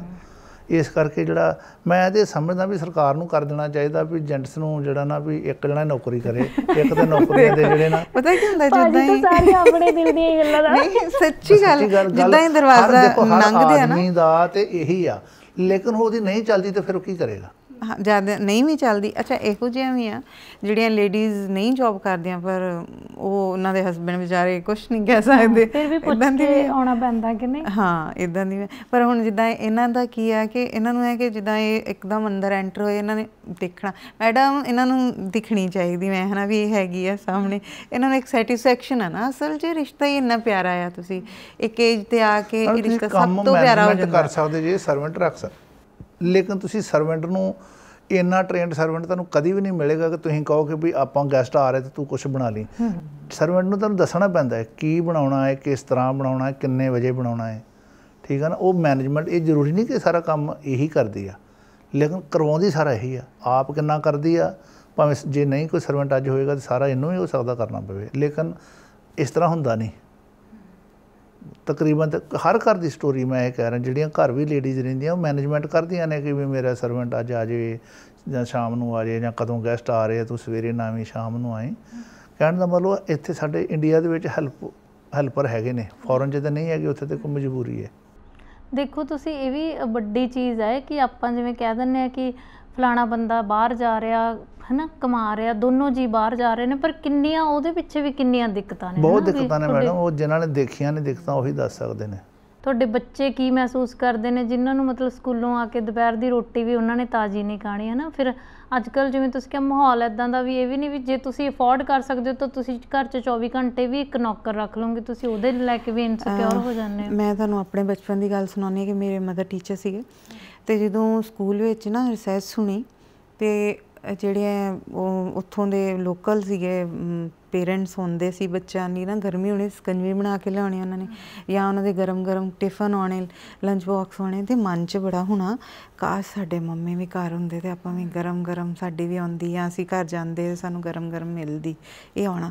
ਲੇਕਿਨ ਹੁਣ ਕਿਤੇ ਨਾ ਕਿਤੇ ਮੈਂ ਇਹ ਸੋਚਦੀ ਹਾਂ ਕਿ ਜਿਹੜਾ ਬਚਪਨ 'ਚ ਮੈਂ ਮਿਸ ਕੀਤਾ ਹੋਏਗਾ ਹੁਣ ਮੇਰੇ ਬੱਚੇ ਨਹੀਂ ਕਰਦੇ। ਕਮ ਸੇ ਕਮ ਜੇ ਮੇਰੇ ਬੱਚੇ ਛੋਟੇ ਸੀਗੇ ਕਿ ਉਹਨਾਂ ਦੀ ਸਕੰਜਵੀ ਉਹਨਾਂ ਦੇ ਆਉਂਦਿਆਂ ਨੂੰ ਰੈਡੀ ਹੁੰਦੀ ਹੈ, ਕਿ ਉਹਨਾਂ ਦੇ ਮੰਮਾ ਉਹਨਾਂ ਨੂੰ ਹੱਸ ਕੇ ਮਿਲਦੇ। ਸਾਡੇ ਮੰਮਾ ਵਿਚਾਰੇ ਤੇ ਆਪ ਜੋਬ ਤੋਂ ਆਉਂਦੇ ਸੀਗੇ, ਥੱਕੇ ਆਉਂਦੇ ਸੀਗੇ, ਹਾਂ, ਤੇ ਸੋ ਕੇ ਜੋ ਬਣਿਆ ਹੋਣਾ ਠੰਡਾ ਵੀ ਹੋਣਾ, ਆਰਾਮ ਨਾਲ ਖਾ ਲੈਣਾ। ਉਦੋਂ ਦੇ ਟਾਈਮ ਜਦੋਂ ਅਸੀਂ ਖੁਦ ਮਾਂ ਬਣੇ ਤਾਂ ਸਾਨੂੰ ਲੱਗਿਆ ਕਿ ਨਹੀਂ, ਕਮ ਸੇ ਕਮ ਅਗਰ ਰੱਬ ਨੇ ਮੈਨੂੰ ਇਹ ਦਿੱਤੀ ਹੈ ਤਾਂ ਮੈਨੂੰ ਵਾਕਈ ਮੇਰੇ ਬੱਚਿਆਂ ਨੂੰ ਉਹ ਹੁਣ ਨਹੀਂ ਫੇਸ ਕਰਨਾ ਪਏਗਾ ਕਿ ਉਹ ਗਰਮ ਫੁਲਕਾ ਹੀ ਖਾਣਗੇ, ਉਹਨਾਂ ਨੂੰ ਵੀ ਮਦਰ ਉਹਨਾਂ ਦਾ ਵੈਲਕਮ ਕਰਨਗੇ। ਇਹ ਗੱਲਾਂ ਹੁੰਦੀਆਂ ਜੋ ਅਸੀਂ ਮਿਸ ਕੀਤਾ ਹੁੰਦਾ, ਅਸੀਂ ਉਹ ਸੋਚਦੇ ਹਾਂ ਕਿ ਸਾਡੇ ਬੱਚਿਆਂ ਨੂੰ ਪਰਮਾਤਮਾ ਨੇ, ਮੈਂ ਸੋਚਦੀ ਹਾਂ ਖਰੇ ਪਰਮਾਤਮਾ ਨੇ ਚੰਗਾ ਕੀਤਾ ਉਹ ਸਭ ਕੁਛ, ਕਿ ਹੈ ਨਾ ਕਿਤੇ ਨਾ ਕਿਤੇ। ਇਹਨਾਂ ਦਾ ਲਿਖਣਾ ਤੁਸੀਂ ਪੜ੍ਹਦੇ ਹੋ ਬਾਜੀ, ਇਹਨਾਂ ਦਾ ਲਿਖਿਆ ਹੋਇਆ? ਮੇਰੇ ਕੋਲ ਬਹੁਤ ਜ਼ਿਆਦਾ ਨਹੀਂ ਪੜ੍ਹਿਆ ਜਾਂਦਾ, ਪਰ ਫਿਰ ਵੀ ਥੋੜ੍ਹਾ ਥੋੜ੍ਹਾ ਇਹ ਕਈ ਵਾਰੀ ਮੈਨੂੰ ਕਹੇਗੀ ਆ ਮੇਰਾ ਅੱਜ ਤੁਸੀਂ ਪੜ੍ਹਿਓ ਕਈ ਵਾਰੀ, ਲੇਕਿਨ ਮੇਰੇ ਕੋਲ ਪੂਰਾ ਨਹੀਂ ਪੜ੍ਹਿਆ ਜਾਂਦਾ, ਲੇਕਿਨ ਕੁਛ ਨਾ ਕੁਛ ਮੈਂ ਮੇਨ ਹੈਡਿੰਗ ਜਾਂ ਕੁਛ ਨਾ ਕੁਛ ਦੇਖਦਾ ਰਹਿਣਾ। ਜਿਵੇਂ ਤੁਸੀਂ ਜ਼ਿਆਦਾ ਆਪਦੇ ਬਿਜ਼ਨਸ ਲਈ ਬਾਹਰ ਰਹਿੰਦੇ ਹੋਵੋਗੇ ਨਾ, ਕਈ ਵਾਰੀ ਇਹ ਵੀ ਹੁੰਦਾ ਵੀ ਤੁਹਾਨੂੰ ਹਫ਼ਤਾ ਵੀ ਜਾਣਾ ਪੈ ਜਾਂਦਾ, ਉਹ 4 ਦਿਨ, ਤਾਂ ਇਹ ਤਾਂ ਨਹੀਂ ਲੱਗਦਾ ਵੀ ਸਾਨੂੰ ਆਪਸ ਵਿੱਚ ਸਮਾਂ ਘੱਟ ਮਿਲਦਾ? ਨਹੀਂ ਮੈਡਮ, ਇਹੋ ਜਿਹਾ ਕੋਈ ਜ਼ਿਆਦਾ ਨਹੀਂ। ਮੈਂ ਜੇ ਆਪਣੇ ਕਾਰੋਬਾਰ ਲਈ ਹਰ ਮਹੀਨੇ ਜੇ 5-10 ਦਿਨ ਬਾਹਰ ਜਾਂਦਾ ਵੀ, ਅਤੇ ਬਾਕੀ ਤਾਂ ਮੈਂ 20 ਦਿਨ ਦਿਨੇ ਰਾਤ ਜੇ ਮਤਲਬ ਘਰ ਹੀ ਹੋਈਦਾ, ਜੇ ਦਿਨੇ ਗਏ ਵੀ ਸ਼ਾਮ ਨੂੰ ਘਰੇ ਹੋਈਦਾ, ਮਤਲਬ ਸਾਨੂੰ ਇਹੋ ਜਿਹਾ ਕੋਈ ਮੁਸ਼ਕਿਲ ਨਹੀਂ। ਮੇਰਾ ਖਿਆਲ ਹਰ ਔਰਤ ਦੀ ਲਾਈਫ ਵਿੱਚ ਥੋੜ੍ਹਾ ਜਿਹਾ ਟਾਈਮ ਇਹੋ ਜਿਹਾ ਹੁੰਦਾ, ਉਹ ਕਿਹੜਾ ਟਾਈਮ ਹੁੰਦਾ ਕਿ ਜਦੋਂ ਤੁਹਾਡੇ ਬੱਚੇ ਛੋਟੇ ਹੁੰਦੇ ਆ ਨਾ, ਉਦੋਂ ਕਿਤੇ ਨਾ ਕਿਤੇ ਤੁਸੀਂ ਆਪਣੇ ਹਸਬੈਂਡ ਨੂੰ ਨਿਗਲੈਕਟ ਕਰਦੇ ਹੋ, ਕਿਉਂਕਿ ਤੁਹਾਨੂੰ ਆਪਣੇ ਬੱਚੇ ਨੂੰ ਜ਼ਿਆਦਾ ਟਾਈਮ ਦੇਣਾ ਪੈਂਦਾ, ਤੇ ਕਿਤੇ ਨਾ ਕਿਤੇ ਹਸਬੈਂਡ ਇਹ ਫੀਲ ਵੀ ਕਰਦੇ ਹੋਣਗੇ, ਕਿਉਂਕਿ ਸਾਡੀ ਪ੍ਰਾਇੋਰਟੀ ਉਦੋਂ ਬੱਚੇ ਹੋ ਜਾਂਦੇ ਜਦੋਂ ਬੱਚੇ ਛੋਟੇ ਹੁੰਦੇ ਆ। ਜਦੋਂ ਬੱਚੇ ਹੌਲੀ ਹੌਲੀ ਗਰੋਨ ਅਪ ਹੁੰਦੇ ਆ, ਤੇ ਹੁਣ ਜਿੱਦਾਂ ਮੇਰੇ ਬੱਚੇ ਜਦੋਂ ਸਾਡੇ ਬੱਚੇ ਜਦੋਂ ਹੋਸਟਲ ਅਸੀਂ ਬੱਚੇ ਭੇਜੇ, ਉਸ ਤੋਂ ਬਾਅਦ ਕੀ ਹੋਇਆ ਕਿ ਮੈਨੂੰ ਲੱਗਾ ਕਿ ਅਸੀਂ ਦੋਵੇਂ ਦੁਬਾਰਾ ਤੋਂ ਜ਼ਿਆਦਾ ਕਲੋਜ਼ ਹੋ ਗਏ ਹਾਂ, ਕਿਉਂਕਿ ਉਹ ਜਿਹੜਾ ਟਾਈਮ ਸੀਗਾ ਉਹ ਹੁਣ ਅਸੀਂ ਜ਼ਿਆਦਾ ਸਪੈਂਡ ਕਰਨ ਲੱਗ ਪਏ ਹਾਂ। ਇਹ ਹੁੰਦਾ ਹੈ ਹਰ ਔਰਤ ਤੇ ਆਦਮੀ ਦੇ ਲਾਈਫ 'ਚ, ਇਹ ਆਉਂਦਾ ਹੈ ਟਾਈਮ ਜਦੋਂ ਉਹਨਾਂ ਨੂੰ ਲੱਗਦਾ ਹੈ। ਮੈਡਮ ਛੋਟਾ ਹੈ ਬੇਟਾ 5th ਦੇ ਵਿੱਚ, ਉਹਨੂੰ ਆਪਾਂ ਮੇਓ ਕਾਲਜ ਅਜਮੇਰ ਉਹ ਹੋਸਟਲ 'ਚ ਚਲਾ ਗਿਆ ਸੀ 5th ਦੇ ਵਿੱਚ। ਬੇਟੀ 7th ਦੇ ਵਿੱਚ, ਉਦੋਂ ਸੇਮ ਉਹ ਬੇਟੀ 2 ਸਾਲ ਵੱਡੀ ਹੈ, ਉਹ ਡਲਹੌਜੀ ਚਲੀ ਗਈ ਸੀ। ਅਸੀਂ ਇਕੱਠੇ ਉੱਥੇ ਚਲੇ ਗਏ। 2-3 ਸਾਲ ਬਾਅਦ ਬੇਟੀ ਵੀ ਵਾਪਸ ਮੇਓ ਆ ਗਈ, ਬੇਟਾ ਤਾਂ ਮੇਓ 'ਚ ਸੀਗਾ। ਉਹ ਦੋਵੇਂ ਮੇਓ ਤੋਂ ਪਾਸ ਆਊਟ ਹੋਏ ਔਰ ਦੋਵੇਂ ਇਸ ਟਾਈਮ ਬੈਂਗਲੌਰ ਨੇ। ਪਰ ਇਹ ਆ ਕਿ ਜਦੋਂ ਤੋਂ ਬੱਚੇ ਬਾਹਰ ਗਏ ਨਾ, ਫਿਰ ਉਦੋਂ ਤੋਂ ਸਾਨੂੰ ਨਾ ਹੋਰ ਤਾਂ ਕੋਈ ਰਿਸ਼ਤੇਦਾਰੀ ਤੋਂ ਇਲਾਵਾ ਕੋਈ ਜਿਹੜਾ ਨਵਾਂ ਸਟੇਸ਼ਨ ਹੁੰਦਾ ਸੀ, ਤਾਂ ਉਹ ਕਾਲਜ ਹੀ ਸੀਗਾ। ਕਿ ਉਹ ਕਾਲਜ ਦੇ ਵਿੱਚ ਨਾ ਸਾਲ 'ਚ ਫੰਕਸ਼ਨ ਹੁੰਦੇ ਸੀ, ਜਿਸ 'ਚ ਤੁਸੀਂ ਪੇਰੈਂਟਸ ਇਨਵਾਈਟਡ ਜੇ, ਅਤੇ ਤਕਰੀਬਨ ਅਸੀਂ ਉਹ ਫੰਕਸ਼ਨ ਪੱਕਾ ਜਾਂਦੇ ਸੀ ਕਿ ਇੱਕ ਦੇ ਬੱਚਿਆਂ ਦਾ ਫੰਕਸ਼ਨ ਦੇਖਾਂਗੇ, ਇੱਕ ਬਿਲਕੁਲ ਵਿਆਹ ਵਰਗਾ ਮਾਹੌਲ ਹੁੰਦਾ ਸੀ, ਇੱਕ ਉੱਥੇ ਵਿਆਹ ਵਰਗਾ ਮਾਹੌਲ ਹੁੰਦਾ। ਪੇਰੈਂਟਸ ਆਏ ਨੇ, ਕਈ ਲੋਕ ਤੁਹਾਨੂੰ ਜਾਣਦੇ ਨੇ, ਕਈ ਤੁਹਾਡੇ ਬੱਚਿਆਂ ਕਰਕੇ ਤੁਹਾਨੂੰ ਜਾਣਨ ਲੱਗ ਪਏ ਨੇ। ਹੁਣ ਸਾਡਾ ਜਿਹੜਾ ਬਹੁਤ ਸਾਰਾ ਸਰਕਲ ਕੋਈ ਨਵਾਂ ਬਣਿਆ ਪਿਛਲੇ 10 ਸਾਲਾਂ 'ਚ, ਉਹ ਇਹੋ ਜਿਹਾ ਉਹ ਬੱਚਿਆਂ ਕਰਕੇ ਹੀ ਆ। ਕਈ ਬੱਚਿਆਂ ਦੇ ਪੇਰੈਂਟਸ ਜਿਹੜੇ ਉਹ ਸਾਡੇ ਦੋਸਤ ਬਣ ਗਏ, ਸਾਡਾ ਇੱਕ ਦੂਜੇ ਨਾਲ ਕਾਫੀ ਆਉਣ ਜਾਣੇ, ਉਹ ਇੱਕ ਨਵਾਂ। ਅਸਲ 'ਚ ਬੱਚਿਆਂ ਤੋਂ ਬਾਅਦ ਫਿਰ ਰਿਲੇਸ਼ਨ ਡਿਵੈਲਪ ਹੁੰਦੇ ਆ ਬੱਚਿਆਂ ਦੇ ਦੋਸਤਾਂ ਦੇ, ਫੈਮਲੀਜ਼ ਨਾਲ, ਇਹ ਸਾਰਿਆਂ ਨਾਲ ਹੀ ਹੁੰਦਾ ਸ਼ਾਇਦ, ਹੈ ਨਾ। ਇਹਦੇ ਤੋਂ ਵੀ ਮੈਂ ਤੁਹਾਡੇ ਤੋਂ 2 ਸਵਾਲ ਪੁੱਛੂੰਗੀ। ਇੱਕ ਤਾਂ ਇਹ ਕਿ ਇੱਕ ਵਾਰੀ ਕਿਸੇ ਨੇ ਕਿਹਾ ਸੀਗਾ ਇੱਕ ਮੁਲਾਕਾਤ 'ਚ ਵੀ ਜੇਲ੍ਹ 'ਚ ਰਹੇ ਹੋਏ ਕੈਦੀ ਅਤੇ ਹੋਸਟਲਾਂ 'ਚ ਰਹੇ ਹੋਏ ਬੱਚੇ, ਉਹਨਾਂ ਦੋਨਾਂ ਦਾ ਪਰਿਵਾਰ ਨਾਲ ਮੋਹ ਨਹੀਂ ਰਹਿੰਦਾ ਹੈਗਾ। ਮਤਲਬ ਕਿਉਂਕਿ ਇੱਕ ਬੱਚਾ ਜਦੋਂ ਉਹਨੇ ਤੁਹਾਡੇ ਨਾਲ ਅਟੈਚਡ ਹੋਣਾ, ਜਦੋਂ ਉਹਨੂੰ ਫੀਲ ਹੋਣਾ ਕਿ ਤੁਸੀਂ ਹੈ ਨਾ ਉਹਨੂੰ ਦੇਖ ਰਹੇ ਹੋ, ਪਾਲ ਰਹੇ ਹੋ, ਸਮਝ ਰਹੇ ਹੋ, ਅਤੇ ਉਸ ਵਕਤ ਅਸੀਂ ਉਹਨੂੰ ਹੋਸਟਲ 'ਚ ਪਾ ਦਿੰਦੇ ਹਾਂ ਨਾ। ਕਹਿੰਦੇ ਵੀ ਸੇਮ ਉਹੀ ਚੀਜ਼ ਜੇਲ੍ਹ ਦੇ ਕੈਦੀ ਨਾਲ ਹੁੰਦੀ ਆ। ਉਹਦਾ ਐਟਮੋਸਫੇਅਰ ਬਿਲਕੁਲ ਬਦਲ ਜਾਂਦਾ, ਜਦੋਂ ਤੱਕ ਉਹ ਮੁੜ ਕੇ ਆਉਂਦਾ ਉਹਦਾ ਪਰਿਵਾਰ ਨਾਲ ਉਨਾ ਜ਼ਿਆਦਾ ਪਿਆਰ। ਤੁਸੀਂ ਆਪਣੇ ਨਿਆਣਿਆਂ 'ਚ ਕੁਛ ਇਹੋ ਜਿਹਾ ਮਹਿਸੂਸ ਕਰਦੇ? ਤੁਸੀਂ ਪਹਿਲਾਂ ਜਵਾਬ ਦਿਓ, ਫਿਰ ਮੈਂ ਦੇਵਾਂਗੀ। ਨਹੀਂ ਮੈਡਮ, ਇਹ ਗੱਲ ਕੋਈ ਜ਼ਿਆਦਾ ਮੈਟਰ ਨਹੀਂ ਕਰਦੀ। ਉਹਦੇ 'ਚ ਕਾਰਨ ਇਹ ਆ ਕਿ ਅਸਲ ਦੇ ਵਿੱਚ ਨਾ ਪੇਰੈਂਟਸ ਚਾਹੁੰਦੇ ਆ ਕਿ ਜਿੰਨਾ ਕੁ ਨੌਲੇਜ ਜਾਂ ਜਿਸ ਲੈਵਲ 'ਤੇ ਅਸੀਂ ਪੜ੍ਹ ਸਕੇ, ਸਾਡੇ ਬੱਚੇ ਇਸ ਤੋਂ ਜ਼ਿਆਦਾ ਪੜ੍ਹ ਸਕਣ। ਹਰ ਪੇਰੈਂਟਸ ਹੀ ਚਾਹੁੰਦੇ। ਜਦੋਂ ਬੱਚੇ ਸਾਡੇ ਜ਼ਿਆਦਾ ਪੜ੍ਹ ਜਾਂਦੇ ਆ, ਜਦੋਂ ਜ਼ਿਆਦਾ ਉਹਨਾਂ ਦੇ ਕੋਲ ਨੌਲੇਜ ਹੁੰਦੀ ਆ ਨਾ, ਅਤੇ ਉਸ ਸਟੇਜ 'ਤੇ ਉਹਨਾਂ ਨੂੰ ਉਸ ਜਗ੍ਹਾ 'ਤੇ ਉਸ ਢੰਗ ਦੇ ਨਾਲ ਰਹਿਣਾ, ਬਹਿਣਾ, ਖਾਣਾ ਪੀਣਾ, ਉਹ ਚੀਜ਼ਾਂ ਥੋੜ੍ਹੀਆਂ ਡਿਫਰੈਂਟ ਹੋ ਜਾਂਦੀਆਂ, ਜਿਹਦੇ ਕਰਕੇ ਬੱਚਿਆਂ ਨੂੰ ਲੱਗਦਾ ਹੈ ਕਿ ਜਿਹੜੀ ਚੀਜ਼ ਸਾਨੂੰ ਉਸ ਸਿਟੀ ਜਾਂ ਉਸ ਹੋਸਟਲ 'ਚ ਜੋ ਸੀ ਸਾਨੂੰ ਫੈਸਿਲਿਟੀ ਸੀ, ਉਹ ਸਾਨੂੰ ਸਾਡੇ ਘਰ 'ਚ ਫੈਸਿਲਿਟੀ ਨਹੀਂ ਹੈ। ਅਤੇ ਉਸ ਦਰਮਿਆਨ ਜਿਹੜਾ ਉਸ ਛੋਟੇ ਜਿਹੇ ਗੈਪ ਨੂੰ ਨਾ, ਇਹ ਕਹਿ ਦਿੱਤਾ ਜਾਂਦਾ ਹੈ ਕਿ ਉਹ ਬੱਚੇ, ਇਹੋ ਜਿਹੀ ਕੋਈ ਗੱਲ ਨਹੀਂ ਹੈਗੀ। ਦੂਸਰੀ ਗੱਲ ਇਹ ਵੀ ਹੁੰਦੀ ਹੈ, ਤੁਹਾਡੇ ਘਰ ਦਾ ਤੁਹਾਡਾ ਕੀ ਹੈਗਾ, ਕਲਚਰ ਕੀ ਆ। ਅਸੀਂ ਕਿਸੇ ਦੀ ਗੱਲ ਨਹੀਂ ਕਰ ਸਕਦੇ ਹਾਂ, ਲੇਕਿਨ ਅਸੀਂ ਆਪਣੇ ਪਰਿਵਾਰ ਦੀ ਗੱਲ ਕਰ ਸਕਦੇ ਹਾਂ ਕਿ ਸਾਡੇ ਦੋਵੇਂ ਬੱਚਿਆਂ ਨੇ, ਉਹਨਾਂ ਨੇ ਮੋਰਨਿੰਗ ਟਾਈਮ ਵੀ ਸਾਨੂੰ ਵੀਡੀਓ ਕਾਲ ਕਰਨੀ ਹੈ, ਕਾਲਜ ਸਕੂਲ ਜਾਣ ਤੋਂ ਪਹਿਲਾਂ, ਰਾਤ ਨੂੰ ਵੀ ਉਹਨਾਂ ਨੇ ਉਹਨਾਂ ਕਦੀ ਇੱਦਾਂ ਨਹੀਂ ਹੁੰਦਾ ਕਿ ਗੱਲ ਨਾ ਹੋਈ। 2 ਟਾਈਮ ਗੱਲ ਹੋ ਗਈ, ਦੋਵਾਂ ਬੱਚਿਆਂ ਨਾਲ ਹੋ ਗਈ। ਈਵਨ ਅਸੀਂ 3 ਜਣੇ, ਮਤਲਬ 4 ਜਣੇ ਇੱਕੋ ਫੋਨ 'ਤੇ, ਅਸੀਂ ਅੱਜ ਕੱਲ੍ਹ ਤਾਂ ਇੰਨੀਆਂ ਫੈਸਿਲਿਟੀਜ਼ ਆ, ਅਸੀਂ ਲੌਂਗ ਗੱਲ ਕਰਦੇ ਹਾਂ ਜਦੋਂ ਬੱਚੇ ਘਰੇ ਆਉਂਦੇ ਆ। ਇਹ ਸਾਡੇ ਘਰ ਦਾ ਕਲਚਰ ਆ ਕਿ ਸਵੇਰੇ ਵੀ ਬੱਚਿਆਂ ਨੇ ਟਾਈਮ ਸਿਰ, ਇਹ ਨਹੀਂ ਹੈਗਾ ਕਿ 10-10 ਵਜੇ, ਕਿਉਂਕਿ ਹੋਸਟਾਂ ਵਾਲੇ ਬੱਚਿਆਂ ਨੂੰ ਸ਼ਾਇਦ ਆਦਤ ਵੀ ਹੁੰਦੀ ਹੈ ਲੇਟ ਉੱਠਣ ਦੀ, ਜਾਂ ਕਈ ਫੈਮਲੀਜ਼ 'ਚ ਵੀ। ਸਾਡੇ ਬੱਚਿਆਂ ਨੇ 5 ਵਜੇ ਜੇ ਉੱਠ ਜਾਣਾ, ਅਤੇ ਅਸੀਂ ਸਵੇਰੇ ਮੋਰਨਿੰਗ ਟੀ ਜਿਹੜੀ ਹੈਗੀ ਆ ਉਹ ਇਕੱਠੇ ਬਹਿ ਕੇ ਪੀਣੀ, 2-2.5 ਘੰਟੇ ਅਸੀਂ ਸਵੇਰੇ ਸਪੈਂਡ ਕਰਨੇ। ਇੱਦਾਂ ਹੀ ਰਾਤ ਨੂੰ ਹੈ, ਕਿਉਂਕਿ ਦਿਨੇ ਇਹਨਾਂ ਕੋਲ ਟਾਈਮ ਨਹੀਂ ਹੁੰਦਾ, ਸਵੇਰੇ ਘਰੇ ਹੋਣਗੇ ਜਾਂ ਰਾਤ ਕਰਨਗੇ। ਰਾਤ ਨੂੰ ਵੀ ਬੱਚਿਆਂ ਦੇ ਨਾਲ ਖਾਣਾ ਇਕੱਠਿਆਂ ਖਾਣਾ, ਡਿਨਰ ਇਕੱਠਿਆਂ ਹੋਏਗਾ, ਇਹ ਰੂਲ ਹੀ ਹੈ। ਇਹ ਤਾਂ ਵੈਸੇ ਹੀ ਰੂਲ ਹੈ ਘਰ ਦਾ ਵੀ ਇਕੱਠੇ ਬੈਠ ਕੇ ਹੀ ਖਾਣਾ, ਡਿਨਰ ਇਕੱਠਿਆਂ ਹੋਏਗਾ, ਫਿਰ ਦੁੱਧ ਇਕੱਠੇ ਬੈਠ ਕੇ ਪੀਣਾ, ਫਿਰ 2-2.5 ਘੰਟੇ ਅਸੀਂ ਇਕੱਠੇ ਸਪੈਂਡ ਕਰਨੇ। ਮੈਡਮ ਮੈਂ ਬੌਂਡਿੰਗ ਹੋਏਗੀ ਨਾ ਫਿਰ ਬੱਚਿਆਂ ਦਾ। ਇੱਕ ਗੱਲ ਤੁਹਾਨੂੰ ਦੱਸਣੀ ਚਾਹਾਂਗਾ ਹੋਰ, ਕਿ ਮੇਰਾ ਜਿਹੜਾ ਆਪਣਾ ਪਰਿਵਾਰ, ਮੇਰੇ ਮੰਮੀ ਡੈਡੀ, ਮੈਂ ਅਤੇ ਮੇਰਾ ਬ੍ਰਦਰ ਸਿਸਟਰ ਦੋਵੇਂ ਜਾਣੇ 6th ਕਲਾਸ ਤੋਂ ਹੋਸਟਲ ਦੇ ਵਿੱਚ ਪੜ੍ਹੇ ਨੇ। ਇਹ ਆਪਾਂ ਗੱਲ ਕਰੀਏ ਕਿ ਜਿਸ ਤਰ੍ਹਾਂ ਇੱਕ ਤਜਰਬੇ ਦੀ ਕਿ 20 ਸਾਲ ਪੁਰਾਣਾ, 25 ਸਾਲ, 50 ਸਾਲ ਪੁਰਾਣੇ ਦੀ ਗੱਲ ਕਰੀਏ ਨਾ, ਉੱਥੋਂ ਹੀ ਆਪਾਂ ਸਮਝਾਂਗੇ ਨਾ। ਆਪਾਂ ਯਕਦਮ ਡਿਸੀਜਨ ਨਹੀਂ ਦੇ ਸਕਦੇ ਕਿ ਅੱਜ ਕੀ ਆ। ਉਹ 2 ਜਣੇ ਹੋਸਟਲ ਪੜ੍ਹੇ। ਸਾਡੇ ਘਰ ਦੇ ਵਿੱਚ ਅਸੀਂ 5 ਮੈਂਬਰ ਕਦੀ ਇਕੱਠੇ ਨਹੀਂ ਸੀ ਹੁੰਦੇ। ਕਦੀ ਉਹਦੀਆਂ ਛੁੱਟੀਆਂ ਨਹੀਂ ਸੀ ਹੁੰਦੀਆਂ, ਕਦੀ ਉਹਦੀਆਂ ਛੁੱਟੀਆਂ ਨਹੀਂ ਸੀ ਹੁੰਦੀਆਂ, ਕਦੀ ਮੇਰੇ ਜੇ ਉਹ ਦੋਵੇਂ ਜਣੇ ਘਰ ਆਏ, ਅਤੇ ਕਦੀ ਫਾਦਰ 10 ਦਿਨ ਕਿਸੇ ਗਏ ਹੁੰਦੇ ਸੀ। ਠੀਕ ਆ, ਜੇ ਉਹ ਦੋਵੇਂ ਜਣੇ ਘਰ ਹੋ ਸਕਦਾ ਮੈਂ ਕਾਲਜ ਦੇ ਵਿੱਚੋਂ 4 ਦਿਨ ਬਾਅਦ ਆਵਾਂ। ਅਤੇ ਜਿੱਦਣ ਸਾਡੇ ਘਰ 5 ਜਣੇ ਇਕੱਠੇ ਹੁੰਦੇ ਸੀ ਨਾ, ਅਤੇ ਉਦਣ ਸਾਡੀ ਮਦਰ ਨੇ ਕਹਿਣਾ ਜਾਂ ਫਾਦਰ ਨੇ ਕਹਿਣਾ ਅੱਜ 5 ਜਣੇ ਇਕੱਠੇ ਅੱਜ ਜਿਹੜਾ ਵੱਡਾ ਖਾਣਾ ਬਣਾਵੀਂ। ਵੱਡਾ ਖਾਣੇ ਦਾ ਮਤਲਬ ਹੋਣਾ ਵੀ ਜੇ ਤਾਂ ਕੋਈ ਗੈਸਟ ਦੇ ਆਇਆ ਬਣਾਈ ਦਾ ਕੋਈ ਮਿੱਠਾ ਵੀ ਬਣਨਾ, ਜ਼ਿਆਦਾ ਮਿੱਠੀ ਵੀ ਚੀਜ਼ ਕੋਈ ਬਣਾਇਓ, ਇਸ ਤਰ੍ਹਾਂ ਵੀ ਕਰਿਓ। ਅੱਛਾ, ਉਹ ਦੋਵੇਂ ਹੋਸਟਲ 'ਚ ਪੜ੍ਹਨ ਤੋਂ ਬਾਅਦ ਉਹਨਾਂ ਦੋਵਾਂ ਦੀ ਪੇਰੈਂਟਸ ਨਾਲ ਬੜੀ ਬੌਂਡਿੰਗ ਹੈ। ਇਹ ਨਹੀਂ ਕਹਿ ਸਕਦੇ, ਆਪਾਂ ਇਹ ਨਹੀਂ ਕਹਿ ਸਕਦੇ ਕਿ ਉਹ ਹੋਸਟਲ 'ਚ ਰਹੇ ਤੇ ਉਹਨਾਂ ਦੀ ਨਹੀਂ, ਉਹਨਾਂ ਦੀ ਆਪਣੇ ਪਰਿਵਾਰ ਨਾਲ ਹੈਗੀ, ਲੇਕਿਨ ਉਹਨਾਂ ਦੀਆਂ ਜ਼ਿੰਮੇਦਾਰੀਆਂ ਜਾਂ ਜੋ ਉਹਨਾਂ ਨੇ ਆਪਣੇ ਹੋਸਟਲ ਲਾਈਫ ਤੋਂ ਸਿੱਖਿਆ ਹੈ ਜਾਂ ਜੋ ਵੀ ਉਹਨਾਂ ਨੇ ਤਜਰਬੇ ਕੀਤੇ ਸਰਵਿਸ ਦੇ ਵਿੱਚ ਬਾਹਰ ਰਹੇ ਅੱਜ ਵੀ, ਤੇ ਉਹਨਾਂ ਦੀ ਆਪਣੇ ਪੇਰੈਂਟਸ ਨਾਲ ਬੜੀ ਬੌਂਡਿੰਗ ਹੈ, ਕੋਈ ਇਹੋ ਜਿਹੀ ਗੱਲ ਨਹੀਂ। ਦੂਜੀ ਗੱਲ ਜਿਹੜੀ ਸਰਦਾਰ ਸਾਹਿਬ ਨੇ ਆਖੀ ਆ ਕਿ ਬੱਚੇ ਜਦੋਂ ਬਾਹਰ ਪੜ੍ਹਦੇ ਆ ਤੇ ਉਹਨਾਂ ਕਿਉਂਕਿ ਉਹ ਨੌਲੇਜ ਗ੍ਰੈਬ ਕੀਤੀ, ਉਹ ਹੁਣ ਚੇਂਜ ਆ ਜਿਹੜਾ ਸਾਡਾ ਟਾਈਮ ਸੀ ਔਰ ਉਹਨਾਂ ਦੇ ਟਾਈਮ 'ਚ ਫ਼ਰਕ ਆ, ਪੜ੍ਹਾਈ 'ਚ ਵੀ ਬਹੁਤ ਫ਼ਰਕ ਆ। ਬੱਚੇ ਜੋ ਸਿੱਖਦੇ ਉਸ ਲੈਵਲ ਨਾਲ ਉਹਨਾਂ ਦਾ ਮੈਂਟਲ ਗਰੋਥ ਹੋਈ ਆ, ਡਿਵੈਲਪਮੈਂਟ ਹੋਈ ਉਹਨਾਂ ਦੀ। ਹੁਣ ਪੇਰੈਂਟਸ ਦਾ ਵੀ ਫਰਜ਼ ਆ, ਇਹ ਵੀ ਤਾਂ ਤਰੀਕਾ ਹੈ ਨਾ ਕਿ ਪੇਰੈਂਟਸ ਅਗਰ ਆਪਣੇ ਉਸ ਹਿਸਾਬ ਨਾਲ ਬੱਚਿਆਂ ਨੂੰ ਚਲਾਉਣਗੇ, ਉਹਨਾਂ ਦੀ ਆਪਸ 'ਚ ਵਿਚਾਰਾਂ ਦੀ ਨਹੀਂ ਹੋਏਗਾ ਉਹ ਬੱਚੇ ਨਾਲ। ਜੇ ਤੁਹਾਨੂੰ ਪਤਾ ਹੈ ਕਿ ਹਰ ਪੇਰੈਂਟਸ ਚਾਹੁੰਦਾ ਕਿ ਮੇਰਾ ਬੱਚਾ ਉਹਦੇ ਤੋਂ ਮਤਲਬ ਮੇਰੇ ਤੋਂ ਜ਼ਿਆਦਾ ਤਰੱਕੀ ਕਰੇ, ਤੇ ਜੇ ਬੱਚਾ ਤੁਹਾਡਾ ਸਿੱਖਣ ਡਿਆ ਉੱਥੋਂ ਤੱਕ ਪਹੁੰਚ ਗਿਆ ਤੇ ਫਿਰ ਉਹ ਪੇਰੈਂਟਸ ਨੂੰ ਵੀ ਥੋੜ੍ਹਾ ਜਿਹਾ ਮੋਲਡ ਹੋਣਾ ਪੈਂਦਾ ਉਹ ਬੱਚਿਆਂ ਦੇ ਉਹਦੇ ਹਿਸਾਬ ਨਾਲ ਕਿ ਬੱਚਿਆਂ ਦਾ ਮੈਂਟਲ ਕੀ ਹੈਗਾ, ਹੁਣ ਵੀ ਉਹ ਕੀ ਸੋਚਦੇ ਆ। ਜੇ ਅੱਜ ਕੱਲ੍ਹ ਇਹ ਚੇਂਜ ਆਈ ਆ ਤੇ ਪੇਰੈਂਟਸ ਨੂੰ ਵੀ ਚੇਂਜ ਹੋਣਾ ਪਏਗਾ, ਤੇ ਉਹ ਫਿਰ ਬੌਂਡਿੰਗ ਜ਼ਰੂਰ ਹੋਏਗੀ ਜੇ ਅਸੀਂ ਇੱਕ ਦੂਜੇ ਦੀ ਗੱਲ ਨੂੰ ਸਮਝਾਂਗੇ। ਤੇ ਇਹ ਵੀ ਗੱਲ ਹੈ ਨਾ, ਜਦੋਂ ਅਸੀਂ ਬੱਚੇ ਨੂੰ ਕਹਿੰਦੇ ਕਿ ਨਹੀਂ ਤੂੰ ਇੱਦਾਂ ਕਹਿਣ ਡਿਆ ਅਸੀਂ ਇੱਦਾਂ ਹੀ ਕਰਨਾ, ਉਹ ਫਿਰ ਜਦੋਂ ਵਿਚਾਰਾਂ ਦਾ ਮੇਲ ਨਹੀਂ ਹੈ ਨਾ, ਫਿਰ ਤੁਸੀਂ ਕਹਿ ਸਕਦੇ ਹੋ ਕਿ ਉਹਨਾਂ ਦੀ ਆਪਸ 'ਚ ਬੌਂਡਿੰਗ ਨਹੀਂ ਹੈ। ਅਦਰਵਾਈਜ਼ ਇਹੋ ਜਿਹਾ ਕੋਈ ਇਸ਼ੂ ਨਹੀਂ ਹੁੰਦਾ। ਭਾਜੀ ਜਿਵੇਂ ਮੈਂ ਕਿਹਾ ਸੀ ਮੇਰੇ ਦਿਮਾਗ 'ਚ 2 ਸਵਾਲ ਆਏ ਹੈ ਨਾ। ਇਹਨਾਂ ਨੇ ਇੱਕ ਗੱਲ ਕੀਤੀ ਸੀ ਕਿ ਵੀ ਜਦੋਂ ਬੱਚੇ ਹੋ ਜਾਂਦੇ, ਬੱਚੇ ਛੋਟੇ ਹੁੰਦੇ ਆ, ਆਪਾਂ ਕਿਤੇ ਨਾ ਕਿਤੇ ਬੱਚੇ ਨੂੰ ਪ੍ਰੈਫਰੈਂਸ ਦੇਣੀ ਸ਼ੁਰੂ ਕਰ ਦਿੰਦੇ ਹਾਂ ਨਾ, ਉੱਥੇ ਅਸੀਂ ਹਸਬੈਂਡ ਨੂੰ ਨੈਗਲੈਕਟ ਕਰਦੇ ਹਾਂ ਜਾਂ ਉਹ ਇੱਕ ਮਤਲਬ ਇਨਡਾਇਰੈਕਟ ਇਗਨੋਰੈਂਸ ਵੀ ਹੁੰਦੀ ਆ, ਅਸੀਂ ਮਤਲਬ ਉਹ 'ਚ ਜਾਣ ਬੁੱਝ ਕੇ ਨਹੀਂ। ਤਾਂ ਉਹ ਚੀਜ਼ ਤੁਹਾਡੇ ਨਾਲ ਵੀ ਹੋਈ ਹੋਊਗੀ ਹੈ ਨਾ, ਜਿਵੇਂ ਇਹਨਾਂ ਨੇ 2 ਬੱਚੇ ਪਾਲੇ ਨੇ ਤਾਂ ਉਹਦੇ 'ਚ 2 ਬੱਚਿਆਂ ਨੂੰ ਪਾਲਣ 'ਚ ਤੁਹਾਡੇ 5-6 ਸਾਲ ਹੁੰਦੇ ਜਿਹੜੇ ਬਹੁਤ ਜ਼ਿਆਦਾ ਬਿਜ਼ੀ। ਉਸ ਇਗਨੋਰੈਂਸ ਨੂੰ ਤੁਸੀਂ ਕਿਵੇਂ ਮੈਨੇਜ ਕੀਤਾ, ਤੁਹਾਨੂੰ ਫੀਲ ਹੋਈ? ਮੇਰਾ ਅਸਲ ਦੇ ਵਿੱਚ ਕੀ ਸੀਗਾ ਕਿ ਮੈਂ ਨਾ ਉਹ ਜਦੋਂ ਬੱਚੇ ਬਹੁਤ ਛੋਟੇ ਸੀ ਨਾ, ਉਦੋਂ ਮੇਰਾ ਬਹੁਤ ਜ਼ਿਆਦਾ ਨਾ ਅਹਿਮਦਾਬਾਦ ਰਹਿਣਾ ਹੁੰਦਾ ਸੀ ਉਹਨਾਂ ਦਿਨਾਂ 'ਚ। ਹਾਂਜੀ। ਤੇ ਮੰਮੀ ਡੈਡੀ ਘਰ ਹੁੰਦੇ ਸੀ ਤੇ ਮੈਨੂੰ ਕਿਸੇ ਤਰ੍ਹਾਂ ਦੀ ਕੋਈ ਮੁਸ਼ਕਿਲ ਨਹੀਂ ਸੀ। ਬੇਸ਼ੱਕ ਬੱਚਿਆਂ ਨੂੰ ਕੋਈ ਖਿਡਾਉਣ ਲੈ ਜਾਣਾ ਹੋਵੇ, ਗੱਡੀ 'ਚ ਬਿਠਾ ਕੇ ਕੋਈ ਚੀਜ਼ ਲੈਣ ਚੱਲ ਜਾਣਾ ਹੋਵੇ, ਕੋਈ ਇਹਨੂੰ ਸਮਾਨ ਚਾਹੀਦਾ ਹੋਵੇ, ਕੁਛ ਬਾਜ਼ਾਰ ਤੋਂ ਮਾਰਕੀਟ ਤੋਂ ਲਿਆਉਣਾ ਹੋਵੇ, ਉਹ ਜਦੋਂ ਮੈਂ ਇੱਥੇ ਰਹਿੰਦਾ ਸੀਗਾ ਉਦੋਂ ਮੈਂ ਵੀ ਇੱਥੇ ਆਣ ਕੇ ਜਦੋਂ ਕੁਛ ਦਿਨ ਰਹਿਣਾ ਤੇ ਬੱਚਿਆਂ ਨਾਲ ਮੇਰਾ ਤੇ ਬੱਚਿਆਂ ਦਾ ਮੇਰੇ ਨਾਲ ਜ਼ਿਆਦਾ ਹੁੰਦਾ ਸੀ, ਕਿਉਂਕਿ ਮੈਂ ਲਗਾਤਾਰ ਇੱਥੇ ਰਹਿੰਦਾ ਨਹੀਂ ਸੀ ਤੇ ਸਾਨੂੰ ਕੋਈ ਇਹੋ ਜਿਹੀ ਪ੍ਰੋਬਲਮ ਨਹੀਂ ਆਈ। ਲੇਕਿਨ ਕਿਉਂਕਿ ਜਦੋਂ ਮੈਂ ਚਲਾ ਜਾਂਦਾ ਸੀ 10 ਦਿਨ ਨਹੀਂ ਆਇਆ, 15 ਦਿਨ ਨਹੀਂ ਆਇਆ, 25 ਦਿਨ ਨਹੀਂ ਆਇਆ, ਉਦੋਂ ਬੱਚਿਆਂ ਦਾ ਤੇ ਮਦਰ ਨਾਲ ਜਾਂ ਦਾਦੇ ਦਾਦੀ ਨਾਲ ਹੀ ਸੀਗਾ ਜ਼ਿਆਦਾ। ਦੂਸਰੀ ਗੱਲ ਹੁੰਦੀ ਹੈ ਕਿ ਇਹ ਬਹੁਤ ਬਿਜ਼ੀ ਰੱਖਦੇ ਸੀ ਆਪਣੇ ਆਪ ਨੂੰ।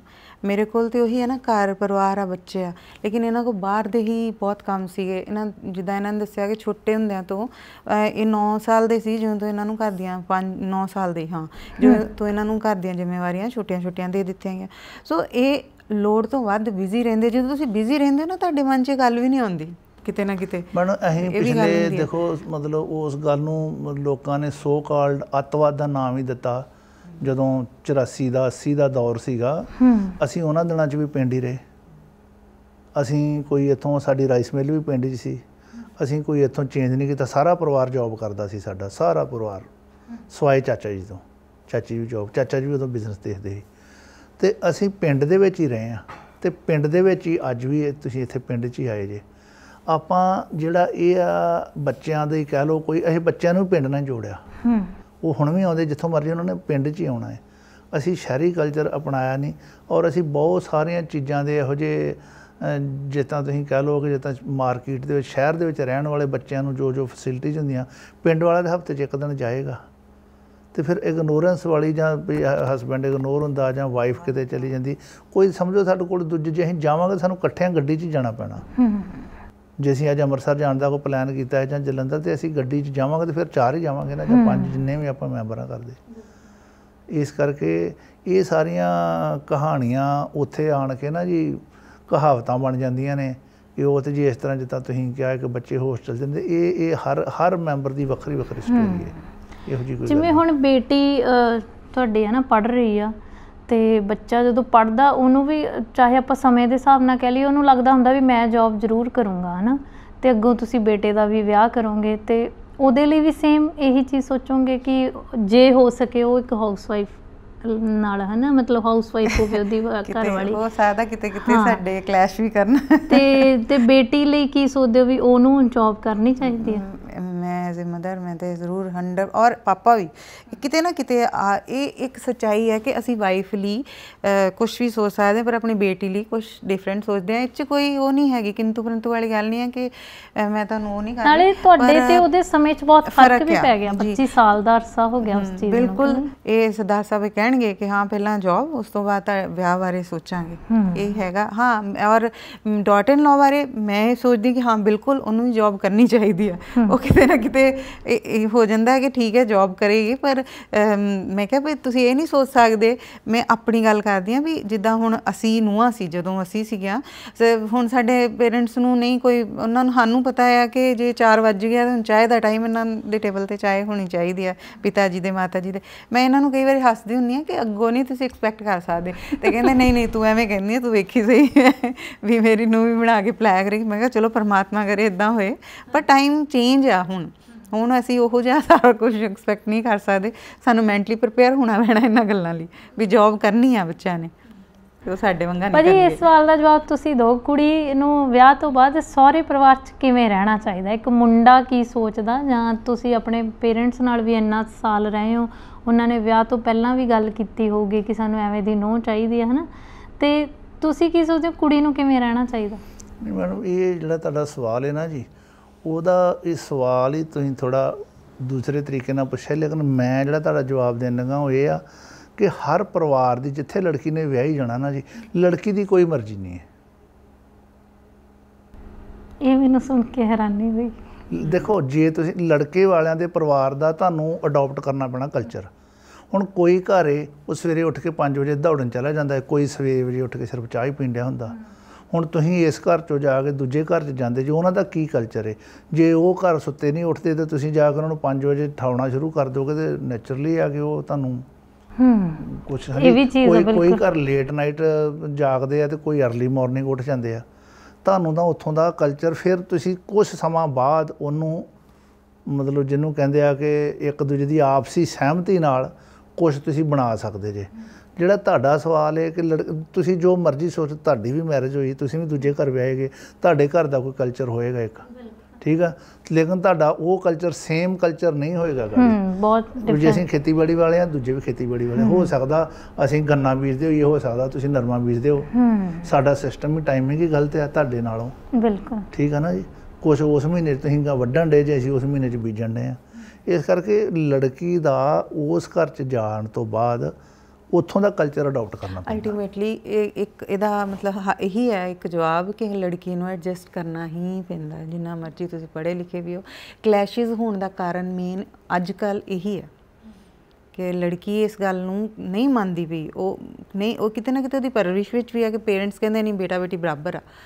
ਅਤੇ ਮੈਂ ਤੁਹਾਨੂੰ ਆਪਣੀ ਗੱਲ ਦੱਸ ਦਿੰਦੀ ਹਾਂ ਕਿ ਮੇਰੇ ਸਿਸਟਰ ਉਹ ਅਮਰੀਕਾ ਨੇ, ਅਤੇ ਔਰ ਮੈਂ ਕਿਹਾ ਵੀ ਬੇਟੀ ਨੂੰ ਨਾ ਇੱਦਾਂ ਨੋਰਮਲ ਗੱਲ ਹੋਈ ਵੀ ਬੇਟੀ ਨੂੰ ਕੰਮ ਆਉਣਾ ਚਾਹੀਦਾ, ਅਗਲੇ ਘਰ ਜਾਣਾ, ਅਤੇ ਉਹਨਾਂ ਨੇ ਮੈਨੂੰ ਉਸੇ ਵੇਲੇ ਟੋਕਤਾ ਕਿ ਤੇਰੀ ਨੇ ਅਗਲੇ ਘਰ ਜਾਣਾ ਹੋਏਗਾ, ਮੇਰੀ ਨੇ ਆਪਣੇ ਘਰ ਜਾਣਾ ਹੈ। ਦੇਖੋ ਆਪਾਂ ਆਪਣੀ ਗੱਲ ਤਾਂ ਨੋਰਮਲ ਆ ਕਿ ਹੈ ਨਾ ਵੀ ਅਸੀਂ ਬੇਟੀ ਨੂੰ ਵਿਆਹ ਕੇ ਅਤੇ ਸਾਡਾ ਇਹੀ ਕਹਿੰਦੇ ਨਾ ਵੀ ਅਗਲੇ ਘਰ ਜਾ, ਪਰ ਉਹ ਕਹਿੰਦੇ ਨਹੀਂ ਉੱਥੇ ਵੀ ਬਰਾਬਰ ਆ ਬੇਟੀ ਬੇਟਾ, ਉਹਨਾਂ ਨੇ ਆਪਣੇ ਘਰ ਜਾਣਾ। ਇਹ ਨਹੀਂ ਹੈ ਵੀ ਕੁੜੀ ਸਾਰਾ ਕਰੇਗੀ ਕੰਮ ਜਾਂ ਕੁਛ, ਸੋਚ 'ਚ ਫਰਕ ਆ ਗਿਆ ਨਾ, ਹੈ ਨਾ। ਇਹਨੂੰ ਤੁਸੀਂ ਇਹ ਵੀ ਕਹਿ ਸਕਦੇ ਹੋ ਕਿ ਅਸੀਂ ਇੰਡੀਅਨ ਹਾਂ ਅਤੇ ਉਹ ਅਮੈਰੀਕਨ ਦੇ ਹਿਸਾਬ ਨਾਲ, ਅਤੇ ਉਹ ਇਹ ਸੋਚਦੇ ਪਏ ਆ। ਪਰ ਜਿਹੜੇ ਕਲਚਰ 'ਚ ਅਸੀਂ ਹਾਂ, ਲੜਕੀ ਨੂੰ ਐਡਜਸਟ ਕਰਨਾ ਪੈਂਦਾ ਹੈ, ਉਹਨੂੰ ਨਹੀਂ ਕਰਨਾ ਹੀ ਆ। ਜੇ ਉਹ ਕਰ ਜੇਗੀ ਅਤੇ ਉਹ ਖੁਸ਼ ਆ ਰਹੂਗੀ, ਜੇ ਨਹੀਂ, ਹਾਂ ਮੁਸ਼ਕਿਲਾਂ ਸਭ ਨੂੰ ਆਉਂਦੀਆਂ, ਇਹ ਉਹਨੂੰ ਆਪਣੇ ਮਾਂ ਨੂੰ ਬੱਚੇ ਨੂੰ ਸਿਖਾ ਕੇ ਹੀ ਭੇਜਣਾ ਪਏਗਾ ਕਿ ਬੇਟਾ ਨਵੇਂ ਘਰ ਆਪਾਂ ਕਿਤੇ ਵੀ ਜਾਂਦੇ, ਈਵਨ ਕਿਸੇ ਦੇ ਘਰ ਇੱਕ ਰਾਤ ਵੀ ਗੈਸਟ ਵੀ ਬਣ ਕੇ ਜਾਂਦੇ ਹਾਂ, ਅਤੇ ਸਾਨੂੰ ਉਹਨਾਂ ਦੇ ਹਿਸਾਬ ਨਾਲ ਥੋੜ੍ਹਾ ਜਿਹਾ ਐਡਜਸਟ ਕਰਨਾ ਪੈਂਦਾ। ਉਹ ਜਿੱਦਾਂ ਦਾ ਵੀ ਸਾਨੂੰ ਅਕੋਮੋਡੇਸ਼ਨ ਮਿਲਦੀ, ਖਾਣਾ ਮਿਲਦਾ, ਅਤੇ ਜਿੱਥੇ ਅਸੀਂ ਸਾਰੀ ਜ਼ਿੰਦਗੀ ਉਹਨੂੰ ਅਪਣਾਉਣਾ ਆ ਵੀ ਬੇਟੇ ਤੂੰ ਉਹਨੂੰ ਅਪਣਾਉਣਾ ਆ, ਤੂੰ ਨਵੇਂ ਘਰ ਜਾਣਾ ਆ ਦੂਸਰੇ, ਪਰ ਉਹਨੂੰ ਅਪਣਾਉਣਾ ਆ, ਆਪਣੀ ਆਪਣਤ ਨਾਲ ਇੰਨਾ ਭਰ ਲੈਣਾ ਕਿ ਉਹ ਤੇਰਾ ਬਣ ਜਾਣਾ। ਔਰ ਇੱਕ ਸੱਚਾਈ ਆ ਕਿ ਬਾਅਦ 'ਚੋਂ ਹੁਣ ਪੇਕੇ ਨਹੀਂ ਚੇਤੇ ਹੁੰਦੇ, ਹੁਣ ਆਪਣਾ ਘਰ ਲੱਗ ਜਾਂਦਾ। ਹੁਣ ਤਾਂ ਘੰਟੇ ਲਈ ਵੀ ਜਾਓ ਤਾਂ ਇਹ ਲੱਗਦਾ ਹੁੰਦਾ ਆਪਣੇ ਘਰ ਜਾਣਾ। ਅਸੀਂ ਕਦੀ ਇਹ ਨਹੀਂ ਕਹਿੰਦੇ ਵੀ ਪਰਾਏ ਘਰ ਜਾਣ ਡਿਆ ਸੀ, ਫਿਰ ਅਸੀਂ ਉਹਨੂੰ ਆਪਣਾ ਕਹਿੰਦੇ ਵੀ ਇਹ ਮੇਰਾ ਘਰ ਆ। ਸੋ ਬੇਟੀ ਲਈ ਵੀ ਇਹ ਸੇਮ ਹੋਏਗਾ ਵੀ ਹਰ ਬੱਚੀ ਥੋੜ੍ਹੇ ਟਾਈਮ ਤੋਂ ਬਾਅਦ ਐਡਜਸਟ ਕਰ ਜਾਂਦੀ ਆ। ਆਪਣਾ ਲੱਗਣਾ। ਦੋਵਾਂ ਤੋਂ ਇੱਕ ਛੋਟਾ ਜਿਹਾ ਜਵਾਬ ਮੰਗਦੀ ਹਾਂ। ਇਸ ਸਟੇਜ ਤੇ ਆ ਕੇ ਖੁਸ਼ ਹੋ ਤੁਸੀਂ ਇਕੱਠੇ ਜੋ ਫੈਸਲੇ ਤੁਸੀਂ ਕੀਤੇ ਇੱਕ ਦੂਜੇ ਦੀਆਂ ਮੰਨ ਕੇ? 100% ਖੁਸ਼ ਹਾਂ। ਮੇਰਾ ਖਿਆਲ ਅਸੀਂ ਸੋਚਦੇ ਹਾਂ ਕਿ ਸਾਡੇ ਤੋਂ ਜ਼ਿਆਦਾ ਖੁਸ਼ ਨਸੀਬ ਕੋਈ ਨਹੀਂ ਹੋ ਸਕਦਾ। ਭੈਣ ਨੇ ਤਾਂ ਸ਼ੁਰੂ 'ਚ ਹੀ ਕਹਿਤਾ ਸੀ ਹੈ ਨਾ ਕਿ ਤੁਸੀਂ ਬਹੁਤ ਚੰਗੇ ਹੋ, ਅਤੇ ਆਫ ਸਾਈਡ ਵੀ ਉਹਨਾਂ ਨੇ ਮੈਨੂੰ ਬਹੁਤ ਗੱਲਾਂ ਕਹੀਆਂ ਵੀ ਤੁਹਾਡੇ ਵੀਰ ਜੀ ਬਹੁਤ ਚੰਗੇ ਨੇ ਹੈ ਨਾ, ਇਹਨਾਂ ਦੇ ਮਿਜਾਜ ਬਹੁਤ ਮਤਲਬ ਸਮਝਦਾਰ ਬਹੁਤ ਨੇ। ਇਹਨਾਂ ਲਈ 2 ਸ਼ਬਦ, ਕਿਉਂਕਿ ਬਹੁਤ ਥੋੜਾ ਸਮਾਂ ਰਹਿ ਗਿਆ ਆਪਣੇ ਕੋਲ, ਤੇ ਕੀ ਕਹਿਣਾ ਚਾਹੋਗੇ ਤੁਸੀਂ? ਨਹੀਂ ਜੀ, ਇਹਨੇ ਵੀ ਆਪਣੀ ਸਮਝਦਾਰੀ ਦੇ ਨਾਲ ਜੋ ਵੀ ਗੱਲ ਸੀ, ਜੇ ਇਹਨੂੰ ਕੋਈ ਗੱਲ ਦਾ ਨਹੀਂ ਸੀ ਪਤਾ ਤਾਂ ਇਹਨੇ ਪੁੱਛ ਲਈ ਕਿ ਆ ਆਪਾਂ ਇਸ ਤਰ੍ਹਾਂ ਕਿਸ ਤਰ੍ਹਾਂ ਕਰੀਏ। ਈਵਨ ਆ ਤੁਹਾਡੇ ਆਉਣ ਦਾ ਪ੍ਰੋਗਰਾਮ ਸੀਗਾ ਅਤੇ ਮੈਨੂੰ ਕਾਫੀ ਦਿਨਾਂ ਦੀ ਸੁਣਾ ਰਹੀ ਸੀ ਕਿ ਵੀ ਉਹ ਕਿਸੇ ਦਿਨ ਉਹਨਾਂ ਨੇ ਆਉਣਾ ਹੈ, ਕਿਸੇ ਦਿਨ ਆਉਣਾ ਹੈ। ਫਿਰ ਇਹਨੇ ਮੈਨੂੰ ਪੁੱਛ ਲਿਆ ਕਿ ਤੁਸੀਂ ਕਿੱਦਣ ਅਵੇਲੇਬਲ ਜੇ, ਜਾਂ ਤੁਹਾਡਾ ਉਦਣ ਕੋਈ ਕੰਮ ਨਾ ਹੋਵੇ ਤਾਂ ਆਪਾਂ ਰੱਖ ਲਈਏ। ਮਤਲਬ ਇੱਕ ਐਗਜ਼ਾਮਪਲ ਹੀ ਆ। ਅਤੇ ਮੈਂ ਇਹਨੂੰ ਪੁੱਛਿਆ ਕਿ ਉਹ ਕਿੱਦਣ ਅਵੇਲੇਬਲ ਨੇ, ਅਤੇ ਇਹਨੇ ਕਿਹਾ ਇਸ ਤਰ੍ਹਾਂ ਆਹ ਟਾਈਮਿੰਗ ਉਹਨਾਂ ਕੋਲ ਹੈਗਾ ਹੈ। ਅਤੇ ਕਹਿਣ ਦਾ ਮਤਲਬ ਹੈ ਕਿ ਜੋ ਵੀ ਆਪਾਂ ਮਤਲਬ, ਜੇ ਮੈਂ ਤੁਹਾਨੂੰ ਦੱਸਿਆ ਕਿ ਜਦੋਂ ਆਪਾਂ ਆਪਣੀ ਕੋਈ ਜਿੱਦਬਾਜੀ ਜਾਂ ਆਪਣੀ ਕੋਈ ਵਿਲ ਜਾਂ ਆਪਣੀ ਕੋਈ ਖਾਹਿਸ਼ ਨਹੀਂ ਨਾ ਰੱਖੀ ਤੁਸੀਂ ਜ਼ਿਆਦਾ, ਤਾਂ ਤੁਹਾਨੂੰ ਤਕਲੀਫ ਵੀ ਕੋਈ ਨਹੀਂ ਹੁੰਦੀ। ਜਦੋਂ ਤੁਹਾਡੀ ਕੋਈ ਵਿਸ਼ ਇਹੋ ਜਿਹੀ ਹੋਵੇ ਕਿ ਮੇਰੇ ਲਈ ਇਸ ਤਰ੍ਹਾਂ ਕਰੇ ਜਾਂ ਇਸ ਤਰ੍ਹਾਂ ਕਰੇ, ਅਤੇ ਜਦੋਂ ਉਹ ਨਹੀਂ ਪੂਰੀ ਹੁੰਦੀ ਫਿਰ ਉਦੋਂ ਹੀ ਤੁਹਾਨੂੰ ਤਕਲੀਫ ਹੁੰਦੀ ਆ। ਇਸ ਕਰਕੇ ਖੁਸ਼ ਰਹਿਣ ਦੇ ਇੱਕ ਇਹ ਵੀ ਮੰਤਰ ਆ ਵੀ ਜੇ ਇਹਨੇ ਕੋਈ ਗੱਲ ਕਹੀ ਆ ਅਤੇ ਉਹ ਮੰਨ ਲਈ, ਠੀਕ ਆ ਜੀ ਕੋਈ ਨਹੀਂ, ਇੱਕ ਦਿਨ ਆਪਾਂ ਛੁੱਟੀ ਕਰ ਲੈਂਦੇ ਹਾਂ। ਅਤੇ ਇਹ ਸੋਚ ਕੇ ਕਿ ਅੱਗੇ ਹਰ ਦਿਨ ਇਹ ਮੇਰੇ ਲਈ ਇਹੀ ਛੁੱਟੀ ਕਰਦੀ ਆ ਬਿਲਕੁਲ ਕਿ ਵੀ ਅੱਜ ਆਹ ਕਰਨਾ ਹੈ, ਤੁਹਾਡਾ ਅੱਜ ਆਹ ਕੰਮ ਹੈ, ਅੱਜ ਅਤੇ ਅੱਜ ਇਸ ਕਰਕੇ ਉਹ ਜਿਹੜੀ ਗੱਲ ਆ। ਬਾਕੀ ਇਹ ਲੰਬਾ ਸਮਾਂ ਮੈਡਮ ਜਿਉਂ ਦੌਰ ਅਲਟੀਮੇਟਲੀ ਫਿਰ ਬੱਚੇ ਜਦੋਂ ਆਪਣੇ ਚਲੇ ਜਾਂਦੇ ਨੇ, ਅਤੇ ਮੀਆਂ ਬੀਬੀ ਰਹਿ ਜਾਂਦੇ ਦੋਵੇਂ। ਤੁਸੀਂ ਹਮੇਸ਼ਾ ਇੱਦਾਂ ਹੀ ਖੁਸ਼ ਰਹੋ। ਮਤਲਬ ਬਹੁਤ ਚੀਜ਼ਾਂ ਨੇ ਤੁਹਾਡੇ ਰਿਲੇਸ਼ਨ 'ਚ, ਤੁਸੀਂ ਆਪਣੀ ਜ਼ਿੰਮੇਵਾਰੀ ਸਮਝਦੇ ਹੋ, ਆਪਣੀ ਐਡਜਸਟਮੈਂਟ ਸਮਝਦੇ ਨੇ ਹੈ ਨਾ, ਕਿ ਕਿੱਥੇ ਮੈਨੂੰ ਕਰ ਲੈਣੀ ਚਾਹੀਦੀ ਆ। ਅਤੇ ਮੈਨੂੰ ਲੱਗਦਾ ਇਸੇ ਤਰੀਕੇ ਨਾਲ ਰਿਸ਼ਤਾ ਜਿਹੜਾ ਸੋਹਣਾ ਹੋ ਸਕਦਾ। ਮੈਂ ਬਹੁਤ ਵਾਰੀ ਇਹੀ ਕਹਿੰਦੀ ਹੁੰਦੀ ਹਾਂ ਕਿ ਅਸੀਂ ਸਿੱਖ ਕੇ ਜਾਂਦੇ ਹਾਂ। ਜਦੋਂ ਮੈਂ ਇਸ ਕੁਰਸੀ ਤੋਂ ਉੱਠਦੀ ਹਾਂ ਨਾ, ਮਨ 'ਚ ਬਹੁਤ ਸਾਰੇ ਸਵਾਲਾਂ ਦੇ ਜਵਾਬ ਨੇ ਜਿਹੜੇ ਉਹ ਮਿਲ ਚੁੱਕੇ ਹੁੰਦੇ ਨੇ। ਪਰ ਦੂਜੀ ਚੀਜ਼ ਇਹ ਵੀ ਹੈ ਕਿ ਹਰ ਇੱਕ ਦੀ ਜ਼ਿੰਦਗੀ ਦਾ ਫਲਸਫਾ ਹੈ ਨਾ ਹਰ ਇੱਕ 'ਤੇ ਲਾਗੂ ਨਹੀਂ ਹੁੰਦਾ। ਜਿਵੇਂ ਭੈਣ ਨੇ ਕਿਹਾ ਕਿ ਉਹਨਾਂ ਦੇ ਖੁਦ ਦੇ ਭੈਣ ਮਤਲਬ ਇਹ ਸਮਝਦੇ ਨੇ ਕਿ ਸਾਡੀ ਦੋਵਾਂ ਦੀ ਸੋਚ 'ਚ ਵੱਖਰੇਵਾਂ ਹੈ। ਪਰ ਹਮੇਸ਼ਾ ਇੱਦਾਂ ਹੀ ਰਹੋ ਤੁਸੀਂ। ਪ੍ਰਮਾਤਮਾ ਤੁਹਾਨੂੰ ਇੰਨਾ ਧੀਰਜ ਅਤੇ ਇੰਨੀ ਚੜ੍ਹਦੀ ਕਲਾ ਹੀ ਦੇਵੇ। ਮੈਡਮ ਬਹੁਤ ਮਿਹਰਬਾਨੀ ਤੁਹਾਡੀ। ਮੈਂ ਛੋਟੀ ਜਿਹੀ ਇੱਕ ਗੱਲ ਤਾਂ ਹੋਰ ਸਾਂਝੀ ਕਰਨੀ ਚਾਹੁੰਦਾ, ਚਲੋ ਤੁਹਾਡੇ ਚੈਨਲ ਦੇ ਮਾਧਿਅਮ ਰਾਹੀਂ, ਕਿ ਅਸਲ ਦੇ ਵਿੱਚ ਅਸੀਂ ਪਰਿਵਾਰਾਂ ਨੇ ਬਣਾ ਲਿਆ, ਜੇ ਸਾਡਾ ਬੱਚਾ ਕਿਸੇ ਸਟੇਜ 'ਤੇ ਜਾ ਕੇ ਵੀ ਥੋੜ੍ਹਾ ਜਿਹਾ ਸੈਟਲ ਹੋ ਚੁੱਕਾ ਹੋਵੇ ਜਾਂ ਥੋੜ੍ਹਾ ਜਿਹਾ ਕਿਤੇ ਵਿਗੜ ਚੁੱਕਾ ਹੋਵੇ ਨਾ, ਅਤੇ ਅਸੀਂ ਪਰਿਵਾਰ ਇਹ ਸੋਚਦੇ ਹਾਂ ਕਿ ਹੁਣ ਇਹਦਾ ਵਿਆਹ ਕਰ ਦਿਓ। ਜੇ ਲੜਕੀ ਥੋੜ੍ਹੀ ਜਿਹੀ ਲੱਗਦਾ ਕਿ ਉਮਰ 1-2 ਸਾਲ ਵੱਡੀ ਹੈ ਜਾਪਦਾ ਸਾਨੂੰ, ਅਤੇ ਉਦੋਂ ਲੜਕੀ ਬਾਰੇ ਸੋਚਣਾ ਸ਼ੁਰੂ ਕਰ ਦਿੰਦੇ ਹਾਂ। ਅਤੇ ਮੈਡਮ ਜਿਹੜਾ ਲਫ਼ਜ਼ ਹੈ ਨਾ, ਉਹ ਇਹ ਆ ਕਿ ਚਲੋ ਕੰਮ ਖਤਮ ਕਰੋ, ਚਲੋ ਜਲਦੀ ਬਸ ਇਹਦਾ ਵਿਆਹ ਹੋ ਜਾਏ, ਚਲੋ ਅਸੀਂ ਫਰੀ ਹੋ ਜਾਈਏ। ਮੈਡਮ ਮੈਂ ਇਹਨੂੰ ਇਸ ਢੰਗ ਨਾਲ ਸੋਚਦਾ ਕਿ ਨਹੀਂ, ਉਸ ਦਿਨ ਤਾਂ ਤੁਹਾਡਾ ਕੰਮ ਅਜੇ ਸ਼ੁਰੂ ਹੋਣਾ ਹੈ। ਤੁਸੀਂ ਕੰਮ ਖਤਮ ਕਰਨ ਦੀ ਕਹਾਣੀ ਕਰ ਰਹੇ ਜੇ, ਉਸ ਦਿਨ ਤੋਂ ਤੁਸੀਂ ਉਹਨੂੰ ਸਮਝਾਉਣਾ ਕਰੋ ਕਿ ਅੱਗੇ ਤੇਰੇ 2 ਭੈਣ ਭਰਾ ਹੀ ਸੀ, ਹੁਣ ਜਿਸ ਜਗ੍ਹਾ ਤੂੰ ਵਿਆਹਿਆ ਜਾ ਰਿਹਾ, ਮੁੰਡੇ ਨੂੰ ਕਹਿਣ ਤੇਰਾ ਉੱਥੇ ਕੋਈ ਸਾਲਾ ਵੀ ਹੋਣਾ, ਕੋਈ ਸਾਲੀ ਵੀ ਹੋਣੀ, ਕੋਈ ਮਾਸੀ ਸੱਸ ਵੀ ਹੋਣੀ, ਕੋਈ ਤਾਈ ਸੱਸ ਵੀ ਹੋਣੀ, ਤੇਰੀਆਂ ਜ਼ਿੰਮੇਵਾਰੀਆਂ ਭਾਈ ਵਧਣੀਆਂ ਹੀ ਹੋ, ਤੇਰੀਆਂ ਘਟਣੀਆਂ ਨਹੀਂ। ਤੈਨੂੰ ਆਪਣੀ ਮਾਸੀ ਦੇ ਘਰ ਵੀ ਜਾਣਾ ਪੈਣਾ, ਤੈਨੂੰ ਘਰ ਵਾਲੀ ਦੀ ਮਾਸੀ ਦੇ ਘਰ ਵੀ ਜਾਣਾ ਪੈਣਾ। ਬਿਲਕੁਲ ਠੀਕ ਹੈ ਨਾ। ਅਤੇ ਲੜਕੀ ਨੂੰ ਵੀ ਕਹੋ ਕਿ ਅੱਗੇ ਤਾਂ ਤੂੰ ਹਫ਼ਤੇ 'ਚ ਇੱਕ ਛੁੱਟੀ ਕਰਕੇ ਤੂੰ ਆਪਣੀ ਮਾਂ ਨੂੰ ਜਾਂ ਮਾਸੀ ਨੂੰ ਮਿਲਣ ਜਾਂਦੀ ਸੀ, ਹੁਣ ਤੈਨੂੰ ਲੜਕੇ ਦੀ ਮਾਸੀ ਨੂੰ ਵੀ ਮਿਲ ਜਾਣਾ ਪੈਣਾ ਹੈ, ਉਹਦੀ ਭੂਆ ਨੂੰ ਦੇ ਘਰ ਵੀ ਜਾਣਾ ਪੈਣਾ ਹੈ। ਕਹਿਣ ਦਾ ਮੇਰਾ ਮਤਲਬ ਇਨ ਸ਼ੋਰਟ ਇਹੀ ਆ ਕਿ ਅਸਲ ਦੇ ਵਿੱਚ ਅਸੀਂ ਲੋਕਾਂ ਨੇ ਵਿਆਹ ਨੂੰ ਦੀ ਡੇਟ ਨੂੰ ਐਜ ਬਣਾ ਛੱਡਿਆ ਕਿ ਬਸ ਇਹ ਤੋਂ ਸ਼ਾਇਦ ਗਾੜੀ ਕੋਈ ਕੰਮ ਨਹੀਂ, ਜਦੋਂ ਕਿ ਉਹ ਜਿਹੜਾ ਹੈ ਉਹਦਾ ਸ਼ੁਰੂਆਤ ਪੁਆਇੰਟ ਹੈ। ਉਸ ਤੋਂ ਬਾਅਦ ਹੀ ਉਹਨਾਂ ਨੇ ਇਕੱਠਿਆਂ ਚੱਲਣਾ ਹੈ, ਆਉਣਾ ਜਾਣਾ, ਖਾਣਾ ਪੀਣਾ ਸਭ ਕੁਛ ਮੈਨੇਜਮੈਂਟ ਕਰਨੀ ਹੈ। ਅਤੇ ਜੇ ਉਹ ਬੰਦਾ ਪਹਿਲਾਂ ਹੀ ਪ੍ਰਕਿਓਰ ਹੋਵੇ ਨਾ, ਸਿਰਫ ਵੇਖੋ ਮੈਂ ਤੁਹਾਡੇ ਨਾਲ ਇੰਨੀ ਗੱਲ ਕੀਤੀ ਹੈ, ਤੁਹਾਡੇ ਮਨ 'ਚ ਸਾਰਾ ਪਿਕਚਰ ਘੁੰਮ ਗਈ ਹੋਏਗੀ। ਜੇ ਉਹ ਲੜਕੀ ਦੇ ਮਨ 'ਚ ਪਹਿਲਾਂ ਇੱਕ ਪਿਕਚਰ ਘੁਮਾ ਦਿਓ ਨਾ ਕਿ ਇੰਨੀਆਂ ਉੱਥੇ ਮੁੰਡੇ ਦੀਆਂ ਮਾਸੀਆਂ ਹੀ ਹੋ, ਇੰਨੀਆਂ ਚਾਚੀਆਂ ਹੀ ਹੋ, ਇੰਨੀਆਂ ਭੂਆ ਹੀ ਹੋ, ਤੈਨੂੰ ਸਾਰੇ, ਅਤੇ ਉਹਨੂੰ ਪਹਿਲਾਂ ਤੋਂ ਹੀ ਉਹ ਪ੍ਰਪੇਅਰ ਕਰਨਾ ਸ਼ੁਰੂ ਕਰ ਦੇਗੀ ਵਿਆਹ ਤੋਂ ਪਹਿਲਾਂ, ਹਾਂ ਉੱਥੇ ਮੈਨੂੰ ਇਸ ਢੰਗ ਨਾਲ ਚੱਲਣਾ ਪੈਣਾ।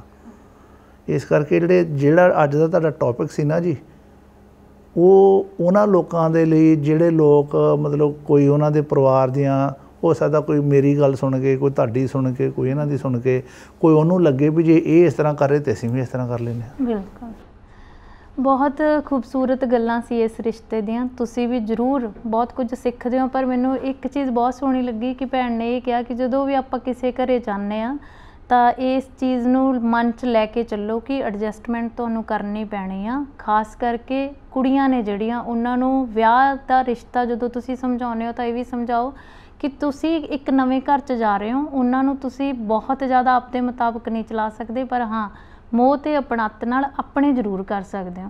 ਤੇ ਭਾਜੀ ਨੇ ਬਹੁਤ ਸੋਹਣੀ ਗੱਲ ਕਹੀ ਕਿ ਅਸੀਂ ਸਮਝ ਲੈਂਦੇ ਹਾਂ ਕਿ ਵਿਆਹ ਹੋ ਗਿਆ ਤਾਂ ਬੱਚਿਆਂ ਪ੍ਰਤੀ ਸਾਡੀ ਜ਼ਿੰਮੇਵਾਰੀ ਹੈ ਜਿਹੜੀ ਉਹ ਖਤਮ ਹੋ ਗਈ, ਪਰ ਉਹਨਾਂ ਨੇ ਕਿੱਡੀ ਸੋਹਣੀ ਗੱਲ ਕਹੀ ਕਿ ਮੁੰਡੇ ਨੂੰ ਸਮਝਾਓ ਕਿ ਹੁਣ ਤੂੰ ਦੂਣੇ ਰਿਸ਼ਤੇ ਨੇ ਜਿਹੜੇ ਉਹ ਨਿਭਾਉਣ ਜਾ ਰਿਹਾ। ਤੇ ਬਿਲਕੁਲ ਕੁੜੀ ਲਈ ਵੀ ਉੱਦਾਂ ਹੋਣਾ ਚਾਹੀਦਾ ਹੈ ਕਿ ਜਿੱਦਾਂ ਤੂੰ ਅੱਜ ਇੱਕ ਰਿਸ਼ਤਾ ਨਿਭਾ ਰਹੀ ਆ, ਕੱਲ੍ਹ ਨੂੰ ਤੈਨੂੰ ਦੋਨੋਂ ਪਾਸੇ ਦੇ ਰਿਸ਼ਤੇ ਨੇ ਜਿਹੜੇ ਉਹਨਾਂ ਨੂੰ ਇੰਨੀ ਸ਼ਿੱਦਤ ਨਾਲ ਨਿਭਾਉਣਾ ਚਾਹੀਦਾ। ਬਾਕੀ ਬਹੁਤ ਸੋਹਣੀਆਂ ਗੱਲਾਂ ਸੀ, ਕਈ ਗੱਲਾਂ ਮੈਂ ਬਿਲਕੁਲ ਮਤਲਬ ਅੱਜ ਤੱਕ 20 ਐਪੀਸੋਡ ਦੇ ਵਿੱਚੋਂ ਮੈਨੂੰ ਲੱਗਦਾ 20-21 ਚੋਂ ਬਿਲਕੁਲ ਨਵੀਆਂ ਸੁਣੀਆਂ ਨੇ। ਤੇ ਤੁਹਾਡੀ ਰਾਏ ਕੀ ਬਣੀ ਇਸ ਐਪੀਸੋਡ ਨੂੰ ਦੇਖਣ ਤੋਂ ਬਾਅਦ ਕਮੈਂਟ ਸੈਕਸ਼ਨ 'ਚ ਜ਼ਰੂਰ ਲਿਖਿਆ ਕਰੋ, ਤਾਂ ਜੋ ਅਸੀਂ ਵੀ ਹੋਰ ਬਿਹਤਰੀ ਨਾਲ ਇਸ ਪ੍ਰੋਗਰਾਮ ਨੂੰ ਕਰੀਏ। ਅਗਲੀ ਵਾਰ ਫਿਰ ਤੋਂ ਇੱਕ ਨਵੇਂ ਜੋੜੇ ਨਾਲ ਹਾਜ਼ਰ ਹੋਵਾਂਗੇ, ਤਦ ਤੱਕ ਲਈ ਸਤਿ ਸ਼੍ਰੀ ਅਕਾਲ।